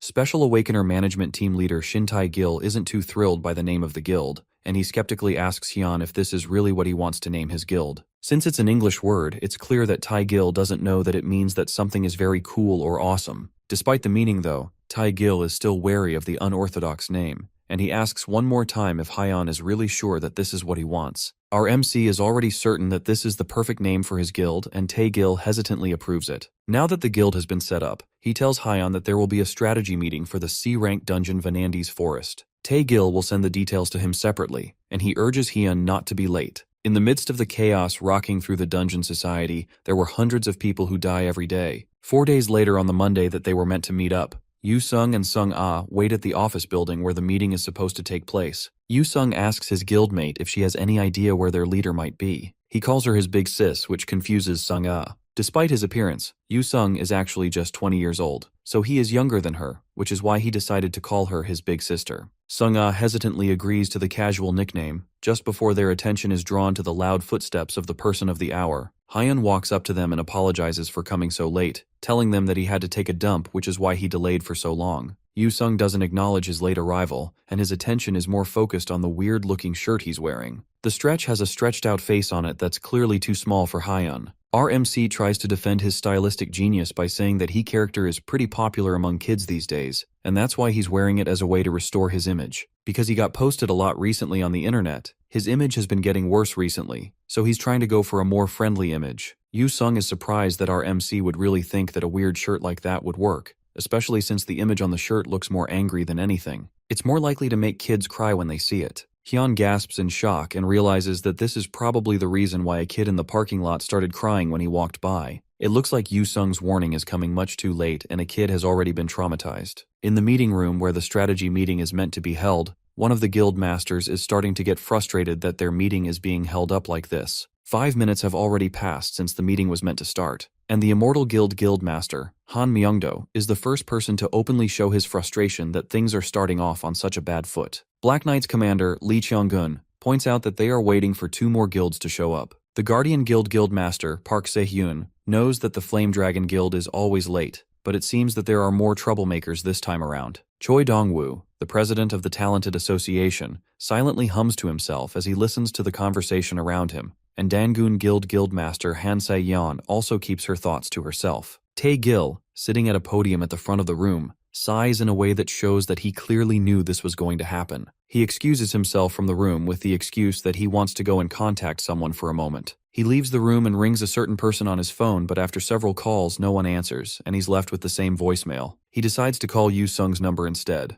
and after just a single ring, the blonde picks up the call. Tae-gil quickly tells Yu-sung who is calling, but the blonde seems unexpectedly unimpressed. He tells Tae-gil not to live like that, clearly thinking that the person on the line is some kind of scam caller. He then announces that he's about to end the call since he is in the middle of something fun at the moment and doesn't want to be bothered. Tae-gil desperately tries to get him to stay on the line, repeating again that he is the Special Awakener Management Team Leader. That's enough to jog Yu-sung's memory of the government man, and he's at least convinced that he's not getting a scam call. Now that Tae-gil has gotten the blonde man's attention, he asks the man if he remembers that they are supposed to be having a meeting today. He asks Yu-sung when Kang Hyun plans to come over to the meeting since they are all late. Yu-sung's smile pretty much comes through the phone as he tells Tae-gil that he doesn't have to wait too long for Hyun to show up since things are about to get really fun soon. Tae-gil doesn't understand what Yu-sung means by fun, so he tells the team leader that he should come downstairs and watch for himself since Hyun just got into a fight. As Tae-gil yells into the phone in shock in front of Yu-sung, Hyun grabs a man by the shirt, nearly lifting him off the ground.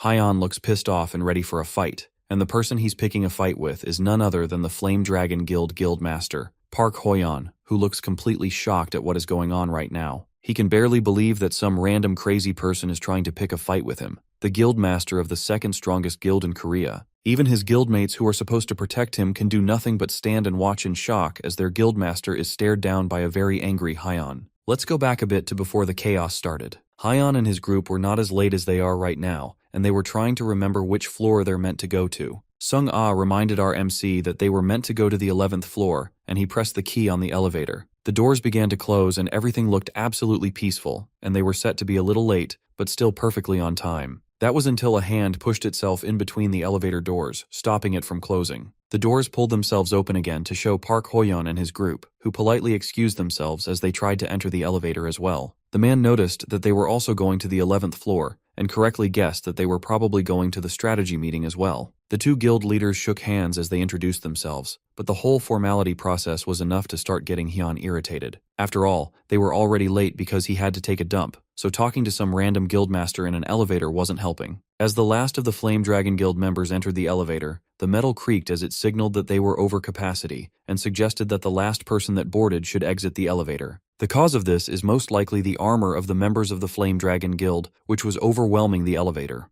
Hyun wondered why they would come in full armor in the first place when they are not going to enter the dungeon immediately. With no other option but for someone to step out, Park Hoyeon apologized to Hyun, and our MC politely told him that there's nothing for him to apologize for. Since Hyun said that, Park Hoyeon made the suggestion that started the entire issue in the first place. He told Hoyeon that he and his guild members should come out of the elevator and let them go up first. Yu Sung and Sung Ah just froze at the audacity of that request, but Hyun was immediately pissed off. Park Hoyeon, clearly unable to read the room, continued and reminded Hyun that his guild is quite big, so it's likely that they will play an important role in this attack. Since that's the case, it would be more efficient for them to go up first while Hyun waits their turn and goes up after them. Hyun, the intellectual diplomat of an MC, decided to make sure that he was hearing correctly, and asks Park Hoyeon if what he's saying is that his guild is some second-rate guild and they should give up their spot. Park Hyun wouldn't put it like that, but at the end of the day, he didn't think what Hyun said was wrong. Even Yu Sung and Sung Ah were getting frustrated, and they started getting ready for a fight,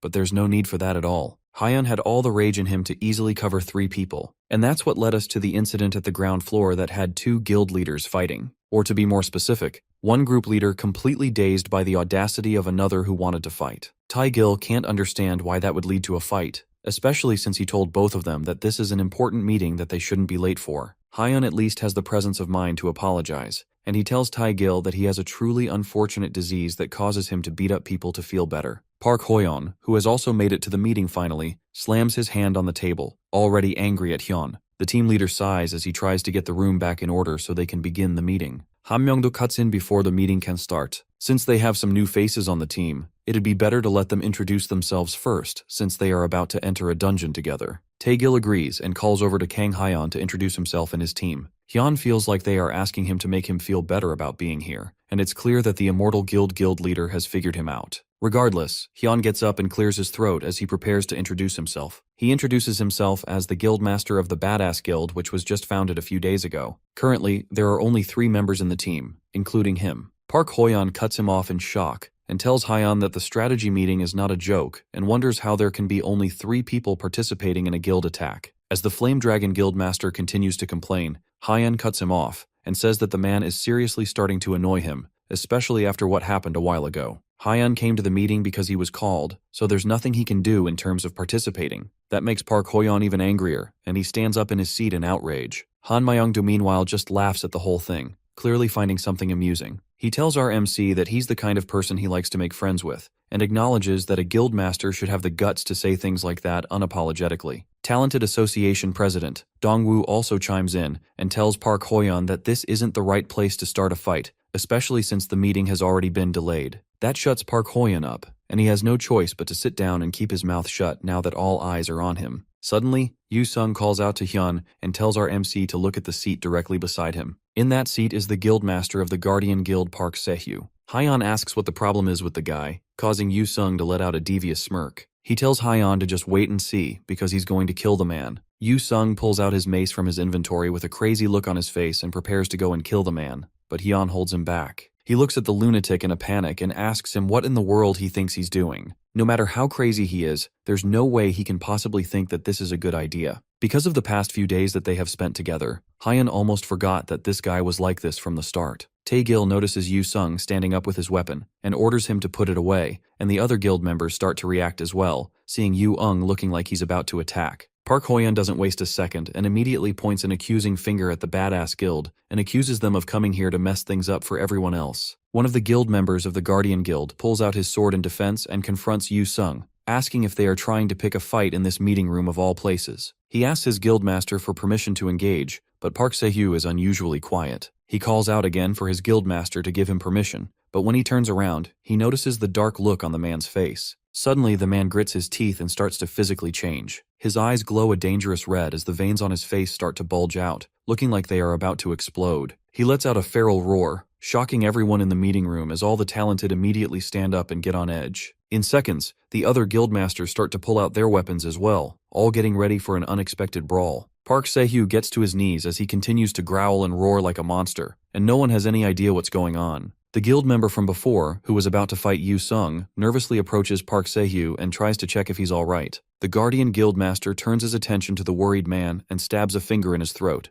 before ripping it out immediately, causing a splatter of blood to go flying all over the room. The man falls to the ground, immediately dead as even Hyun, who's normally cool and collected, is left completely shocked by the sudden turn of events. Meanwhile, Yu Sung, who is ready for a fight from the very beginning, is ecstatic at the turn of events and tells Hyun to take a good look at the man right before he prepares to attack. He yanks his hand free from Hyun's grip and rushes in with his mace, ready to kill Park Se-hyu with one quick attack. Just before his mace can make contact, though, he's sent flying by a swift punch from the guildmaster, crashing right back into Hyun, who hurries to check if he's okay. Yu Sung just laughs and wipes the spit from his face. It looks like whatever Park Se-hyu turned into is surprisingly tough, but he picked the wrong place to act up. Behind him, the most powerful talented in Korea are all gathered and ready to take him down cleanly before he can cause any trouble. Even in his berserker state, Park Se-hyu can tell that he's in the wrong place at the wrong time. Hyun tells Yu Sung to step aside as he too prepares to finish this quickly. Now that it's clear that there's no reason to hold back, he loudly asks if he's allowed to hit him first. The shockwave from Hyun's first punch is felt and heard throughout the building.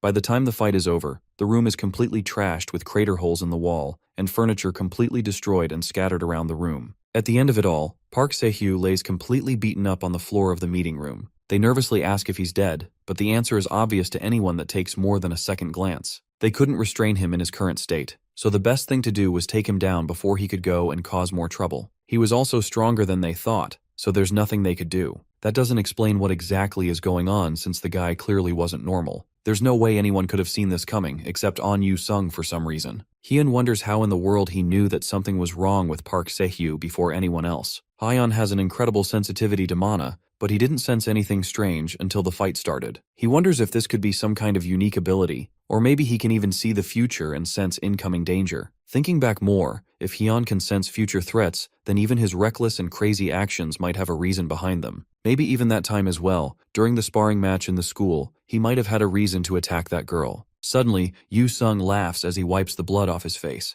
With a creepy smile on his face, he relishes in how fun this fight turned out to be after a long time of peace. Hyun cringes heavily as he sees the weird smile on his friend's face. There's no need to overthink things when it comes to Yu Sung. Since the start, he has always been a psychopath. With the whole mess more or less taken care of, Tae-gil apologizes for the disturbance and tells them that they will resume the meeting via video call in the afternoon. All the guild leaders start to leave the room and Hyun lets out a large yawn as he starts to leave as well with his group. After making the effort to come out early, things just had to end up like this. Before he can leave though, Tae-gil rushes to catch up with him and asks him if he has a moment to chat. There was something he was going to bring up after the meeting was over, but since things have turned out this way, it'd be better to tell him now. It's about what they talked about the last time they met up. He promised that the government would do everything in their power to provide support to the Badass Guild. Hyun smirks and says that it's because he's lived a good life. Now that the Badass Guild has been approved and is recognized as an official guild, the government has also cleaned up and organized a guild office for them. It's available to use starting from today, and Tae-gil offers for them to head over and check it out.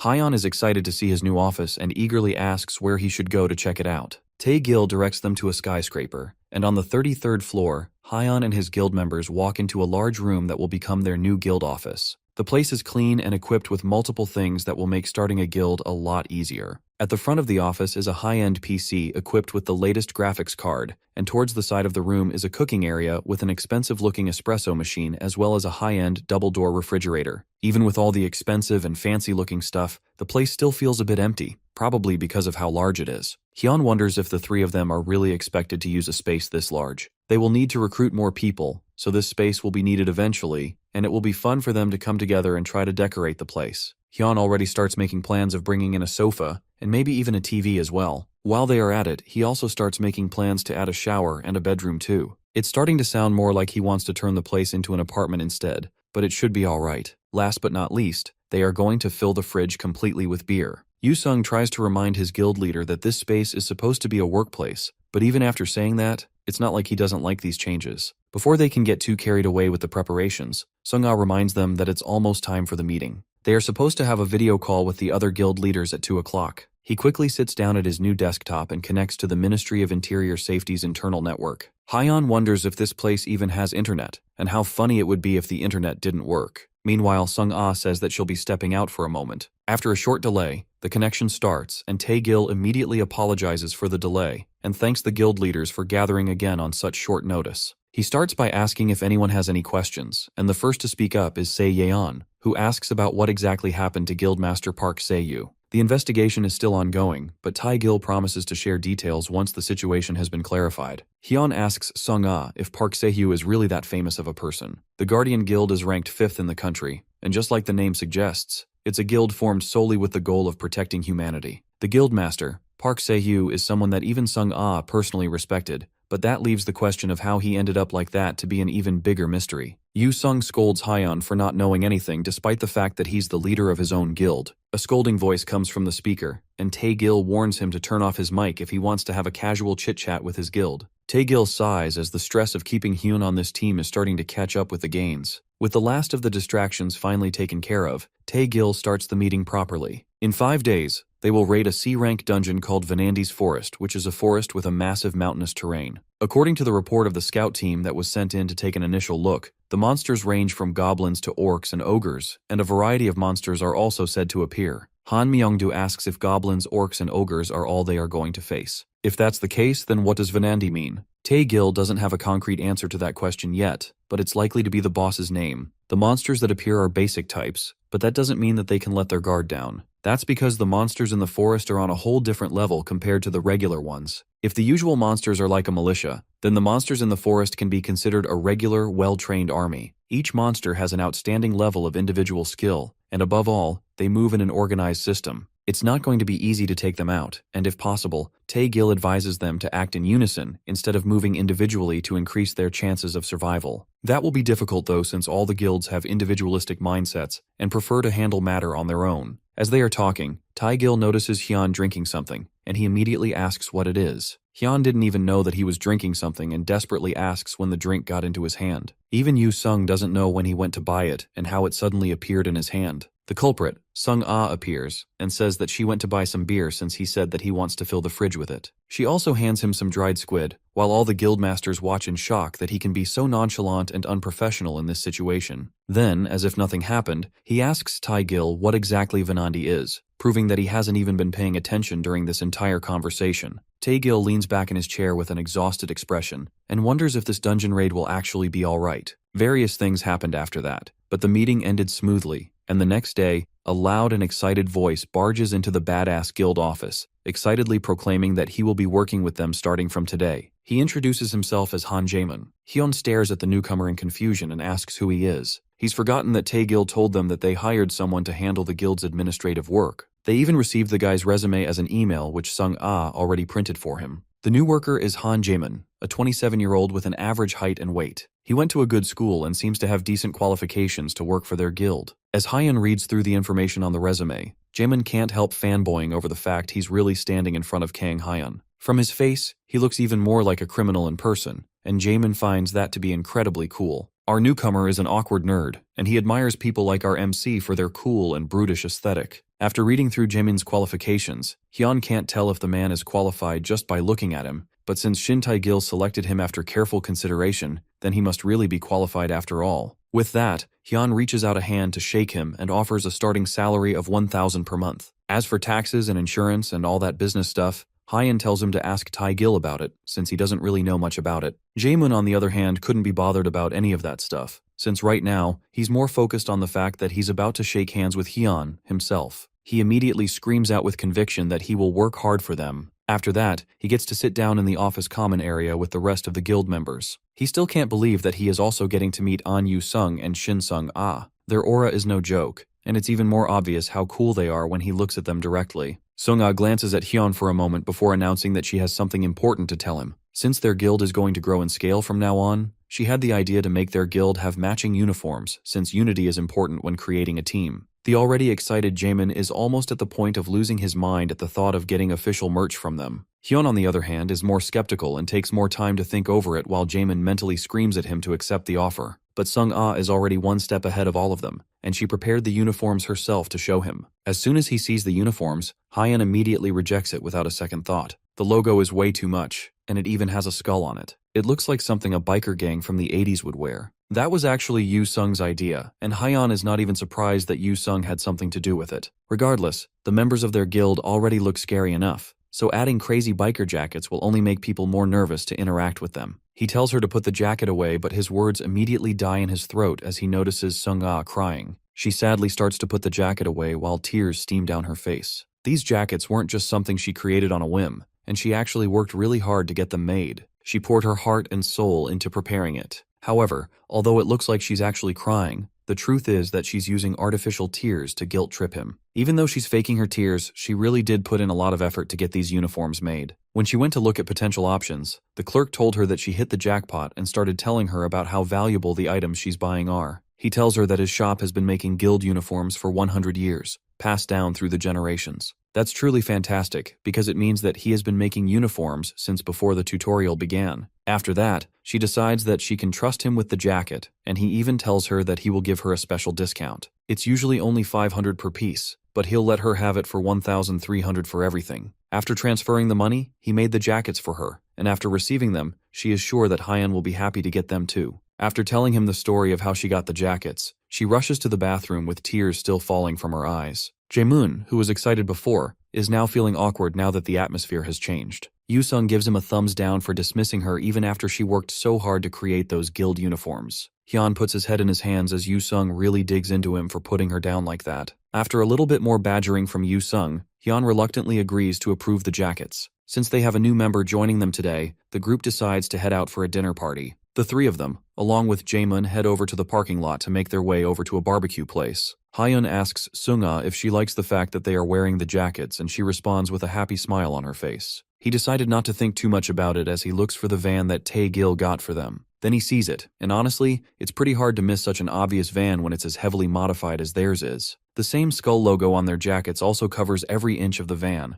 as well as multiple other symbols and logos that essentially make it look like it belongs to a local thug group. Hyun clenches his fist in anger as he asks whose idea this was, and Yu Sung proudly raises his hand to claim the credit. He called some workers over the previous day and had them work all night to get it done. Hyun can't hold back his anger this time, and he orders Yu Sung to get rid of it. He doesn't care if they have to sell it or scrap it, he just wants them to get the simple van that Tae-gil got for them. Sung-ah chimes in that she thinks the van looks awesome, but Hyun doesn't care about awesome right now. He just wants them to get rid of it before he loses his temper. Meanwhile, Jaenim stands awkwardly at the back, watching the entire argument play out. This is a lot different than what he imagined the group to be. He came here excited to work with the amazing group of people that he has heard so much about, but now he can't help but wonder just what kind of guild he has gotten himself into. Despite the arguments and the yelling, the badass guild's van drives through the city streets on its way to their dinner destination. In the car, Hyun still swears that if they don't get rid of the car, then they will die by his hands. Yu Sung looks eager since it seems like Hyun wants to pick a fight, and Hyun realizes that he probably shouldn't even be talking to this guy. Suddenly the car comes to a stop and it looks like they've been caught in a long traffic jam. Jaenim, the driver, doesn't understand what's going on, but this traffic jam seems to be particularly bad. But from what he can see, it's like there's a fight happening not too far in front of them. Hyun decides to come out of the van to get a closer look, but as soon as he opens the door and steps out, a body comes flying directly at him, slamming into the door that he had just opened and completely wrecking it. Yu Sung comes rushing out of the car with a desperate look on his face, and Hyun is surprised that he suddenly seems to be worried about him, but instead, Yu Sung runs completely past him and towards the smashed car door instead. After all, the door is a part of his artistic soul and spirit, and destroying it is essentially the same as breaking him. Hyun freezes as he realizes that his own guild member is more worried about the car and not him. Meanwhile, the projectile that was used to break the car door in the first place slowly starts to get up as he regains consciousness. He grumbles about the fact that someone threw him without thinking as he picks himself up. Then he turns and sees the stuff of nightmares glaring at him with a face that could make a grown man cry. Unfortunately for him, not only can the face make a grown man cry, but the man himself now has a vendetta against him for destroying his car door. Meanwhile, at the gathering that caused this entire mess, there's two parties involved. The first is Hysan Guild, and their vice master, Jo Dongwon, antagonizes his opponents, daring them to come closer and risk getting thrown to the ground. The other party in this argument, Zhongjin Guild, also has their vice guild master, Wu Jinyung, among them, and he taunts Dongwon for trying to throw his strength around like an idiot. Meanwhile, despite their talk, one of the guild members asks if their infiltration team leader is going to be alright since he got thrown pretty far away. The vice guild master is sure that they are fine since they are the best in the guild when it comes to durability. He probably didn't even get a scratch. At least, that's what should have happened. But unfortunately, he did scratch something else. And the owners of that something else appear from the distance holding their very badly beaten infiltration team leader, who is known for their durability. Hyun tosses the man back like a rag doll and steps on his face. Then he asks the guilds if the thing that wrecked his car is theirs. All the while, the infiltration team leader apologizes as begs for his life on the floor. The Zhongjin Guild, who looked so confident before, start to back away slowly as they realize an even bigger threat has arrived.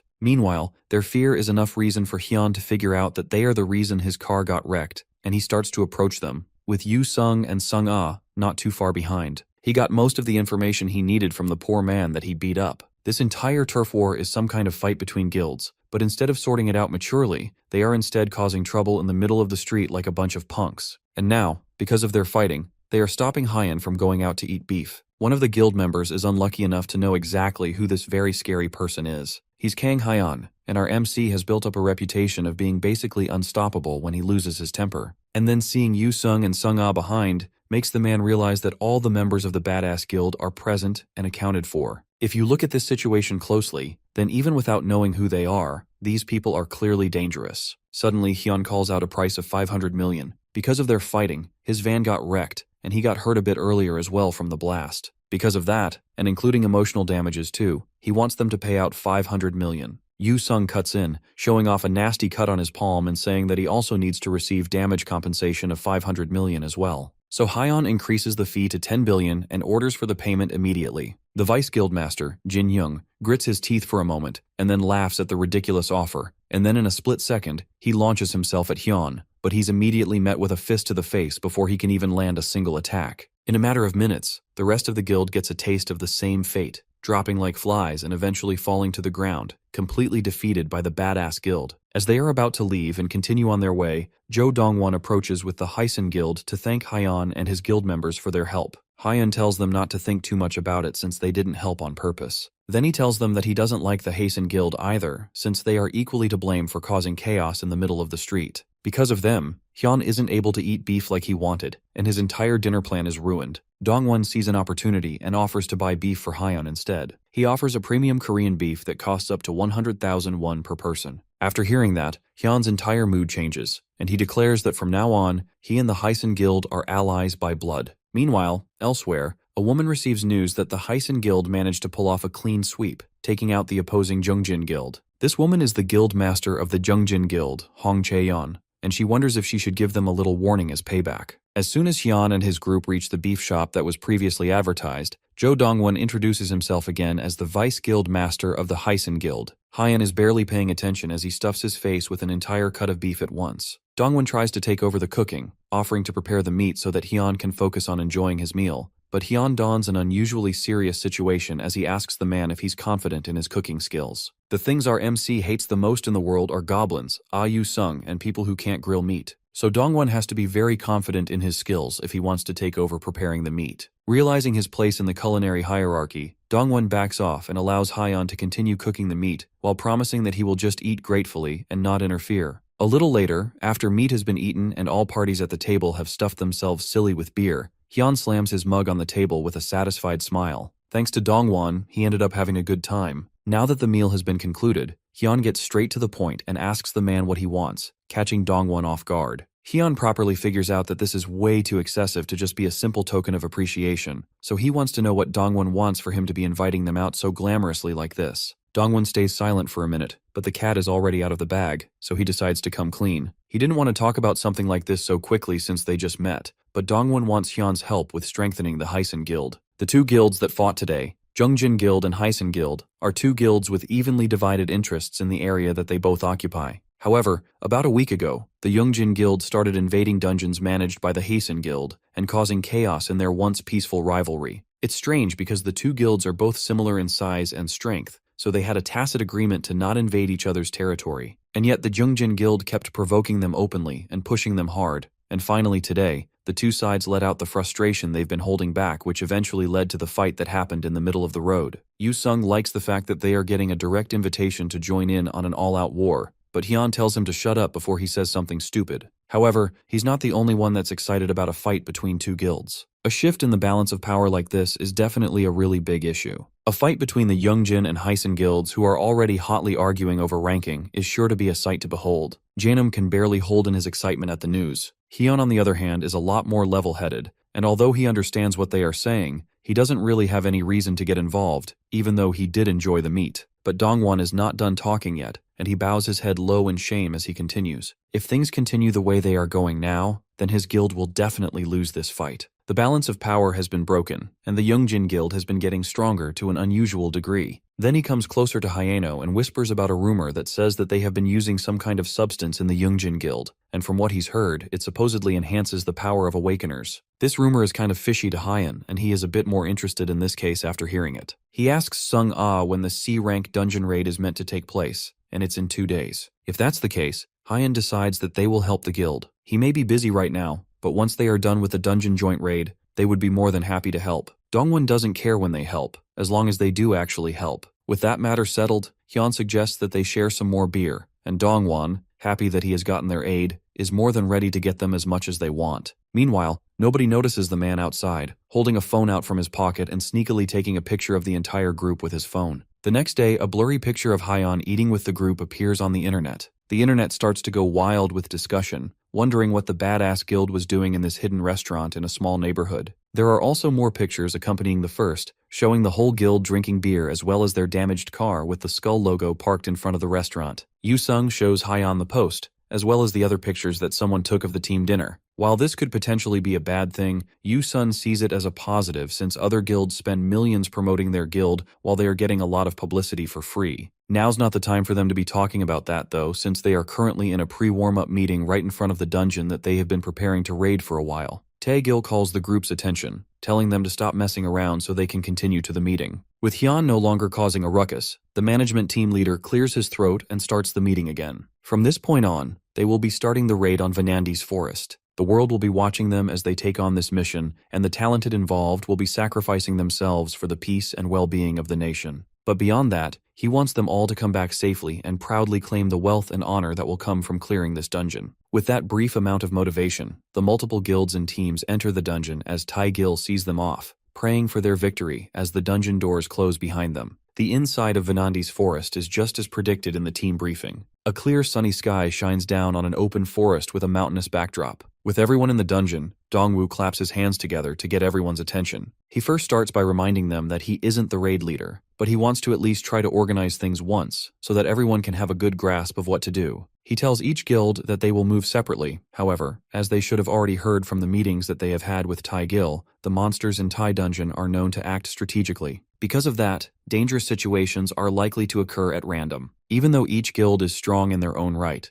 they have all been given emergency signal flares to indicate different things depending on the situation they find themselves in. A red flare means danger, a green flare means that they have discovered the dungeon core, and a purple flare means that they have discovered the boss monster. Regardless of which flare is shot up, as soon as any nearby guilds see the flare, they are to gather at the spot where it was fired as quickly as possible. All of this was said already during the team meeting, and though some people may be annoyed by it, it's still necessary to make sure that everyone understands the circumstances of the dungeon they are entering. With all the important information shared between them, the guilds split up to officially start the mission, wishing each other good luck as they do so. Yu-sung and Sung-ah start to walk off as Hyun follows behind them, but someone calls out to him before he can start heading off with his guild. It's Dongwoo, the talented association president, and he offers Hyun a chance to move with his team. Dongwoo is well aware that Hyun and his guild are capable people, but a dungeon is unpredictable, and this is the most powerful dungeon any of them have encountered. Hyun thinks about it for a moment as Dongwoo smiles at him. Thinking about it logically, Dongwoo is a pretty nice guy, so there's no real reason to turn down the offer. It would suck if anyone stills his ills, but Hyun reluctantly decides to walk with them. He still owes the president for saving him during the Daeon's dungeon raid. He agrees to go with them for a day. Dongwoo eagerly shakes his hand, excited to work with them.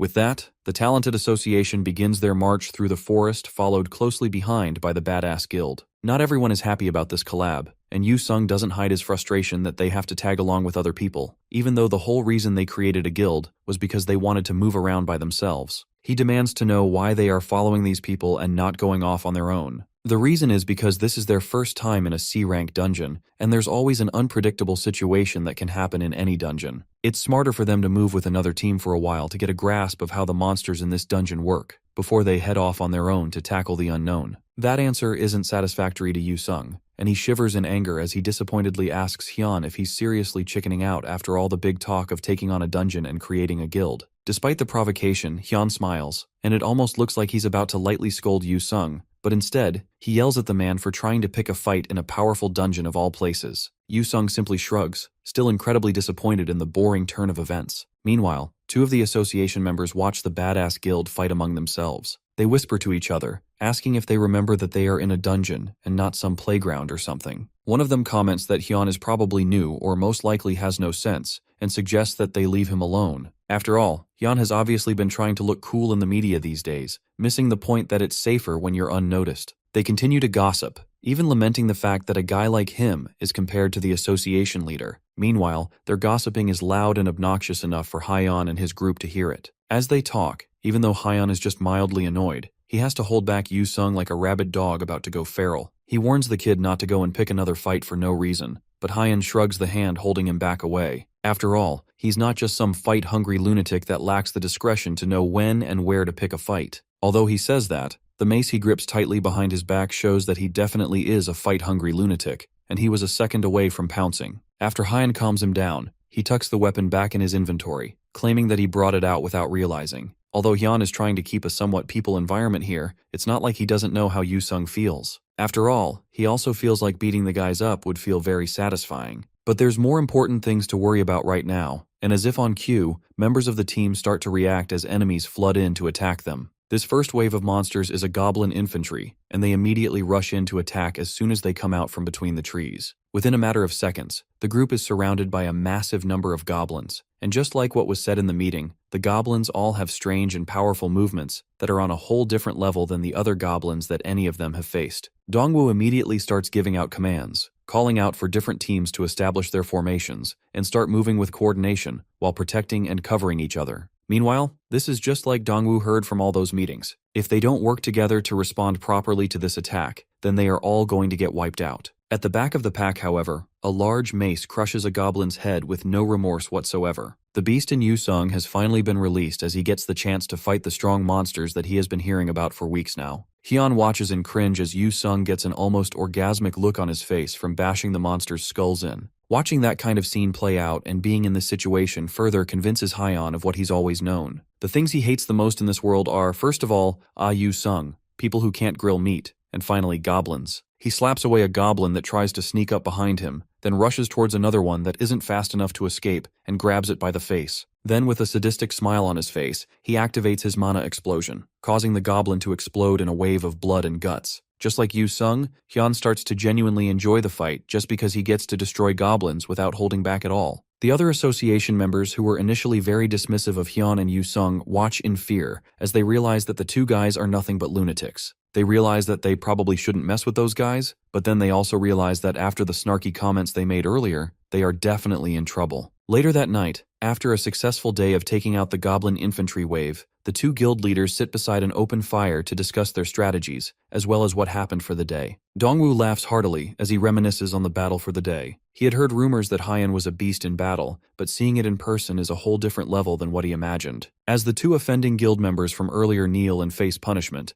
Dongwoo apologizes for their rudeness and promises to punish them more for the harsh words. Then he asks Hyun if they would like to keep moving together the next day as well, while pouring a bowl of soup for them to eat. Hyun appreciates the offer, but it's time for his team to move solo going forward. Dongwoo asks if it's because of the bet, and Hyun acknowledges that it could have something to do with it while collecting his own bowl of food. The bet they are talking about happened a little earlier at the dungeon entrance while the team was still getting their briefing from Tai Gil. The person that made the bet with that is the guild master of the Flame Dragon Guild, Park Hoyeon, and he set the stakes on who contributes the most to the raid and on who lands the finishing blow to the boss. Hyun might be crazy, but even he knows a stupid bet when he sees one. He also knows that this is just Park Hoyeon's twisted way of showing off, considering that they have much larger numbers than the Badass Guild, so that kind of bet is meaningless to Hyun. Park Hoyeon relents and decides to up the stakes for Hyun if he wins. He presents Hyun with an Easter egg which was made by someone who likes pranks. Looking at it for a moment, Hyun is undeniably certain that the Easter egg is definitely an item related to the administrator. Park Hoyeon mockingly asks Hyun if he knows what the item in his hand is. Our MC wonders for a moment if the brat actually knows about the administrator.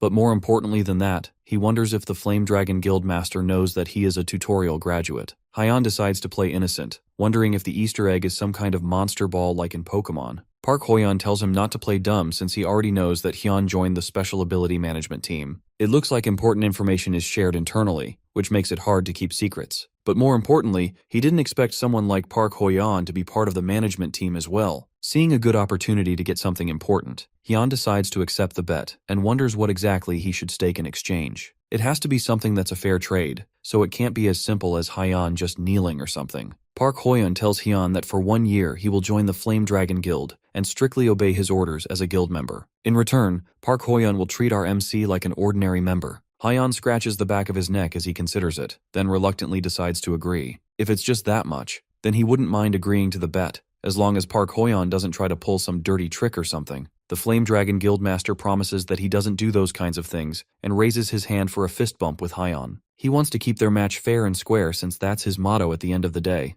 Although even though he says that, it's still pretty unfair to make a bet like this against 3 people. Regardless, Hyun returns the fist bump and decides to give it a try. Back in the forest dungeon, a new day arrives as everyone wakes up and starts packing their things. Dongwoo is already set to leave with his team, and he asks Hyun if he's sure that he and his group will be safe on their own. Hyun assures him that they will be fine since they've already got a feel of the dungeon and its dangers. If something happens, then they also have a signal flare, so it's not like they will be truly alone. Dongwoo tells Hyun that the signal flare probably won't mean much since top-ranking guilds are usually very individualistic. Regardless, Dongwoo decides to respect our MC's confidence and wishes him good luck on the rest of his journey. The 2 teams part ways, and Hyun walks off with the rest of his guildmates to tackle the dungeon solo. Meanwhile, elsewhere in the dungeon, Park Hoyeon is not having as much of a good-natured time as Hyun. The situation is already looking dire with 3 of his guild members injured and 2 dead. The injured are being treated, but it's hard to engage with the enemies while defending them. Park Hoyeon takes an arrow from a tree and breaks it. He has finally figured out what Venandi means in the name Venandi's Forest. It's not the name of the dungeon boss like they predicted,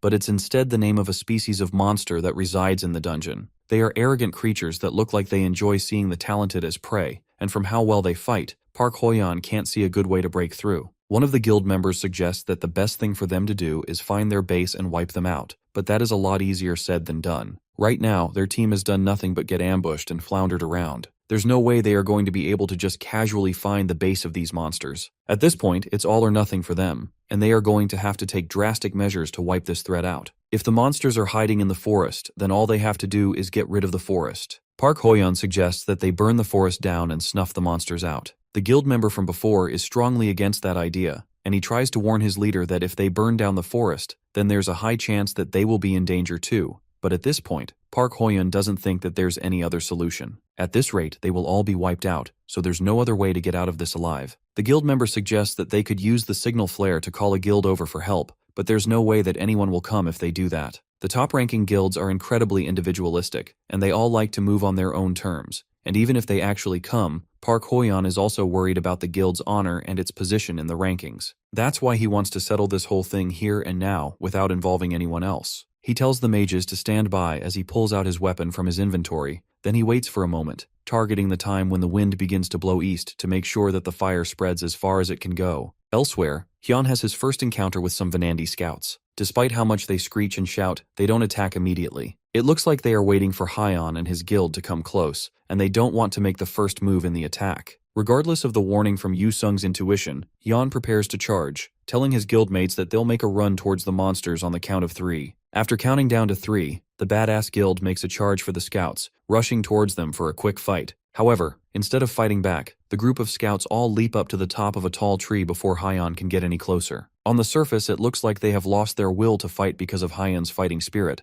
but Yu Sung just thinks that they are terrified of Hyun's face. Regardless of the reason for them backing off, it's clear that this could be a trap, and the question now is if the 3 of them should follow the monsters or not. Yu Sung suggests that they should just keep going the way they were heading before. After all, the fact that these ones jumped away in hiding might be a sign that the core is getting close. And according to his intuition, Yu-sung thinks that something interesting will happen if they just keep heading the way they were going before. Hyun dismisses Yu-sung and his so-called intuition, and just like that, he ended up overlooking the interesting thing that Yu-sung mentioned, not realizing that it's be such a nuisance. The monsters in the trees don't let them go unbothered, and they fire arrows down at the group from the safety of the trees. What would be life-threatening to anyone else is just an annoyance to Hyun as he yells for the monsters to come down from the trees and just fight. Having to go up against them like this is really starting to anger him, but their tactics are surprisingly effective. If they take one wrong step, then the Vanandi lures other monsters to attack, but when you finally close the distance with them, it turns out to be a trap. However, even though they are annoying, none of them are particularly strong, so it's better to just let them wear their stamina down. That method is way too slow though, and Yu-sung asks their leader if he has any other methods to take on these cunning monsters. Hyun thinks the solution is simple. All they have to do is take hostages and torture them. He doesn't care if their claws are ripped out or if they are skinned alive. They won't be able to keep acting so cockily once Hyun gets his hand on one of them. After a bit of work, Hyun manages to capture one of the Vanandi and holds the monster down with a knife to its throat. He warns the others that if they don't listen, then their comrades' lives will be over. The remaining Vanandi just look at each other in confusion and then continue to attack with multiple arrows. It looks like taking hostages doesn't work on them after all. The group is forced to run for their lives while bantering with each other about how bad of an idea it was to think that taking monsters hostage was a good idea. After a while of running, the three of them managed to find a safe space to hide out. The monsters even killed the hostage while chasing them, showing just how ruthless and relentless they are. But they can't just keep running forever, and they are going to need to come up with a different plan. As the three of them try to figure out what to do, a signal flare shoots up from somewhere else in the forest. This one is red, signaling that another guild is in danger. Yu-sung asks if they are going to go, and Hyun doesn't mind going out to help. Staying in the forest won't solve anything for them anyways. At the location where the signal flare was shot, the Guardian Guild is facing off against an overwhelming amount of goblins at once. There are way too many of them, but the Guildmaster orders for his subordinates to hold their ground for just a little longer. Thanks to the signal flare, reinforcements should be coming soon. With the Guildmaster dead, the person currently leading the guild is the Vice Guildmaster, Han Si-hwan. And although he's telling his men to stay strong and fight on, the truth is that he knows that there won't be any reinforcements. As the monsters start their charge again, he wonders just where it went wrong for him. It could have been back when the Guildmaster started acting strange. Once that happened, their guild should have given up the raid, but because of the talk about having to maintain their reputation, they pressed on despite the danger. The truth is, however, that they marched into battle purely because of Han Si-hwan's greed. Now he has dragged his guild members to their deaths, and he's about to go along with them. A loud thumping sound pulls him out of his daydreaming, and he looks up to see a massive monster approaching him. There are just more and more goblins coming in, and the numbers seem to be never-ending. As his guild members desperately put up their shields to protect themselves, Han Si-hwan falls to the ground, and a goblin manages to sneak past the wall of shields protecting him. The sharp knife heads towards his face, and he's not fast enough to stop it. However, just before the blade pierces his skin, an arrow soars through the air, stabbing the attacking goblin the back of its neck. Then a figure jumps into the sky and takes a deep breath as it looks over all the goblins. Then with a massive yell, Hyun activates his lion's roar, nullifying the skills of all enemies in the area and reducing their stats. Then he follows it up by activating Wayne's secret technique and Giant's power, boosting his strength while pulling out the giant hammer and smashing it into the first group of goblins he can find. Just like that, with a few skills and a comedically large warhammer, Hyun appears and completely turns the tide of the battle, killing several dozen goblins in a matter of seconds. A large goblin approaches him from behind, but he's easily able to send it flying with a large smack from his hammer. Meanwhile, a rain of arrows fall from the sky, each one perfectly finding its way to a goblin's head, killing it instantly. At the same time, Yu-sung and his trusty mace smash into every non-human living thing in the area, killing mercilessly along his group. The Badass Guild has arrived as reinforcements, and just the three of them are enough to turn the entire battle on its head. However, Han Si-hwan's attention is focused on Hyun, who doesn't even seem human anymore at this point. He's on a whole other level entirely, but that doesn't mean that his hope has suddenly returned. Just because 3 more people joined in doesn't mean that they can overcome this massive wave of goblins. One of the guild members rushes over to the Vice Guildmaster, and he points over to the other side of the forest. There, the Dangun Guild has arrived, and they too are taking on goblins, heavily bringing down their numbers and providing ample support. Se Yeon stretches out her hand, and a massive group of her guild members surge into the field, killing hundreds of goblins in a single coordinated effort, and massively bringing down their numbers. The surviving Guardian Guild members start to celebrate, rejoicing in the fact that somehow they are actually being saved, and they won't die pointless deaths. At the end of the showdown, there's not a single goblin left alive, and Hyan sighs to himself as he allows himself to rest after taking care of such a crazy mess. Han Siwan takes a moment to look at the Dangun guild that also came to answer the flare call. It's been quite a while since they entered the dungeon, but their numbers haven't decreased at all. To make matters worse, the badass guild looks completely fine, even though it's just 3 people. On the other hand, the Guardian guild has been nearly completely slaughtered. Dozens of his guild members lie lifeless on the floor, and it's clear that they weren't enough to take on this threat by themselves. Han Siwan is pulled out from his trance by Hyan shouting out to him. RMC asks the man why he's standing so still in the middle of the field. Since he's in charge of the guild, he can't just sit down and be blank when there's still a lot left to do. Hyan tells him that they are about to have the next strategy meeting, so he should get himself together and come over so they can discuss things. Han Siwan, still not fully recovered from the whole ordeal, shakily agrees and follows Hyan. Meanwhile, elsewhere, things are getting heated as Park Hoyun's plan of lighting up the forest is going a bit too well. The wind is constantly changing direction, and they can't control the fire anymore. He orders his guild members to get down and try to get to safety, but looking at the burning inferno in front of him, Park Hoyun doesn't know what to do anymore. With no other option left, he hurriedly tells his guildmates to fall back and retreat. As soon as the team meets up to have the strategy meeting, Hyan tells them directly that he wants them to go straight for the core. Se-yeon points out that they don't know where the core is, and they will need to split up and search first, but Hyan is confident that the core is close by. He can feel the energy coming from it, and the distance doesn't seem too far away. Se-yeon is shocked that Hyan can just causally feel the direction of the core, but Hyan is surprised that no one else can feel it. Based on his experience, if they start making their way to the core now, they should arrive there by midnight. If that's true, then it would definitely be better to move straight ahead without wasting any time. The other guild leaders also agree that they should get going as soon as possible, all except Han Siwan, who is still shell-shocked by the whole thing. He nervously asks them to wait, pointing out that it might be too much for them to consider moving right away. After all, they just finished a big battle, so rushing off into an even bigger one sounds reckless. However, Se-yeon points out that they don't know how Vanandi will move. They have all seen how the monsters act. They are smart and cunning, and giving them even a moment of time to prepare will be costly. However, Han Siwan still thinks that they should take a short break since everyone is tired. However, Lee Hyun assures him that there's no need to worry about that, since their guild has a healer who can recover fatigue. Han Siwan is left speechless by how quickly they all want to get going. These strong people might be fine, but the Guardian Guild is already at their limit. Hyan has had enough of the man's constant whining and decides to speak to him directly. He asks Han Siwan why he's so tense, and if he really expects them to go out of their way to escort him out or something. He needs to get it into his head that they are in a dungeon right now,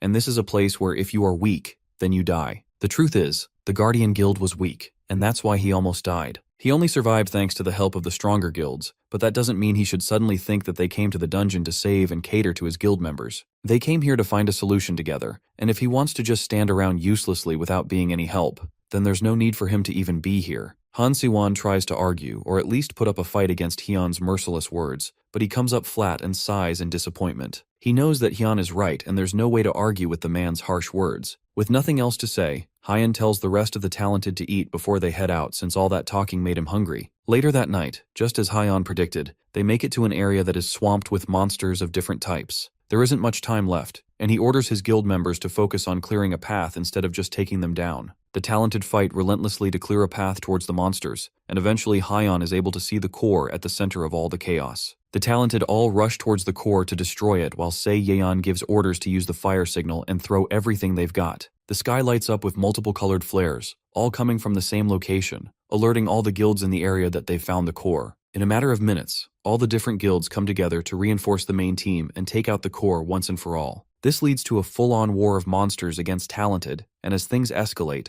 the boss monster finally appears. It's Vanandi's great warrior, and even just from the way it works, you can tell that it is much stronger than all the other monsters. Hyan doesn't waste a moment and leaps off one of the closest monsters, pulling out his great hammer and slamming it down on the boss as soon as it appears. The monster barely even has time to let out a shriek as the hammer smashes its head, killing it immediately. Even Hyan is surprised by how easily the boss monster fell. It looks like the dungeon's difficulty was due to the sheer number of monsters and Vanandi's intelligence. However, the boss itself isn't actually that strong, and the loot from the boss is the sword of Vanandi's the Great Warrior, which is a D-rank weapon that was used by the boss that Hyan just killed. It's light and sharp, making it easy to handle, although holding it beside himself makes Hyan look tiny in comparison. He also gets a bow as a drop, and although he doesn't know about the bow, the sword is definitely too big for him to use. After a little while longer, the fight is finally over. It was to be expected, but they lost a lot of people. At least Dongwoo feels grateful that it wasn't a total annihilation. He says a silent prayer for all the soldiers that have lost before he orders the rest of them to collect all the loot dropped by the monsters. The Talented Association will handle the calculator and distribution once they are out of the dungeon. The others don't have any problems with it,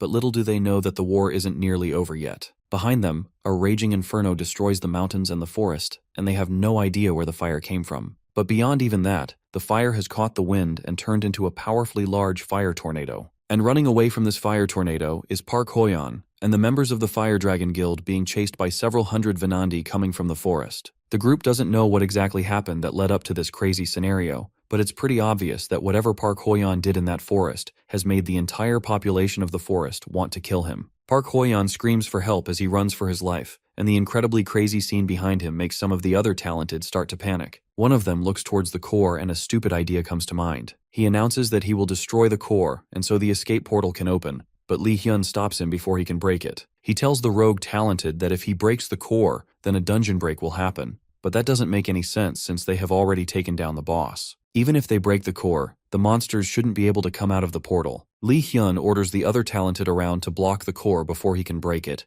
and tries to explain that this case is different. There's research showing that monsters in extreme fear will escape through the portal. At this rate, a ton of monsters will escape outside, and that could make everything they've worked for up till this point a waste. The man still doesn't care and wants to prioritize his survival above anything else. The other talented start to agree as they get more desperate, saying that they need to destroy the core and get out of there as fast as they can. Se-yeon is quick to act and immediately tells the members of her guild to block off the core before the rogue talented can get it. Before he can argue, Se-yeon shuts him up and asks if he is alright with threatening his own allies now. Before he can say anything, she tells everyone to listen up. They are the only ones that can stop this dungeon break from happening. The portal is in the middle of Seoul, and if they don't stop this here, then a huge disaster will happen. One of the men doesn't care, and rushes towards Se-yeon with the intent to take her down and get to the core. She looks towards the foolish man as he leaps towards her and prepares herself to take him down, but before she can even fully bring out the sword, Hyun comes in from behind, grabbing the man from the back of his head and flinging him away like a toy. Then he asks Se-yeon if all they have to do is protect the core, and she agrees, although still surprised by his sudden appearance. The monsters are more preoccupied with running away from the fire, so it's unlikely that they will attack them. Protecting the core should be their main priority, and although the odds are low that they won't get attacked, it's still doable. Hyun thinks about it for a moment, then comes to a decision, turning to face the incoming monsters. He tells Se-yeon and the other guildmasters that they should just focus on taking care of any monsters that get past him. Then he pulls out his new sword, swinging it for a moment to test its strength. Dongwoo stares at him in shock, realizing that he wants to try and go up against all those monsters alone, and he attempts to say that he will help, but Hyun shuts him down immediately, telling him that he shouldn't come any closer, because he will just get in the way. Then he activates his giant's power, Wayne's secret technique, and Antria's skin skills. This is a good opportunity for him to try and use one of the skills that he has been keeping for a special occasion, the Berserker skill which impairs his judgment. With all the skills activated, he prepares to rush at the incoming monster wave. Sung-ah looks on in worry as Hyun turns his back to them, but Yu-sung tells her to calm down since he knows that their leader won't die. Sung-ah asks him if he's saying that because of his intuition again, but the blonde only gives a non-committal answer, completely unbothered. The Flame Dragon Guild finally gets over to them, bringing along the massive number of monsters from the forest. Once they get past him, Hyun leaps into action, rushing in and taking out multiple monsters with blazing speed. They have seen how strong he is on multiple occasions, but it's still a surprise anytime they see it for themselves. He's taking on all the monsters at once with what looks like incredible ease. However, even with that, a few stragglers still manage to slip their way through, heading towards the core. Se-yeon springs into action, ordering everyone to engage in combat and protect the core. They all work together in tandem, and with the number of monsters severely reduced thanks to Hyun's help, protecting the core is incredibly easy for them. Sung-ah provides arrow support from behind, easily taking out multiple monsters with a single shot. The few that are too tough to be taken down with one hit are easy pickings for Yu-sung as they fall to the ground. He rushes through the crowd of monsters, skillfully taking down any monsters he sees that are not dying fast enough. As usual, Yu-sung is getting some sort of orgasmic pleasure from killing the monsters, and it's a feeling he can never get tired of. However, as he's dodging through the crowd, he notices a Venandi monster taking aim towards Sung-ah. He calls out for her to dodge it, but Sung-ah isn't fast enough, and the arrow strikes her cleanly in the chest, causing her to fall down. Both Hyun and Yu-sung pause and stare in shock as Sung-ah falls to the ground from her injuries. A monster tries to take advantage of Hyun's distraction, and it manages to get a clean hit on Hyun, cutting his arm clean off the joint. He doesn't have a lot of mana left, but being beaten by goblins would be pathetic. His arm quickly grows back, and even the goblin has to take a second to speak English to express its shock at how overpowered our MC is. It looks like getting attacked by the goblin reinvigorated Hyon to go even harder into the attack. He takes out the goblin with a clean strike from his sword, cutting it in half much the same way that his arm was cut in half. Then he hears the sound of a goblin screeching behind him. He turns just in time to see a goblin shouting as it jumps towards Sung-ah, ready to take a bite out of her. Before it can get to her though, Hyon is there just in time, and he kills it with a clean strike from his sword. Another Vanandi takes advantage of this and rushes in with its spear, stabbing Hyon through his chest, causing him to start bleeding out. Right now he doesn't have much mana left, so he had to split it by using some tricks, but doing that only turned out to be pathetic in the end. When he strengthened his head, his arm got cut off, and when he strengthened his arms, his body got stabbed. Since he doesn't need to care about his body when in a fight anyways, he deactivates his Antria's skin skill and decides to go all out with his whole body on the line. First he uses his mana explosion to kill the Vanandi that stabbed him in the first place. Then with his hand badly mangled and his body nearly completely stripped of skin, he asks Sung-ah if she's alright. She's barely able to do anything but mutter his name in amazement as his body regenerates in front of her. He tells her to relax since they don't have time to be panicking yet. Once he makes sure that she's alright, he tells her to go ahead first and get out of the dungeon. Before that, he also tells her to go to the Dangun Guildmaster and the others, and tell them to evacuate once they see his signal. She shakily asks him what will happen to him, and Hyon asks her if she really thinks that he's someone who is going to die. Sung-ah stares at him for a moment, but understands what he's trying to say. She decides to follow his orders just like she always has, and runs off to pass Hyun's message back to the others. Now that he's alone, Hyun charges up another mana explosion, and rushes off to fight the monsters in the hope of buying them some time. The mana explosion is large enough to light up the entire area in blue. The ground is littered with monster corpses as the fight starts to come to a close. Hyun looks around and takes in just how much of a mess the entire place has become as the fires start to get high enough to cover the sky in smoke. Meanwhile, back at the core, they realize that the fire is about to take down the core. There's no other choice now, but to destroy the core and get out of there. But the problem is that Kang Hyun is still deep in the mountain, fighting monsters. As Se-yeon tries to convince them to wait a little longer, Sung-ah comes back with the message from Hyun. He tells them to wait for the signal and then start evacuating the dungeon. However, Se-yeon has no idea what that signal is. Suddenly, a large blast of mana comes flying over all their heads, destroying the core in one hit. The escape portal opens immediately, and Se-yeon turns to see Hyun giving her the signal to get out of there while they still can. She can't help but laugh at his actions, and with his assurance that things will be alright, she gives the order to everyone to start evacuating as fast as they can. With the message passed across, Sung-ah tries to go back to help Hyun, but she's stopped by Yu-sung before she does something crazy. He convinces her that Hyun will be alright, while Sung-ah can barely stand in her current condition. All they can do now is trust Hyun like they always do, and not get in his way. Sung-ah uncharacteristically looks like she wants to argue, but she knows he's right. It's best for them to get out of there and leave the rest of Hyun. And just like that, all the surviving talented make their way out of the dungeon and stand anxiously outside the doors, waiting for Hyun to come out as well. Sung-ah has gotten treated, and both she and Yu-sung wait along with the rest of them. Still, there's no sign of Hyun for several minutes, and people start to fear the worst. Then suddenly, a destroyed foot steps out of the dungeon. It's Kang Hyun alive, but certainly not well. The spear is still stabbed in his chest as he stands in front of all of them, and the talented waiting for him all call out to him, excited that he's alright. Sung-ah is about to run to check up on him, but she pauses as she notices something. Somehow, even though he made his way out of the dungeon, it looks like he passed out as soon as he stepped back on Earth, while still standing. Yu-sung walks over to him and presses a finger to his forehead, and immediately, Hyun falls over without any resistance. The others ask him what he thinks he is doing, but Yu-sung just smiles down at Hyun. It looks like his gut was right again when he was so confident that Young would survive. Time and time again, Hyun continues to prove that he really is the best, even now as he lays on the ground, completely unconscious. Now that Hyun is back, safe and sound, the Immortal Guildmaster, Han Myungdo, is the first to take out his anger on the person that caused that whole mess towards the end in the first place. He punches Park Hoyeon in the face and tackles him to the ground, reminding him that because of him, they all almost died. Park Hoyeon tries to defend himself by saying that there really was nothing that he could do, but that doesn't matter to Han Myungdo. At the end of the day, Park Hoyeon is the guild master of his guild, and he shouldn't be saying such cowardly things as if anyone cares. As the two of them fight, Kang Hyun slowly starts to get up, much to the worry of everyone around him. Despite how much they try to keep him down so he can rest, Hyun gets up from his lying position with a smile and apologizes to the two men for interrupting their scuffle. Then he tells Park Hoyeon to hand over the items that were promised in the bet. However, despite how much of a brave face he's putting up, he's still heavily injured from the fight, and after speaking a few words, he immediately passes out. The next time he opens his eyes, he sees a smiling Yu Sung and a very worried-looking Sung Ah waiting for him in a bleak-looking hospital room. He gets up, now wrapped in hospital clothes, and holds his head in pain. Even with his impressive regeneration, every part of his body still hurts like hell and he can barely move. The usually calm and collected Sung Ah can't hold back her tears as Hyeon gets up, and she immediately tackles him in a tight hug, not a single care in the world about whether or not he's in pain. He tries to tell her that he's still sore and she should calm down, but she doesn't care and continues to hug him tighter. That day, after the dungeon raid concluded, South Korea's first C-rank dungeon Vanandi's Forest was cleared at the cost of many sacrifices. The Guardian Guild suffered a great loss beyond just losing their guildmaster. After the raid concluded, the Guardian Guild suffered a near-total annihilation,